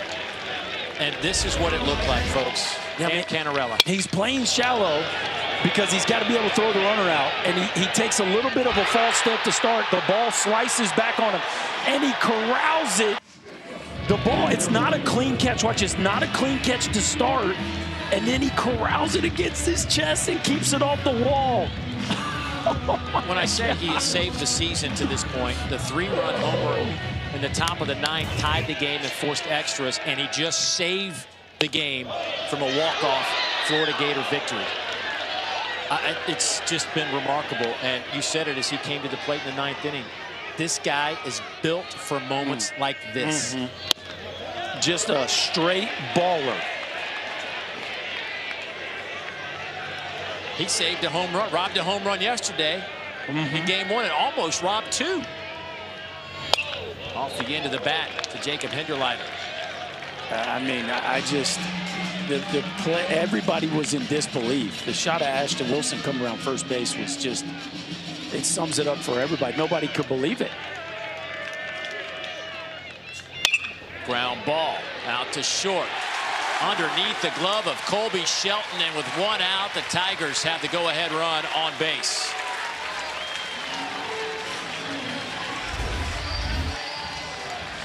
That'll go as a base hit. A very tough chance here. Colby Shelton moving to his left. Thinks this ball's going to take one more hop, and it just kind of stays down on him. Would have had his work cut out to throw out the speedy Hinderleiter. That'll go as a base hit, and now here you are. If you're a Clemson fan, what could you ask for? Right, Canella and Obertop with a runner on base. Brandon Neely just continues.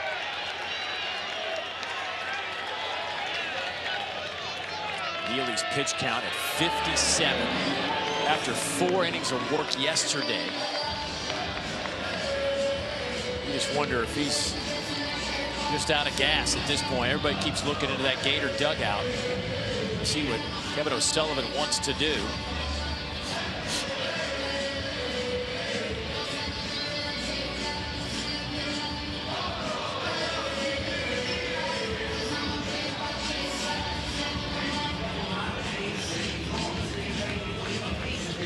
That's Florida's 5th visit now, their 5th trip, as Donay goes out there and checks on the right-hander.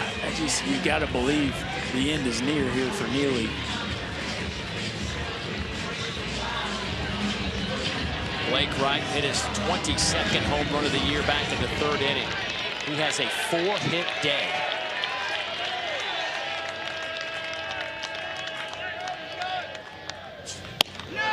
Misses outside, 1-0. I mean, still 93. Yeah. Very clearly different usage today, though. Way more sliders than the normal exploding fastball we see from Neely. Guess who's on deck? Would be one Canella. Yep. Oh, yeah. Lurking. That's a great word. He is lurking. Blake Wright swings and misses. 1-1 to count. There he is. With his 11th home run of the year back in the 9th inning to get us to extra innings.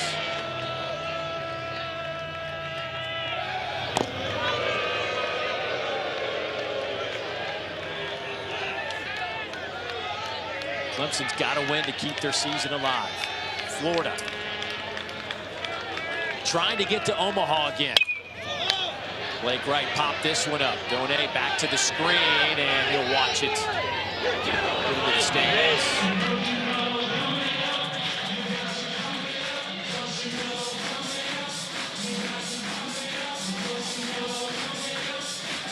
good was that catch? Oh, bro, I just keep replaying it in my mind. I know.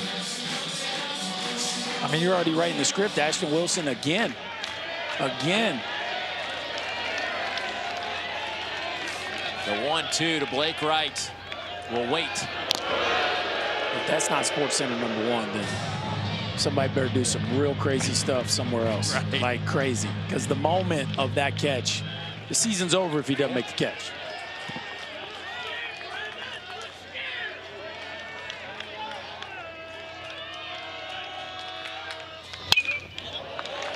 Popped him up out of play. Blake Wright staying in this at bat.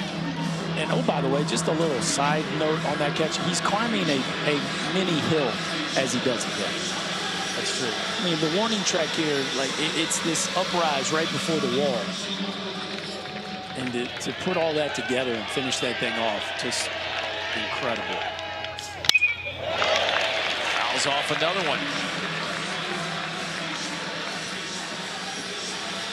Well, I keep watching Kevin O'Sullivan. He keeps walking to the back of the dugout and walking to the front of the dugout after every pitch.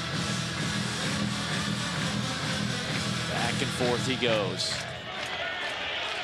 Pitch 63 on the way for Brandon Neely. One's up. 2-2.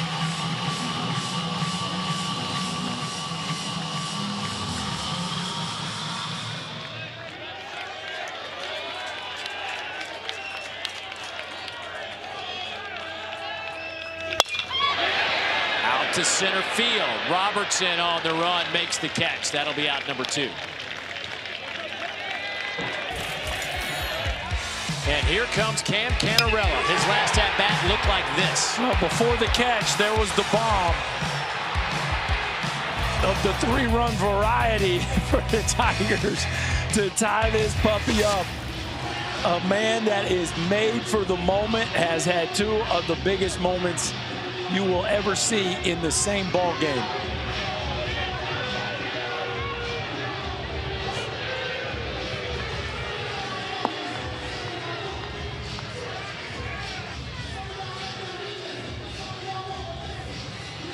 Kevin O'Sullivan back out to the mound. We showed you the game-tying 3-run homer. How about the game-saving catch in center field again? And Burke, you said it wasn't a clean catch. I mean, this could have popped out, but somehow he held on to it. Yeah, just the spatial awareness to track this ball over his head as he's bearing down on the wall and climbing a little mini hill. Look at that, straight over the shoulder. The ball's fading back to his right shoulder, and he's jumping. He's off the ground. You said Willie Mays, this is what it looked like. Say, hey, I mean, what can you say? Hey, no disrespect to Mr. Mays. His feet are on the ground. Right. I mean, Cam he's off the ground and hitting the wall. Whew. Cam's crew in full force. 2 outs, 1 on. And he looks at a first pitch strike. Florida's now out of visits, by the way. That was number 6.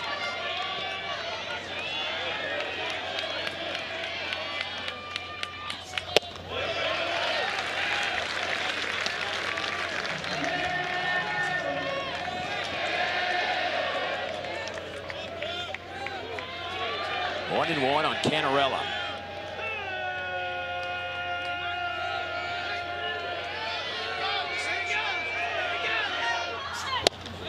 Big swing, it's 1-2. Cam on the year, hitting .339. Now 11 homers, 60 runs batted in.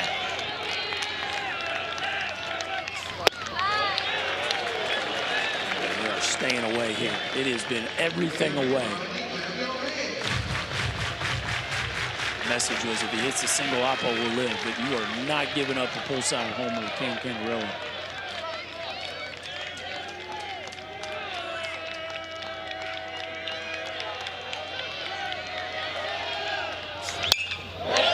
Away again, fouls it off. That looked like ball 4. Canella, he's so wired for the moment. He wants to deliver right here. And one more time, these two next to each other. both feet off the ground, fully immersed into the wall as he's corralling that ball.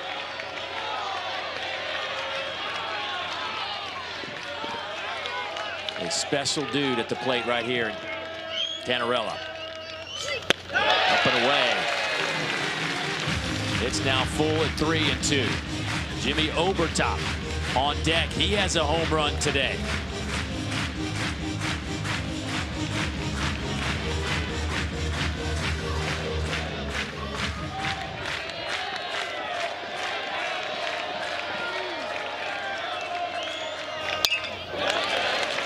Fouls it off. We'll do it again. And this is one of those interesting moments, too, where the runner's in motion. So any ball down the line or in the gap, he could easily score from first base. Even a single that causes the outfielder to move drastically one direction or the other. If you're Hinderleiter here, you got to be moving with the intent of scoring.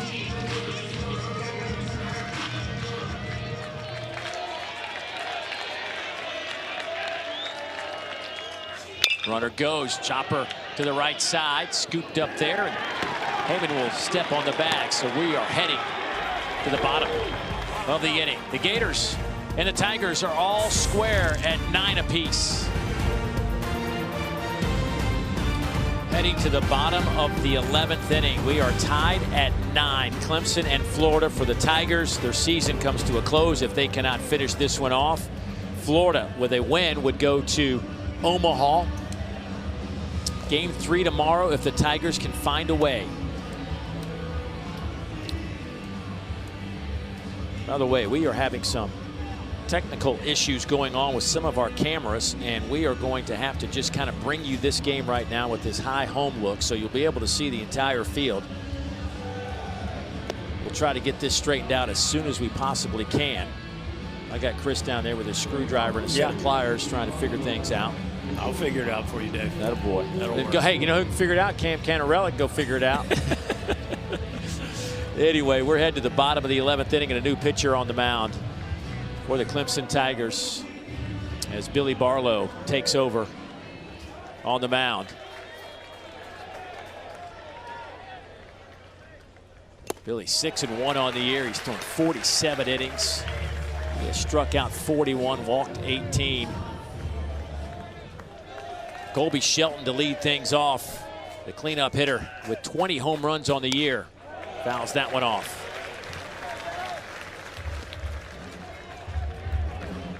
Good job by Austin Gordon out of that bullpen for Clemson. Career high 10 strikeouts this afternoon.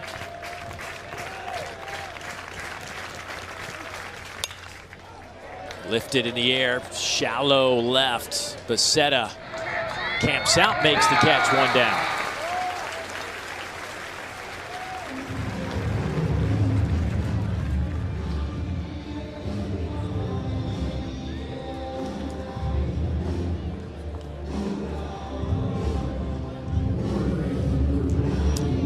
Here comes Luke Heyman, the sophomore first baseman.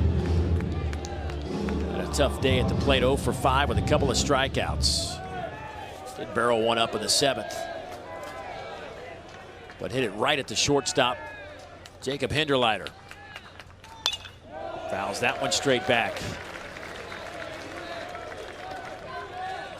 Barlow fastball, average fastball velo 91, 92 miles an hour. Fastball, changeup, slider, pretty steady 3-pitch mix, but he's going to lean into that heater about 60% of the time. Likes the slider to righties, changeup to lefties. Austin Gordon certainly emptied his tank in this one.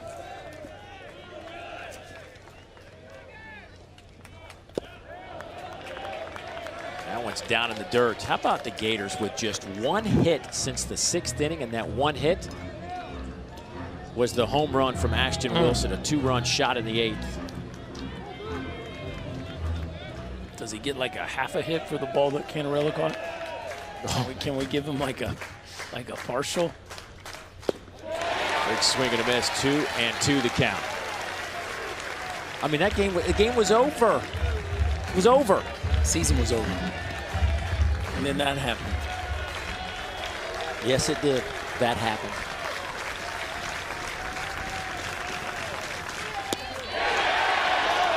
Just off the plate, 3-2. Oh, Billy Barlow, 95 piece right on the edge. Greg Harmon disagrees.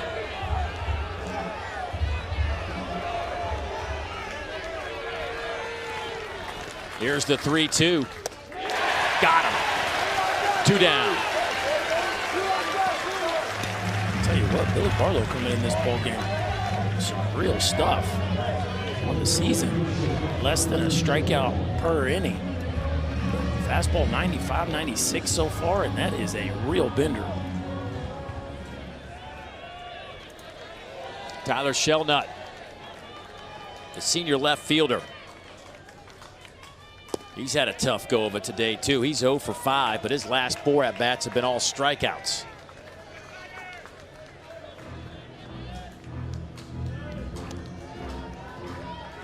Just feel like he's due. A guy on a run like that, at some point, you think Barrow finds ball.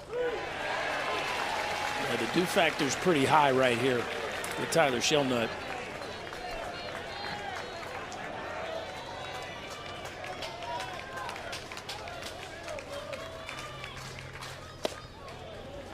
Two and 1 to count.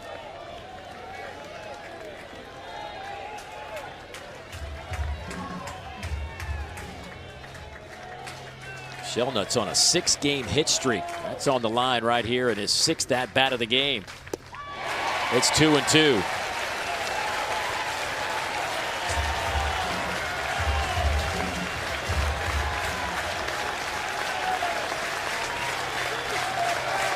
Shelnut has homered in his last 2 games. Fouled it straight back.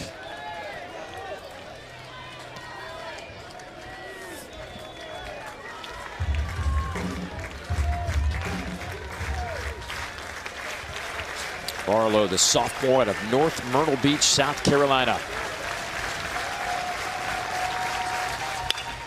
Shot down the line and right, and that is a foul ball.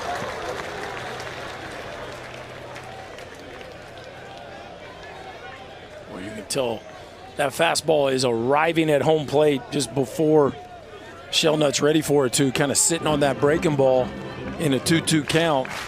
But the bat was in the zone early enough where he almost was able to keep that ball fair.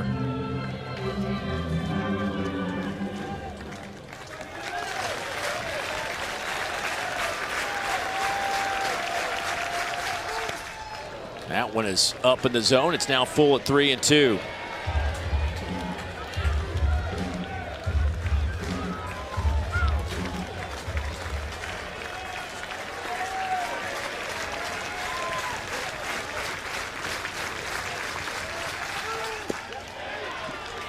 And that one's off the plate and a 2-out walk. Again, apologize for the lack of cameras. We're having some technical issues trying to get that cleared up. Not all of our cameras are out, but the majority of them are.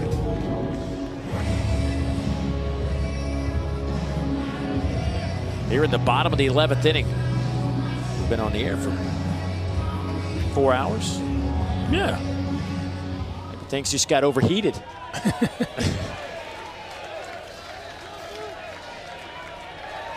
Dale Thomas now.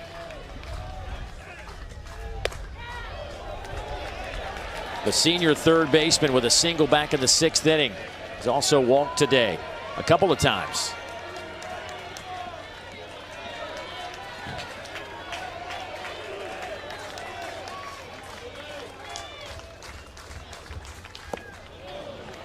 Barlow has been a midweek starter, long reliever for this team this year.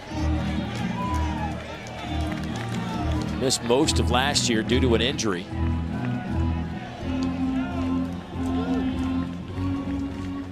One of their 7 co-captains on this team.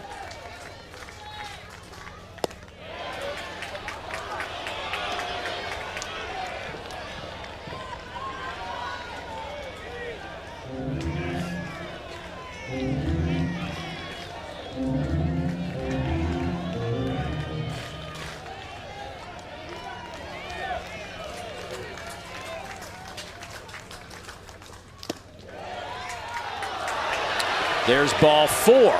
Barlow puts his hands on his hips as the Gators have 2 on now. They're going to bring up Brody Donay.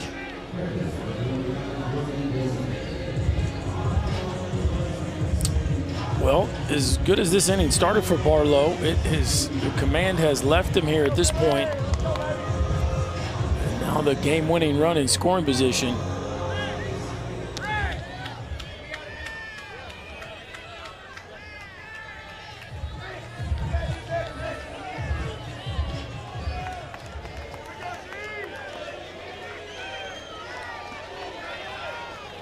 Donay with a home run. Back in the 6th inning, a 2-run shot. He started him off with a breaking ball off the plate. Crowd getting a little restless. I should say they've been restless. Yes.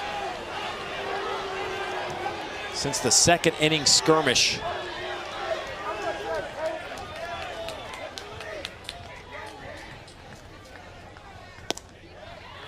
Lays off that one, it's 2-0.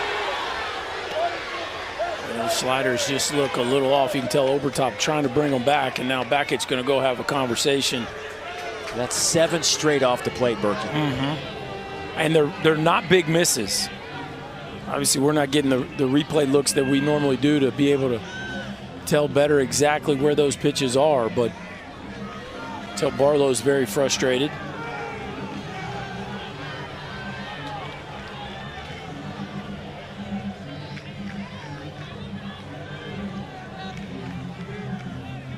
Donay just waiting for a strike. You know he wants to launch one like he did back in the 6th inning, his 12th home run of the season for the Gators sophomore catcher. Boy, this feels like a long time ago because it was. Brody Donay adding to the Gator lead at that point. That is 6'5", 235 pounds at the plate. Eric Backett has seen enough. He's going to make a change. Barlow felt like he threw some really good pitches there, just weren't getting any of those called at the plate. And he will exit here in the 11th with 2 on and 2 outs and a 2-0 count.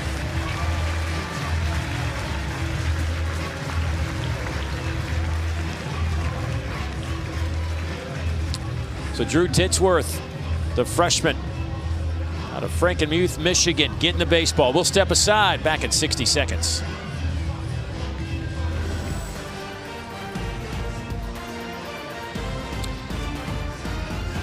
Well, the Florida Gators trying to become the 4th team to punch their ticket to Omaha, but the Clemson Tigers have had a say in that here in Game 2 of this Super Regional. We are in the 11th inning, all tied up at 9. Tennessee with a chance to go. Evansville with a chance to go. That game coming up in Knoxville. But here's Drew Titsworth, the freshman, a right-hander. Unorthodox release point. But he's been fantastic in his first go-round with the Tigers. 4-0 with a 3.2 ERA. 19 innings of work on the year, 26 strikeouts. It's all about the fastball with Titsworth. The average velo, 91, 92 miles an hour, but the whiff rate on the fastball, 26.5%. Average whiff rate, 18%. So it's a fastball that really plays up, even though the velocity isn't immense. He can get swing and miss with that heater. Brody Donay looks at a 2-0 pitch. First one he sees, pops him up right side. Purify calling for it, waved off there by Mathis, who will make the catch.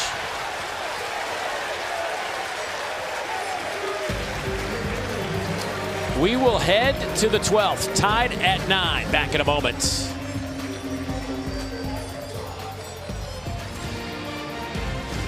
Back in Clemson, South Carolina, Dave Neal and Chris Berg, glad you could join us for this Game 2. The Gators won Game 1 yesterday, 10-7. They were down 4-1 to rally the troops. But they have their hands full today. They look like they were about to win this one in the 9th. Cam Canella with a 3-run shot said, no, thank you, we're going to tie this up, and then saved the day in the bottom of the 9th with 2 on, a running catch against the wall. A remarkable catch, one of the best you'll ever see. And we have played on since then into The 12th inning, tied at 9. And again, apologies, we are having some technical issues, and we are just down to really 2 cameras this high home, and got one down the first baseline, and our folks trying to get things situated as quickly as they can. Frank Menendez making his 17th appearance, another young arm, 6'1", 230 out of Miami, Florida, getting the baseball. 1-0 on the year, 16 innings of work, and he struck out 14 but walked 12 in that stretch. He'll start things off with Jimmy Obertop. He looks at ball 1 up in the zone. Obertop with a home run in the 6th inning for his only hit. He has a walk and 3 strikeouts today.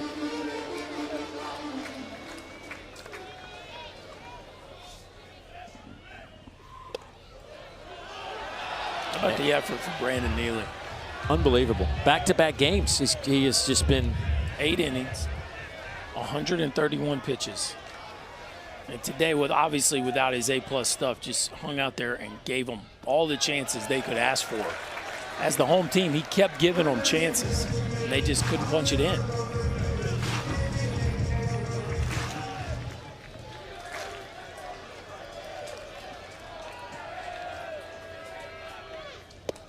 big swing from Obertop, who has 22 home runs on the season.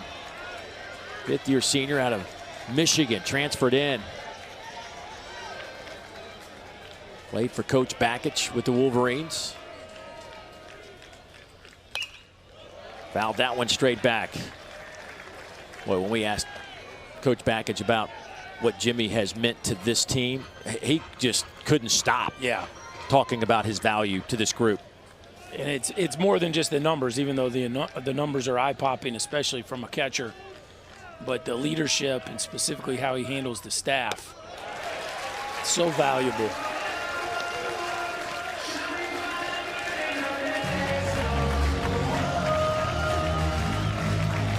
Three-two count.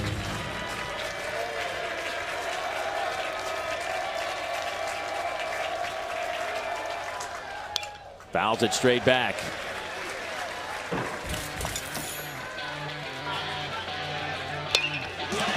This is what it looked like in the 6th inning. Back-to-back days where Jimmy Obertop has hit no doubters to straightaway left field. One yesterday cleared the seats. That one in the left center gap. And he is on base to start the 12th for Clemson. I'll say it again, this Clemson team has rallied 25 different times. 25 of their 44 wins this year, they have had to rally from a deficit. And I got to keep reminding myself, even though I've had 12 innings, to remember that they're the visiting team. Yeah. This is not a walk-off moment. Right. They are hosting, but today they are the visitors.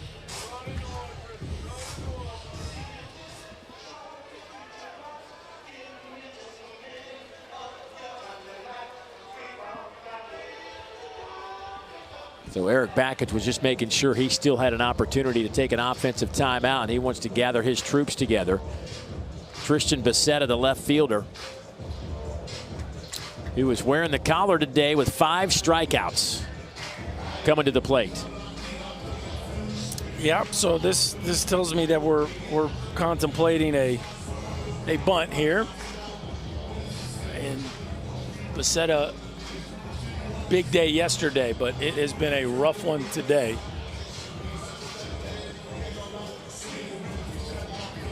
I think 5 we go. Is that Platinum Serrero? Gold. Sombrero gold. I don't know what that would be. It's a lot. It's a lot. It's just a lot. More than any one man should have to deal with. That's right. So right. maybe time to lay one down.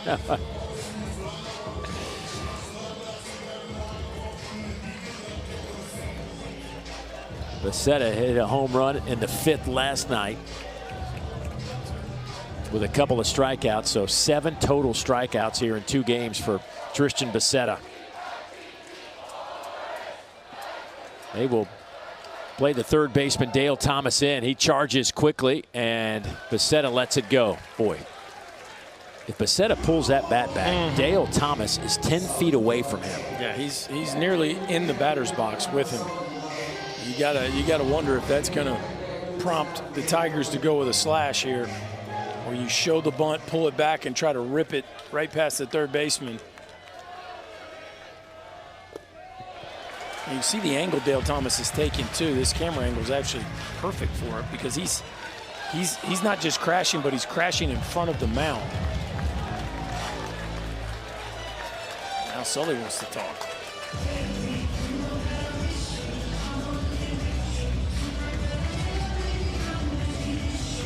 He's seen enough. He's going to make a change.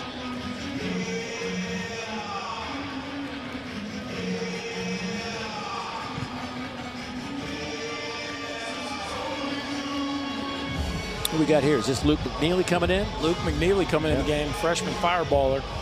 Another freshman coming into a super regional in the 12th inning. We'll step aside, back in a moment. It all starts on Friday in Omaha. 2024 Men's College World Series. Dave Neal and Chris Burke. It has been a long day, but a great day at Doug Kingsmore Stadium. We have seen just about everything you could absolutely want in a baseball game. We're in the 12th inning with Florida 1 win away from going to Omaha. Clemson trying to stay alive and force a Game 3 tomorrow. And our cameras are back. We're back. Good work, man. That didn't take long at all. No, did you miss me while I was going? No, not really. Climbed up the ladder. Maybe somebody could pull the plug on one of those cameras and go back. Came back down. Here we are. We're back. Thank you for all the text. I know everybody was very concerned. We're back. 2-0 count. Luke McNeely getting the ball to freshman right-hander. Starts things off with a 91-mile-an-hour heater. 2-1 now, the count to Becerra. Average fastball velo from McNeely. Just a click above 93. He can get it up there to the 96-mile-an-hour range. Pulls the bat back, and that one misses inside. It was the slash right there.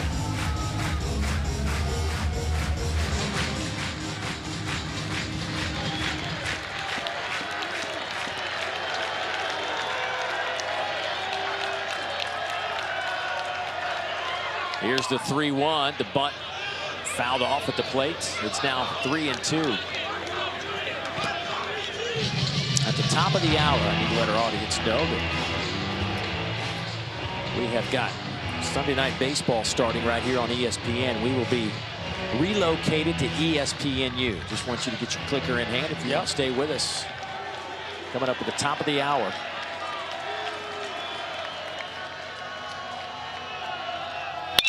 Ground ball to the right side. This could be two. Shelton's turn is in time. 4-6-3, 2 outs here in the 12th. Well, and that's a rough one for the Clemson dugout. Unable to get the bunt down. And then Becerra, I mean, at this point, you take the punch out over the 4-6-3, hooks a grounder. Gators do a nice job of finishing that one off. Just a half step ahead of Becerra. Look right there at Colby Shelton, giving it all he has to finish that one off. Tristan McGladdy, a freshman, got called into duty back in the 2nd inning. After Jack Crichton, their first baseman, got involved in the skirmish down the first baseline and was ejected from this game. So McGladdy has first at bat, came in the 4th, flew out, walked, singled, and grounded out. Playing in just his 15th game of the year.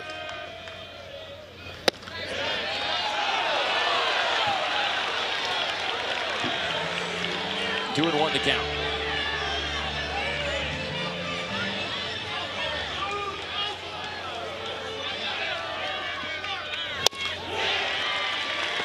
Two and two now. Good single right there by McNeely. 93, bottom dropped out right under the barrel of McGladdy. Swing and a miss, and the inning is over. We're heading to the bottom of the 12th inning. Gators trying to end this one. It'll be Robertson to lead things off, and then the top of the lineup, and Cade Kerwin and Jack Caglianone. I'd say the Gators made the right decision there. 2-0 count, go get McNeely, and he comes in and gets a double play, and then how about that two-seamer just explodes down and away, and the freshman was ready for the moment right there. A fantastic ability to answer the call in a really, really tough spot.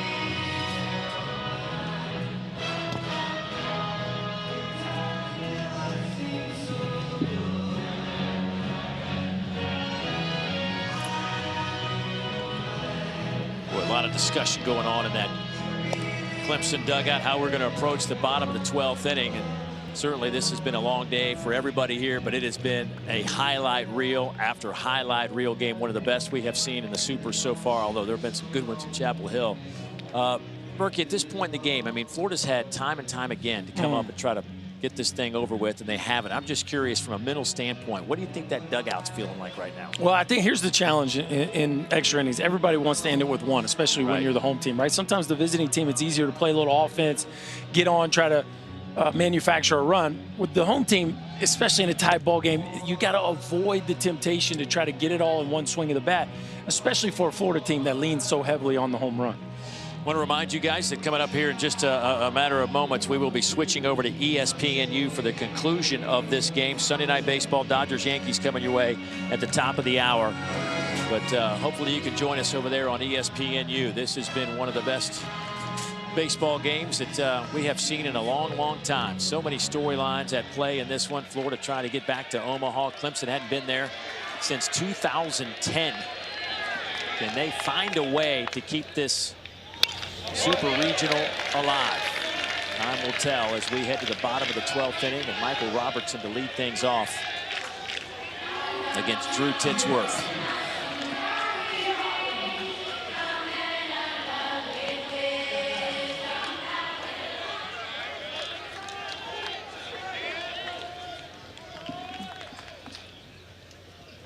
That one's off the plate.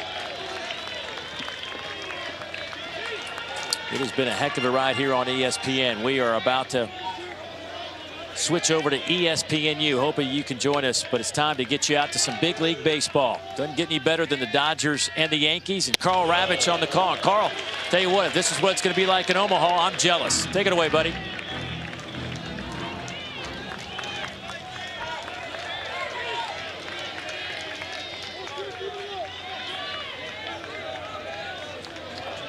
Two and one to Robertson, the sophomore out of Venice, Florida. That one's off the plate. Now 3-1.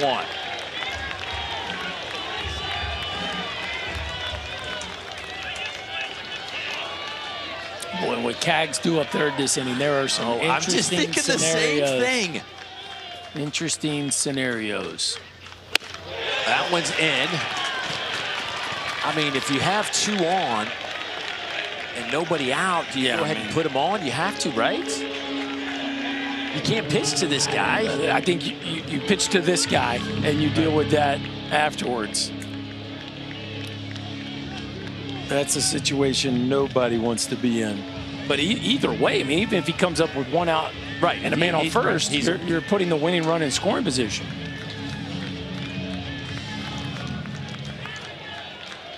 First things first, though. Drew Titsworth trying to work his way out of this, but Eric Bakich may go find another arm before that happens.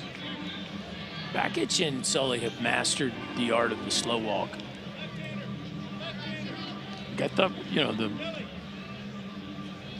we've kind of gotten into an era where that's gone away, but both these guys have really mastered the ability to slow the game down with their mound visits. And there will be a change on the mound.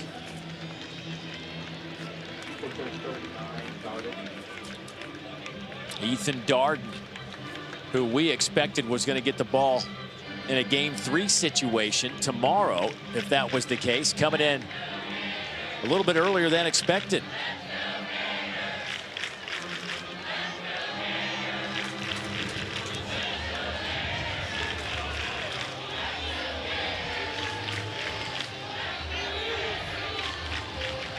Again, here's the situation on our half of the bracket. Kentucky 9 o'clock Eastern time tonight. Trying to go to Omaha with a win for the first time ever. Oregon State's been there a bunch. They're trying to keep their dream season alive. Georgia forces a Game 3 tomorrow. Foley Field will be a place to be with the Dogs and the Wolfpack going at it. Texas A&M in about 30 minutes over on ESPN2 trying to punch their ticket as well as they lead that one 1-0. Meanwhile, on the other side of the bracket, Florida State, North Carolina, and Virginia already enjoying a nice Sunday as they did their work the last couple of days. They'll be in Omaha. Tennessee and Evansville delayed right now with some weather issues in Knoxville, but the winner of that one heading to Omaha. That one's about to go. Just after 7 was the start time. I'm going to put you in charge of that one. Okay. So Ethan Darden, the sophomore left-hander, getting the baseball now. He pitched against Coastal Carolina back on June 2nd, 4 2/3, gave up 5 hits, a couple of strikeouts. Young man gets a lot of ground balls, had 9 ground balls outs in that Coastal Carolina game in the regional last weekend. Yeah, it's not heavy swing and miss stuff. Only 40 strikeouts on the year, but he's going to try to sink the baseball.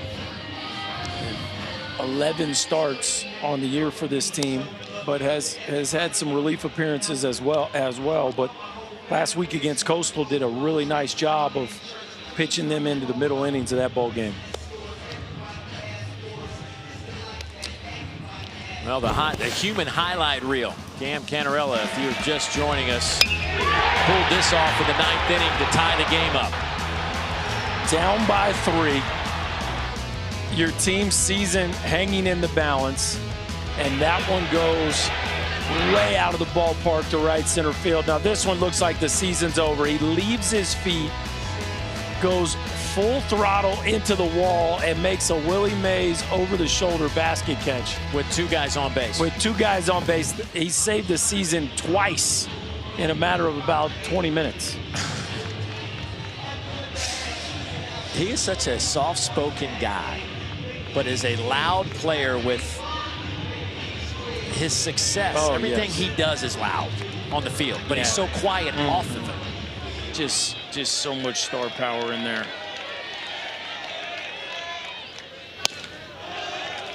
Here's Cade Kurland. He looks at ball 1. Gators have the winning run on first base. Kurland, 252 on the year, with 14 home runs and 41 runs batted in.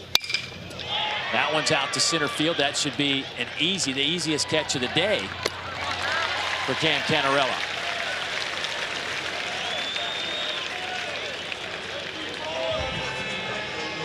Okay. So what do we do here with Jack Caglianone? Let's see.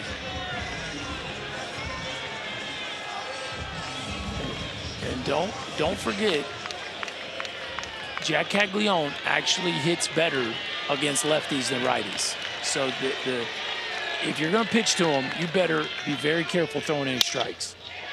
First pitch down the line and left, slicing foul. That'll be a souvenir. Hit a home run that way yesterday.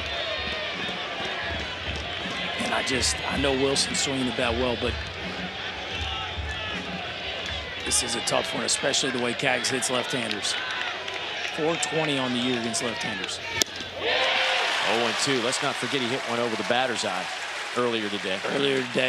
Hit a homer yesterday on a lefty, but that is 2 very confident pitches from Mr. Darden, and he is certainly looks to be ready for the fight.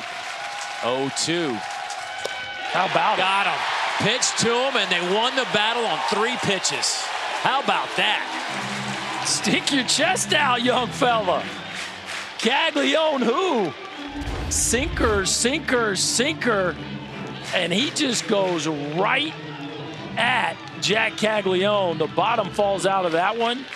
Good morning, good afternoon, good night. What a moment there for Ethan Darden.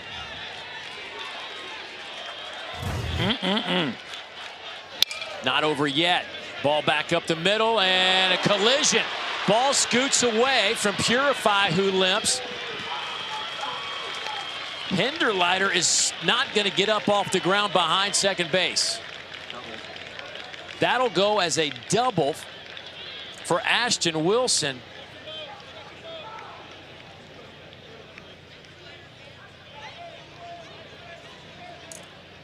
Boy, both Purify and Hinderleiter in some pain right now. Tough play here. This is that tweener ball where the second baseman's playing up the middle and the shortstop's ranging to his left. Both guys just going all out trying to make that play to end the inning.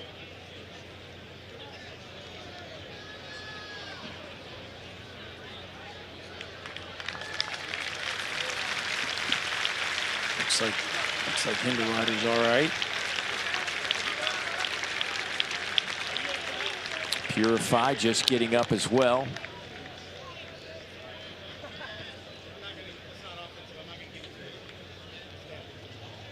Boy, Purify looks like he is still in some serious pain. Rubbing that left outside of his left knee, yeah.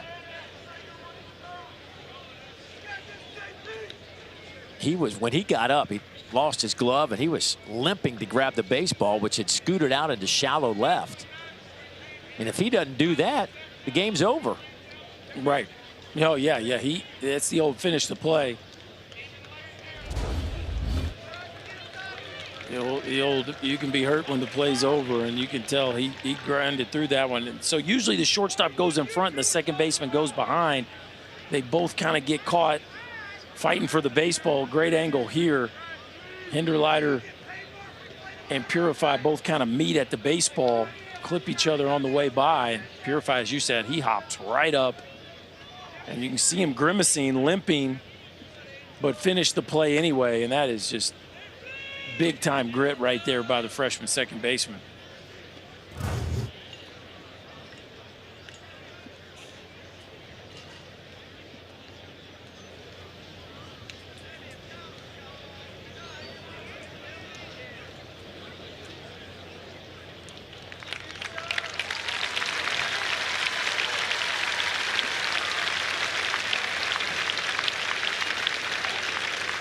Those of you trying to seek out that Tennessee Evansville Game 3 Super Regional in Knoxville, the game is underway, and you can catch that one over on ESPN News. That one is just getting cranked up after a rain delay. Evansville showing some guts last night on the road to pick up the win over the Volunteers to even that series. It looks like Purify's okay.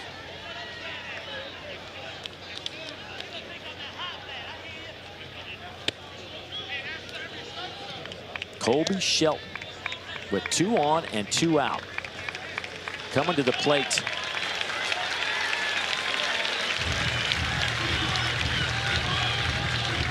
So Hinderleiter and Purify going to stay in their game, as Colby Shelton with a couple of base hits today, 3 runs batted in. He had a single in the 3rd with an RBI, and then 2 more RBIs off a base hit in the 5th. He has a 3 strikeout game and a fly out as well.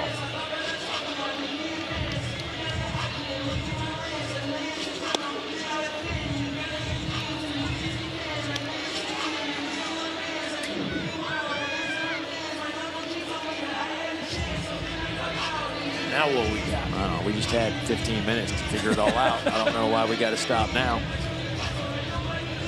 Poor Ethan Darden, he was rolling pretty good, and he's had a serious stoppage to his momentum. Of course, nobody's fault, just 2 players going after a baseball, making sure their bodies are back up to speed to stay on the field. And here we go. The sophomore from Lexington, South Carolina. Back at his home state with a chance to win this one for the Gators. Sharply hit, but foul. He's behind 0-1. You know how he was watching how he attacked Caglianone. Sinker, sinker, sinker. Not afraid to throw the left-on-left changeup also.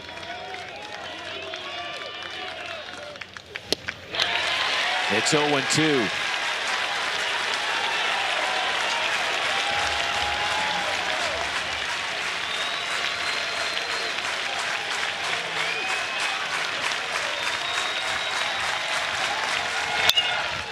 Stays alive and fouls it off out of play.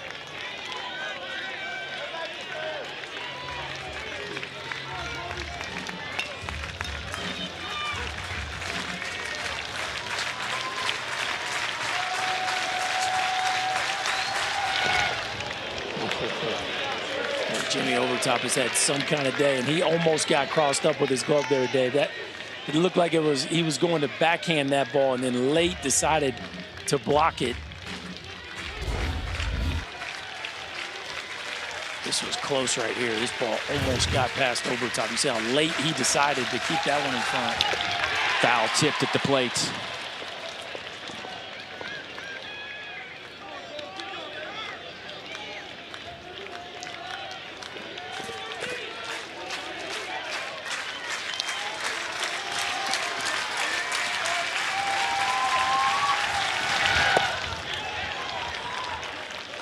That's a good take right there. A slider that just misses down and away.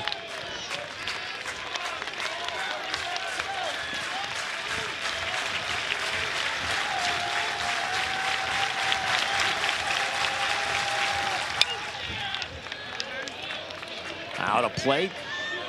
Over the baseball offices down the right field line. 2-2 on Shelton. Base hit. This ball game is over.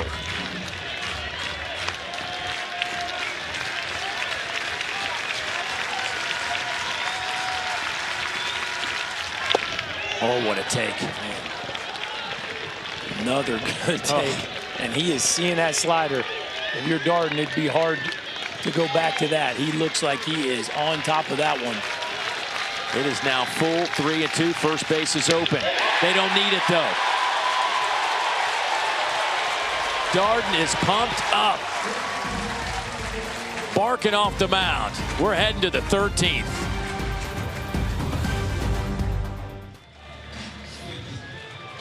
Thank Chris. This has been fun today. These super regionals. Just never know. You don't know. You do not know. I mean, we got Evansville playing in a game 3 against no more national seed. You don't know. Luke McNeely just plunks Olechuck to start things off here in the 13th. And a pinch runner entering the fray for the Clemson Tigers. Devin Parks, the freshman out of Fort Mill, South Carolina, going to run for Olechuck, who just had a second at-bat of the season. The first one, he was out on strikes, and the second one got hit by a pitch. Almost wonder if there was an injury there, or, you know, something for him to get a chance to play in this ball game. But hey, leadoff runner, they will take it here in the 13th.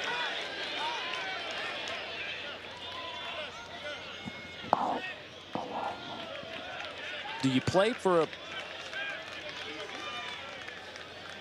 maybe a sac bunt to try to get a runner in second, or do you let Purify swing away here? Eric Backus has one left offensive timeout remaining, and he just took it. Yeah, I think you bunt right here. Purify, I can't imagine he's running great after the collision last half inning. And you got the top of the order. You want to, if he's not running good, McNeely's sinker, the last thing you want is a double play ball right here. I think you go ahead, just because of I don't usually love to bunt with a runner at first base, but I think game situation here, it probably makes sense.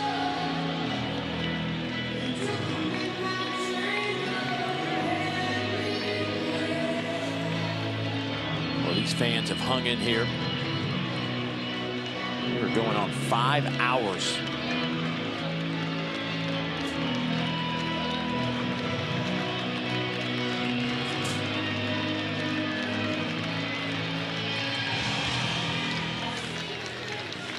Say it again, these Clemson baseball fans have been clamoring for moments like this for a while.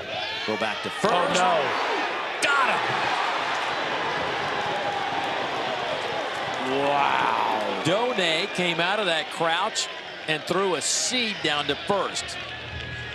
And this is the risk you run. Anytime you get a runner on first base, he's trying to get a good secondary, trying to get a good jump. Devin Parks, a freshman, You know he wants to make sure he advances on a ball that's down, gets caught, lean in towards second base. Donay, snap throw. Heyman with the snap tag, and he is out. Heyman does a nice job here. Position himself, let the ball travel. Look, he doesn't go too far out to catch it, and then snap. He's out. Parks right on the bill of the cap, yeah. This won't take long. Parks just came in the game. Oh, what a feeling that must be. Yeah, that's rough. It's just a nice job of Heyman there. Don't search for the runner. Just catch that thing and swipe tag. You're already in front of the base because you were in a position to potentially field a bunt. So just catch that thing and swipe. Yep, got him on the helmet right there. Tag certainly beat the hand.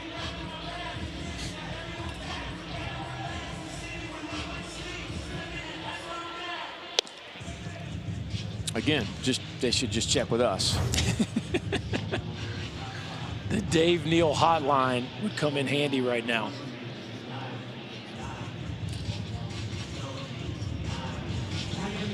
Yeah, this should go down as a confirmed out at first base.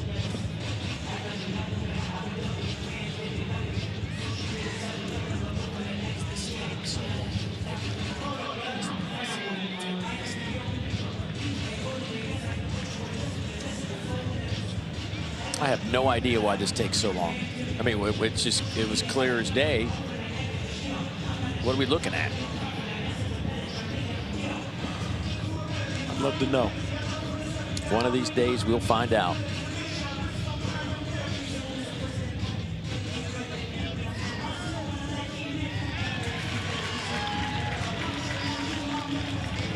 See, I could have saved 2-3 minutes. Just call me. So Parks making that tough walk back into the dugout for the first out of the inning as he's picked off at first base, and this certainly changes things for Purify at the plate. He's ahead 1-0 at the count. Hits it high in the air out to left. Shell Nut will make the catch. 2 down.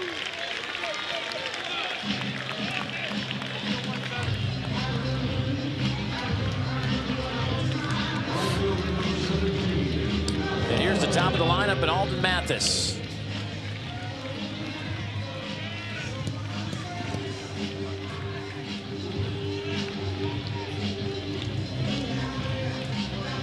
Mathis today 0 for 6. Came into the game hitting .313. His average at .305 now. Base is empty and 2 outs.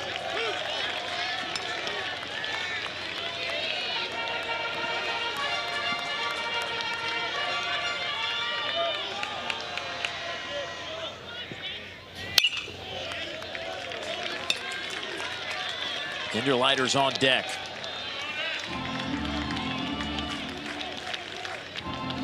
Then it's Blake Wright and Cam Canarella.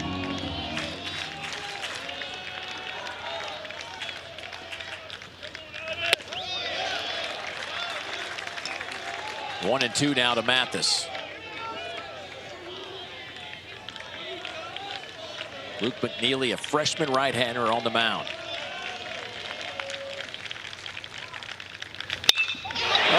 Deep to right. That one is gone. Clemson has the lead.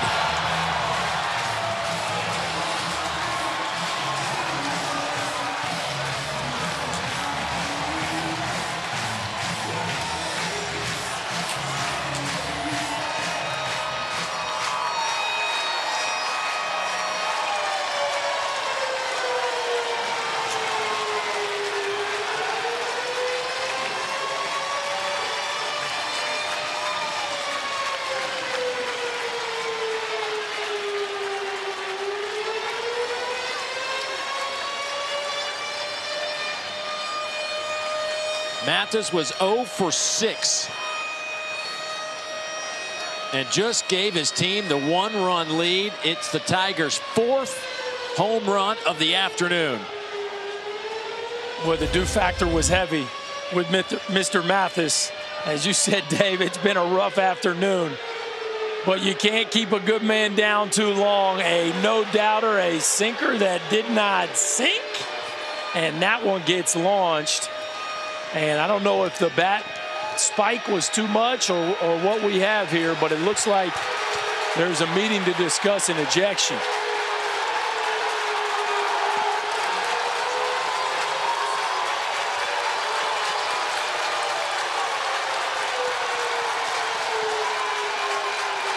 Jack Leggett has even come out of the dugout for Clemson.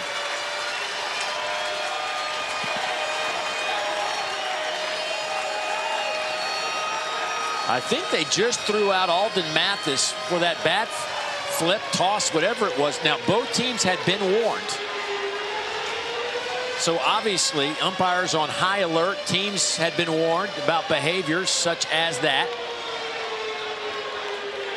The question becomes what crosses the line.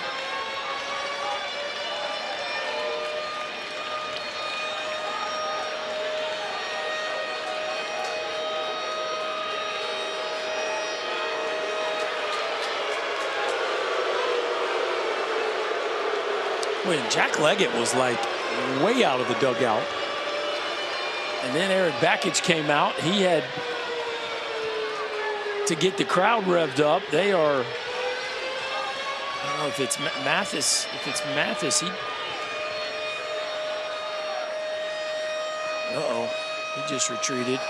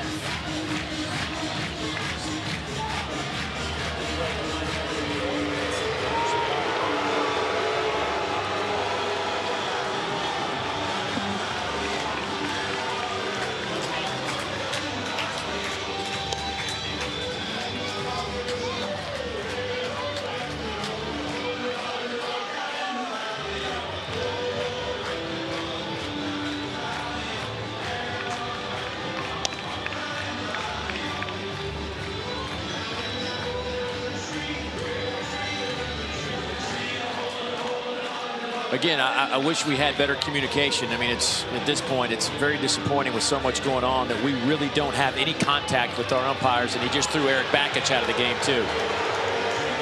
I do know that happened.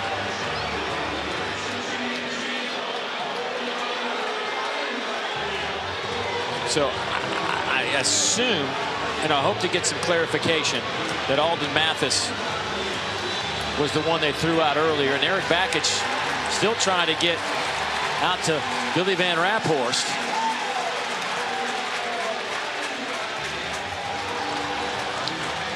Boy, Eric's got to be very careful here. I mean, he's...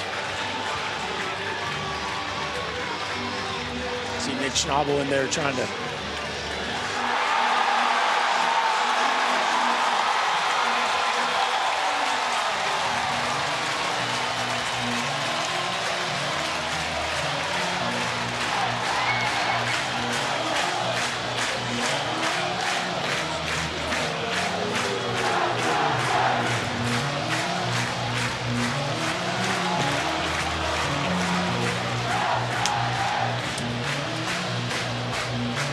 So this is what we do know. Clemson's up 1. Eric Bakich has been thrown out of the game. Somebody else was thrown out earlier. Yes, but we don't know that part yet. We got to clean this up. Hopefully the NCAA is listening. This stuff going on, we got to clean this up. If our game wants to be better, we got to clean this up. Communication. I don't know who got thrown out before Coach Bakich.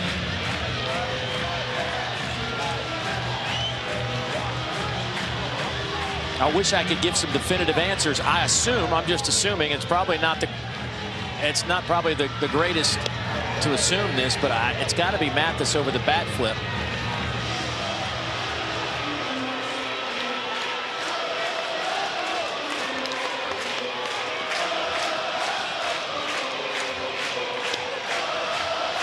We're in a super regional in a dire situation, and we can't figure this out, and I apologize for that.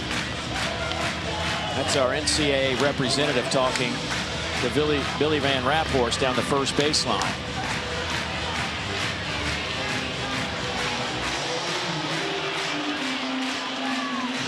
As soon as she gets that information, this is what we're doing in today's world of technology. This is how we're getting our information.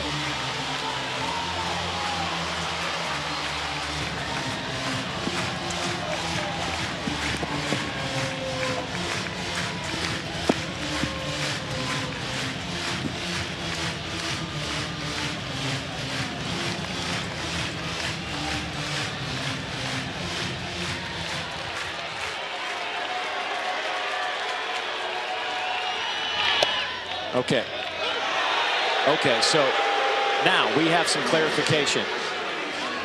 There were 2 ejections. It was Coach Jack Leggett and Coach Eric Bakich. Alden Mathis is still available for this game. He was not.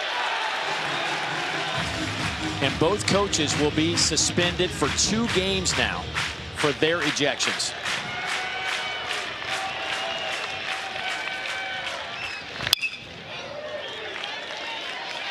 That one's foul back. Jacob Hinderleiter looked at 93s behind 1 and 2. Wow, how about Coach Bakich and Coach Leggett getting thrown out? That's a lot to take in. I mean, the meeting after the home run, you just assume there's something that happened in the celebration that would warrant the meeting.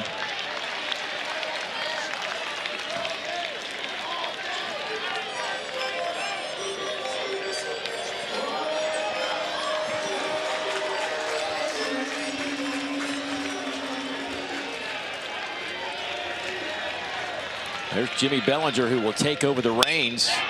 That one is caught by the second baseman, Cade Curlin, and the inning is over. But Clemson 3 outs away from forcing a game 3.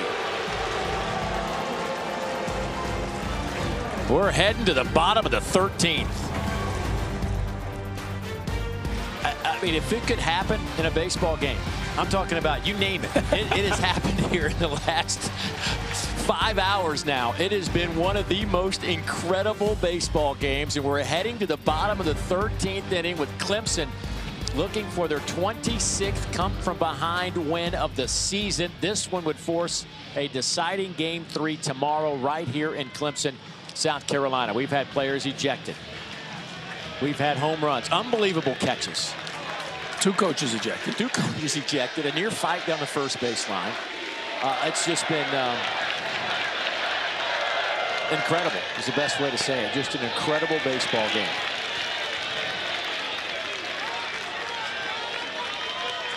Luke Heyman to lead things off. It's 5, 6, and 7 for the Gators here. Heyman, Shelnut, and Thomas are a combined 1 for 14. Ground ball to the left side. Hinderleiter can't come up with it, and the Gators have their leadoff man on base. The first hit of the day for Heyman. He's now 1 for 7.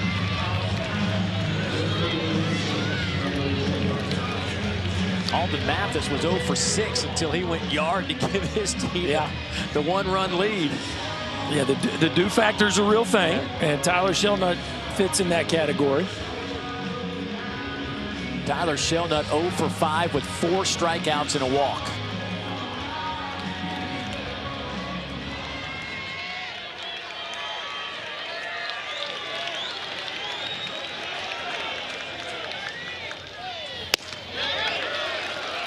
That one's off the plate.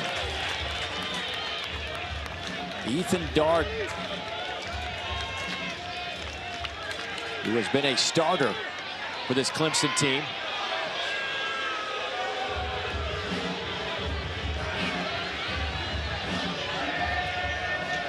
Time called at the plate. Darden in relief. Fouled off at the plate by Shelnut. Well, that sinker is nasty right now. And that thing is, you know, Heyman was able to get enough of it to squeak it through the hole, but good enough to strike out Cags, good enough to strike out Shelton. The double play is always a possibility with that 2-seamer. That one's shot out into left field. That's a base hit. They'll be at first and second now. So Shelnut will be at first. Heyman is at second. And here comes Dale Thomas, the senior third baseman. Another guy in this lineup who hasn't swung it very well this year, but does have a base hit this afternoon. They decided to pinch run for Luke Heyman. Interesting they didn't do that immediately, because that's a ball that I think a lot of people would have gone first to third on, a ball deep into the left center field gap. Heyman thought about it, put on the brakes, but they will go pinch runner here. And now the Tigers have their hands full. It's Jalen Guy, the senior out of Greensboro, North Carolina. Transfer in from Liberty. Will be out at second base now.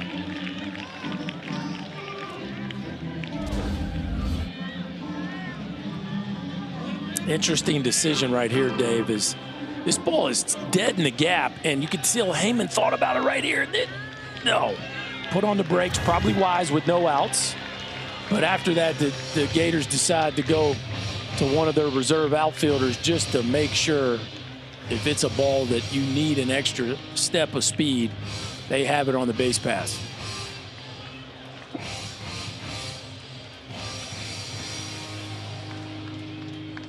And now if you're Clemson, you're talking all kinds of bunt defensive strategies right here. Florida's thinking about all the different options they can do. And of course, we've already seen what happens when runners get a little aggressive with their secondaries. You always got to be aware of a guy bunting through a ball and a back pick happening right here. Nobody out and 2 on. Let's not forget the old hidden ball trick somewhere in here. Clemson's already pulled one of those off in the regional last week. Dale Thomas with 5 sacrifice bunts, which leads the team. He will square up, pull the bat back on ball 1.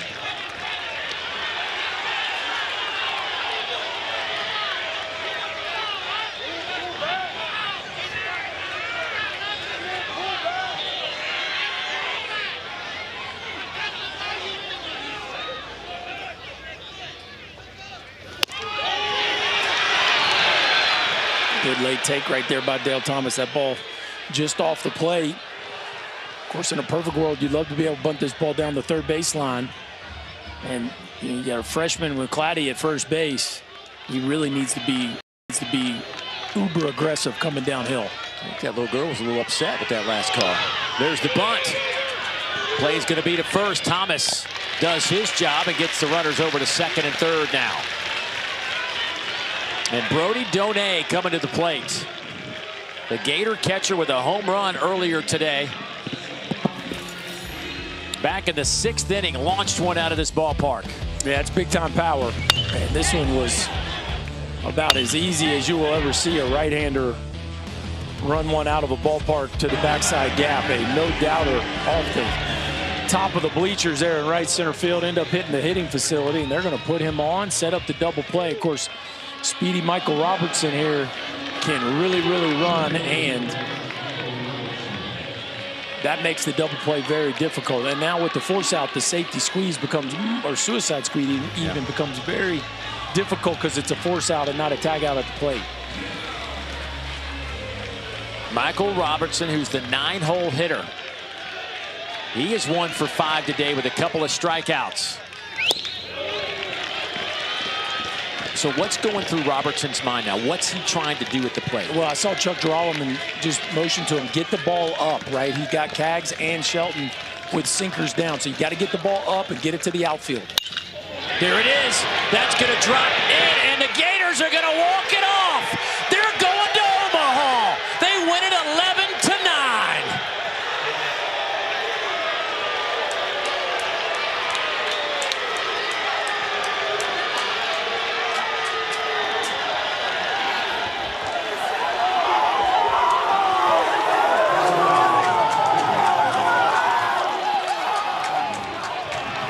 Florida picks up the 11-10 victory in one of the most dramatic baseball games you will ever see.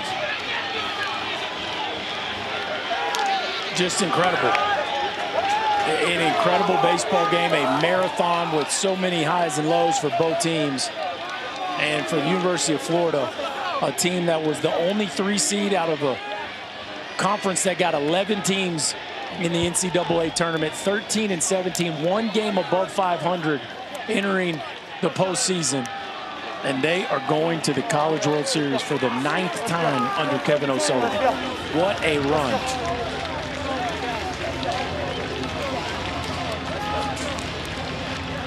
A team that barely got into this NCAA tournament.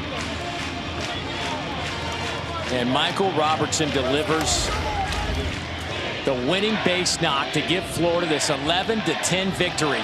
Get the ball up, right, Dave? Get it up. Yep. Michael Robertson gets the ball up and absolutely smokes it in the backside gap.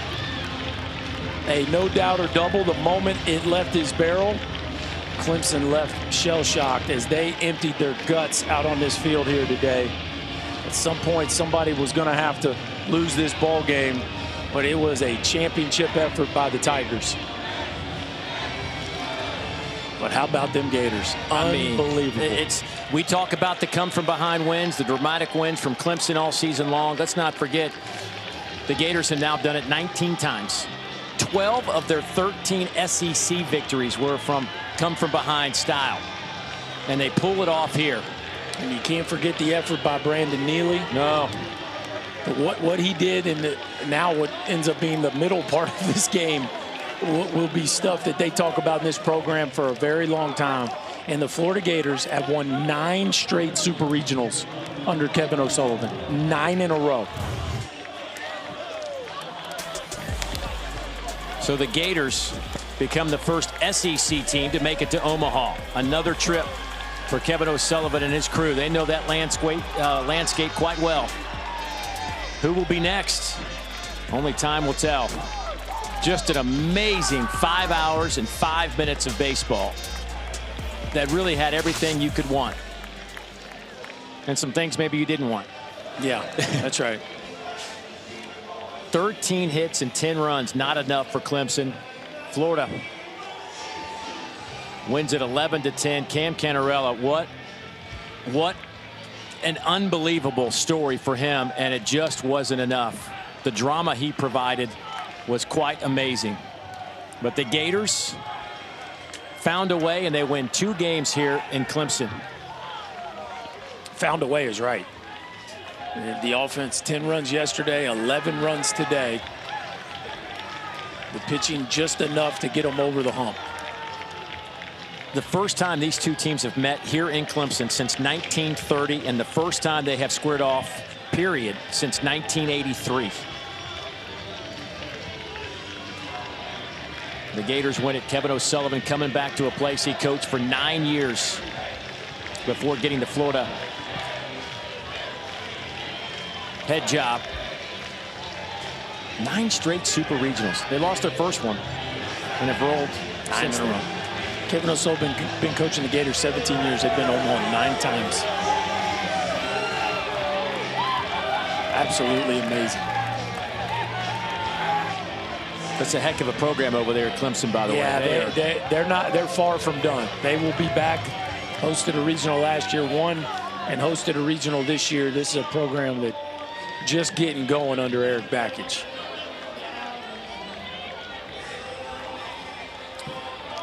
We are waiting to get Kevin O'Sullivan on the headset.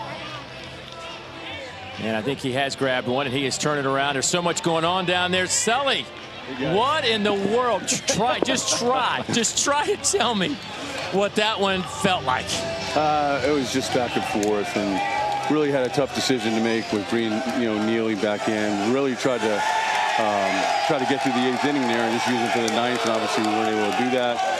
But we showed a tremendous amount of resiliency and beat an outstanding Clemson team, and just awfully proud of our players. So only you guys know how hard this year's been. Only you know. Can you try to put it into words for us, the grind to get to this team to this point? Yeah, I mean, Chris, this it's a long season for a reason, and our guys just kept fighting and fighting and fighting, and we had our inconsistencies early in the year because our pitching was very young. But you got Luke McNeely out there, to finish the game, right? And we just continued, like I said, just to stay the course, and it was an up and down season, but we did what we needed to do at Georgia, win 2 out of 3, and here we are. Jack Caglianone has been a part of so many great moments and victories with you. Can you just put into perspective what he has meant for this journey, this ride for this team? I mean, honestly, everything. Everything. I mean, and that was one of the messages about 3 weeks left in the season. I had talked to the team, said, what a shame it would have been for us not to get in the postseason with the season Jack had, right? So he pitched his tail off today. It was hot, and we certainly would not be where we're at without him. So you've been coaching a long time, and a lot of big leaguers, a lot of guys that'll go down with legendary clutch performances. Where do you rank Brandon Neely after this postseason run? I'll tell you what, he's the one who came up to us and said he wanted the ball if we had a lead, and then once we were all in, we were all in. So obviously he wouldn't have been available tomorrow, but we still had Liam Peterson. I think he threw 52 in his start yesterday, and we had, probably Fisher Jamieson. But, Clemson was probably going to be in a similar situation with their pitching. So once we brought him in, that was it. Coach, you've been to Omaha a bunch. I mean, this is nothing new for you guys, but it seems like this one might have a little special, just the way the season unfolded. I mean, is this as sweet as it's been? It's sweet right now.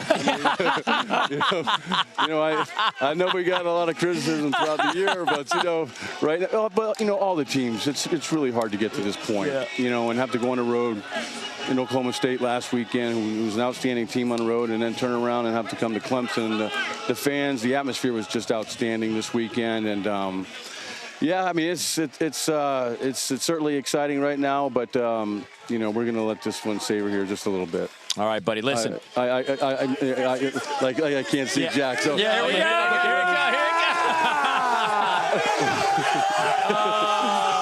Hey, Sully, we'll let you go, buddy. Enjoy it, man. Talk to you. Thanks, guys. Yeah, Jack. He's easy to see coming around. Yeah, exactly. He's not hiding from anybody. He can't sneak up on anybody. No. All right, thanks, guys. Thanks for everything. Congrats. Right, you got it, buddy.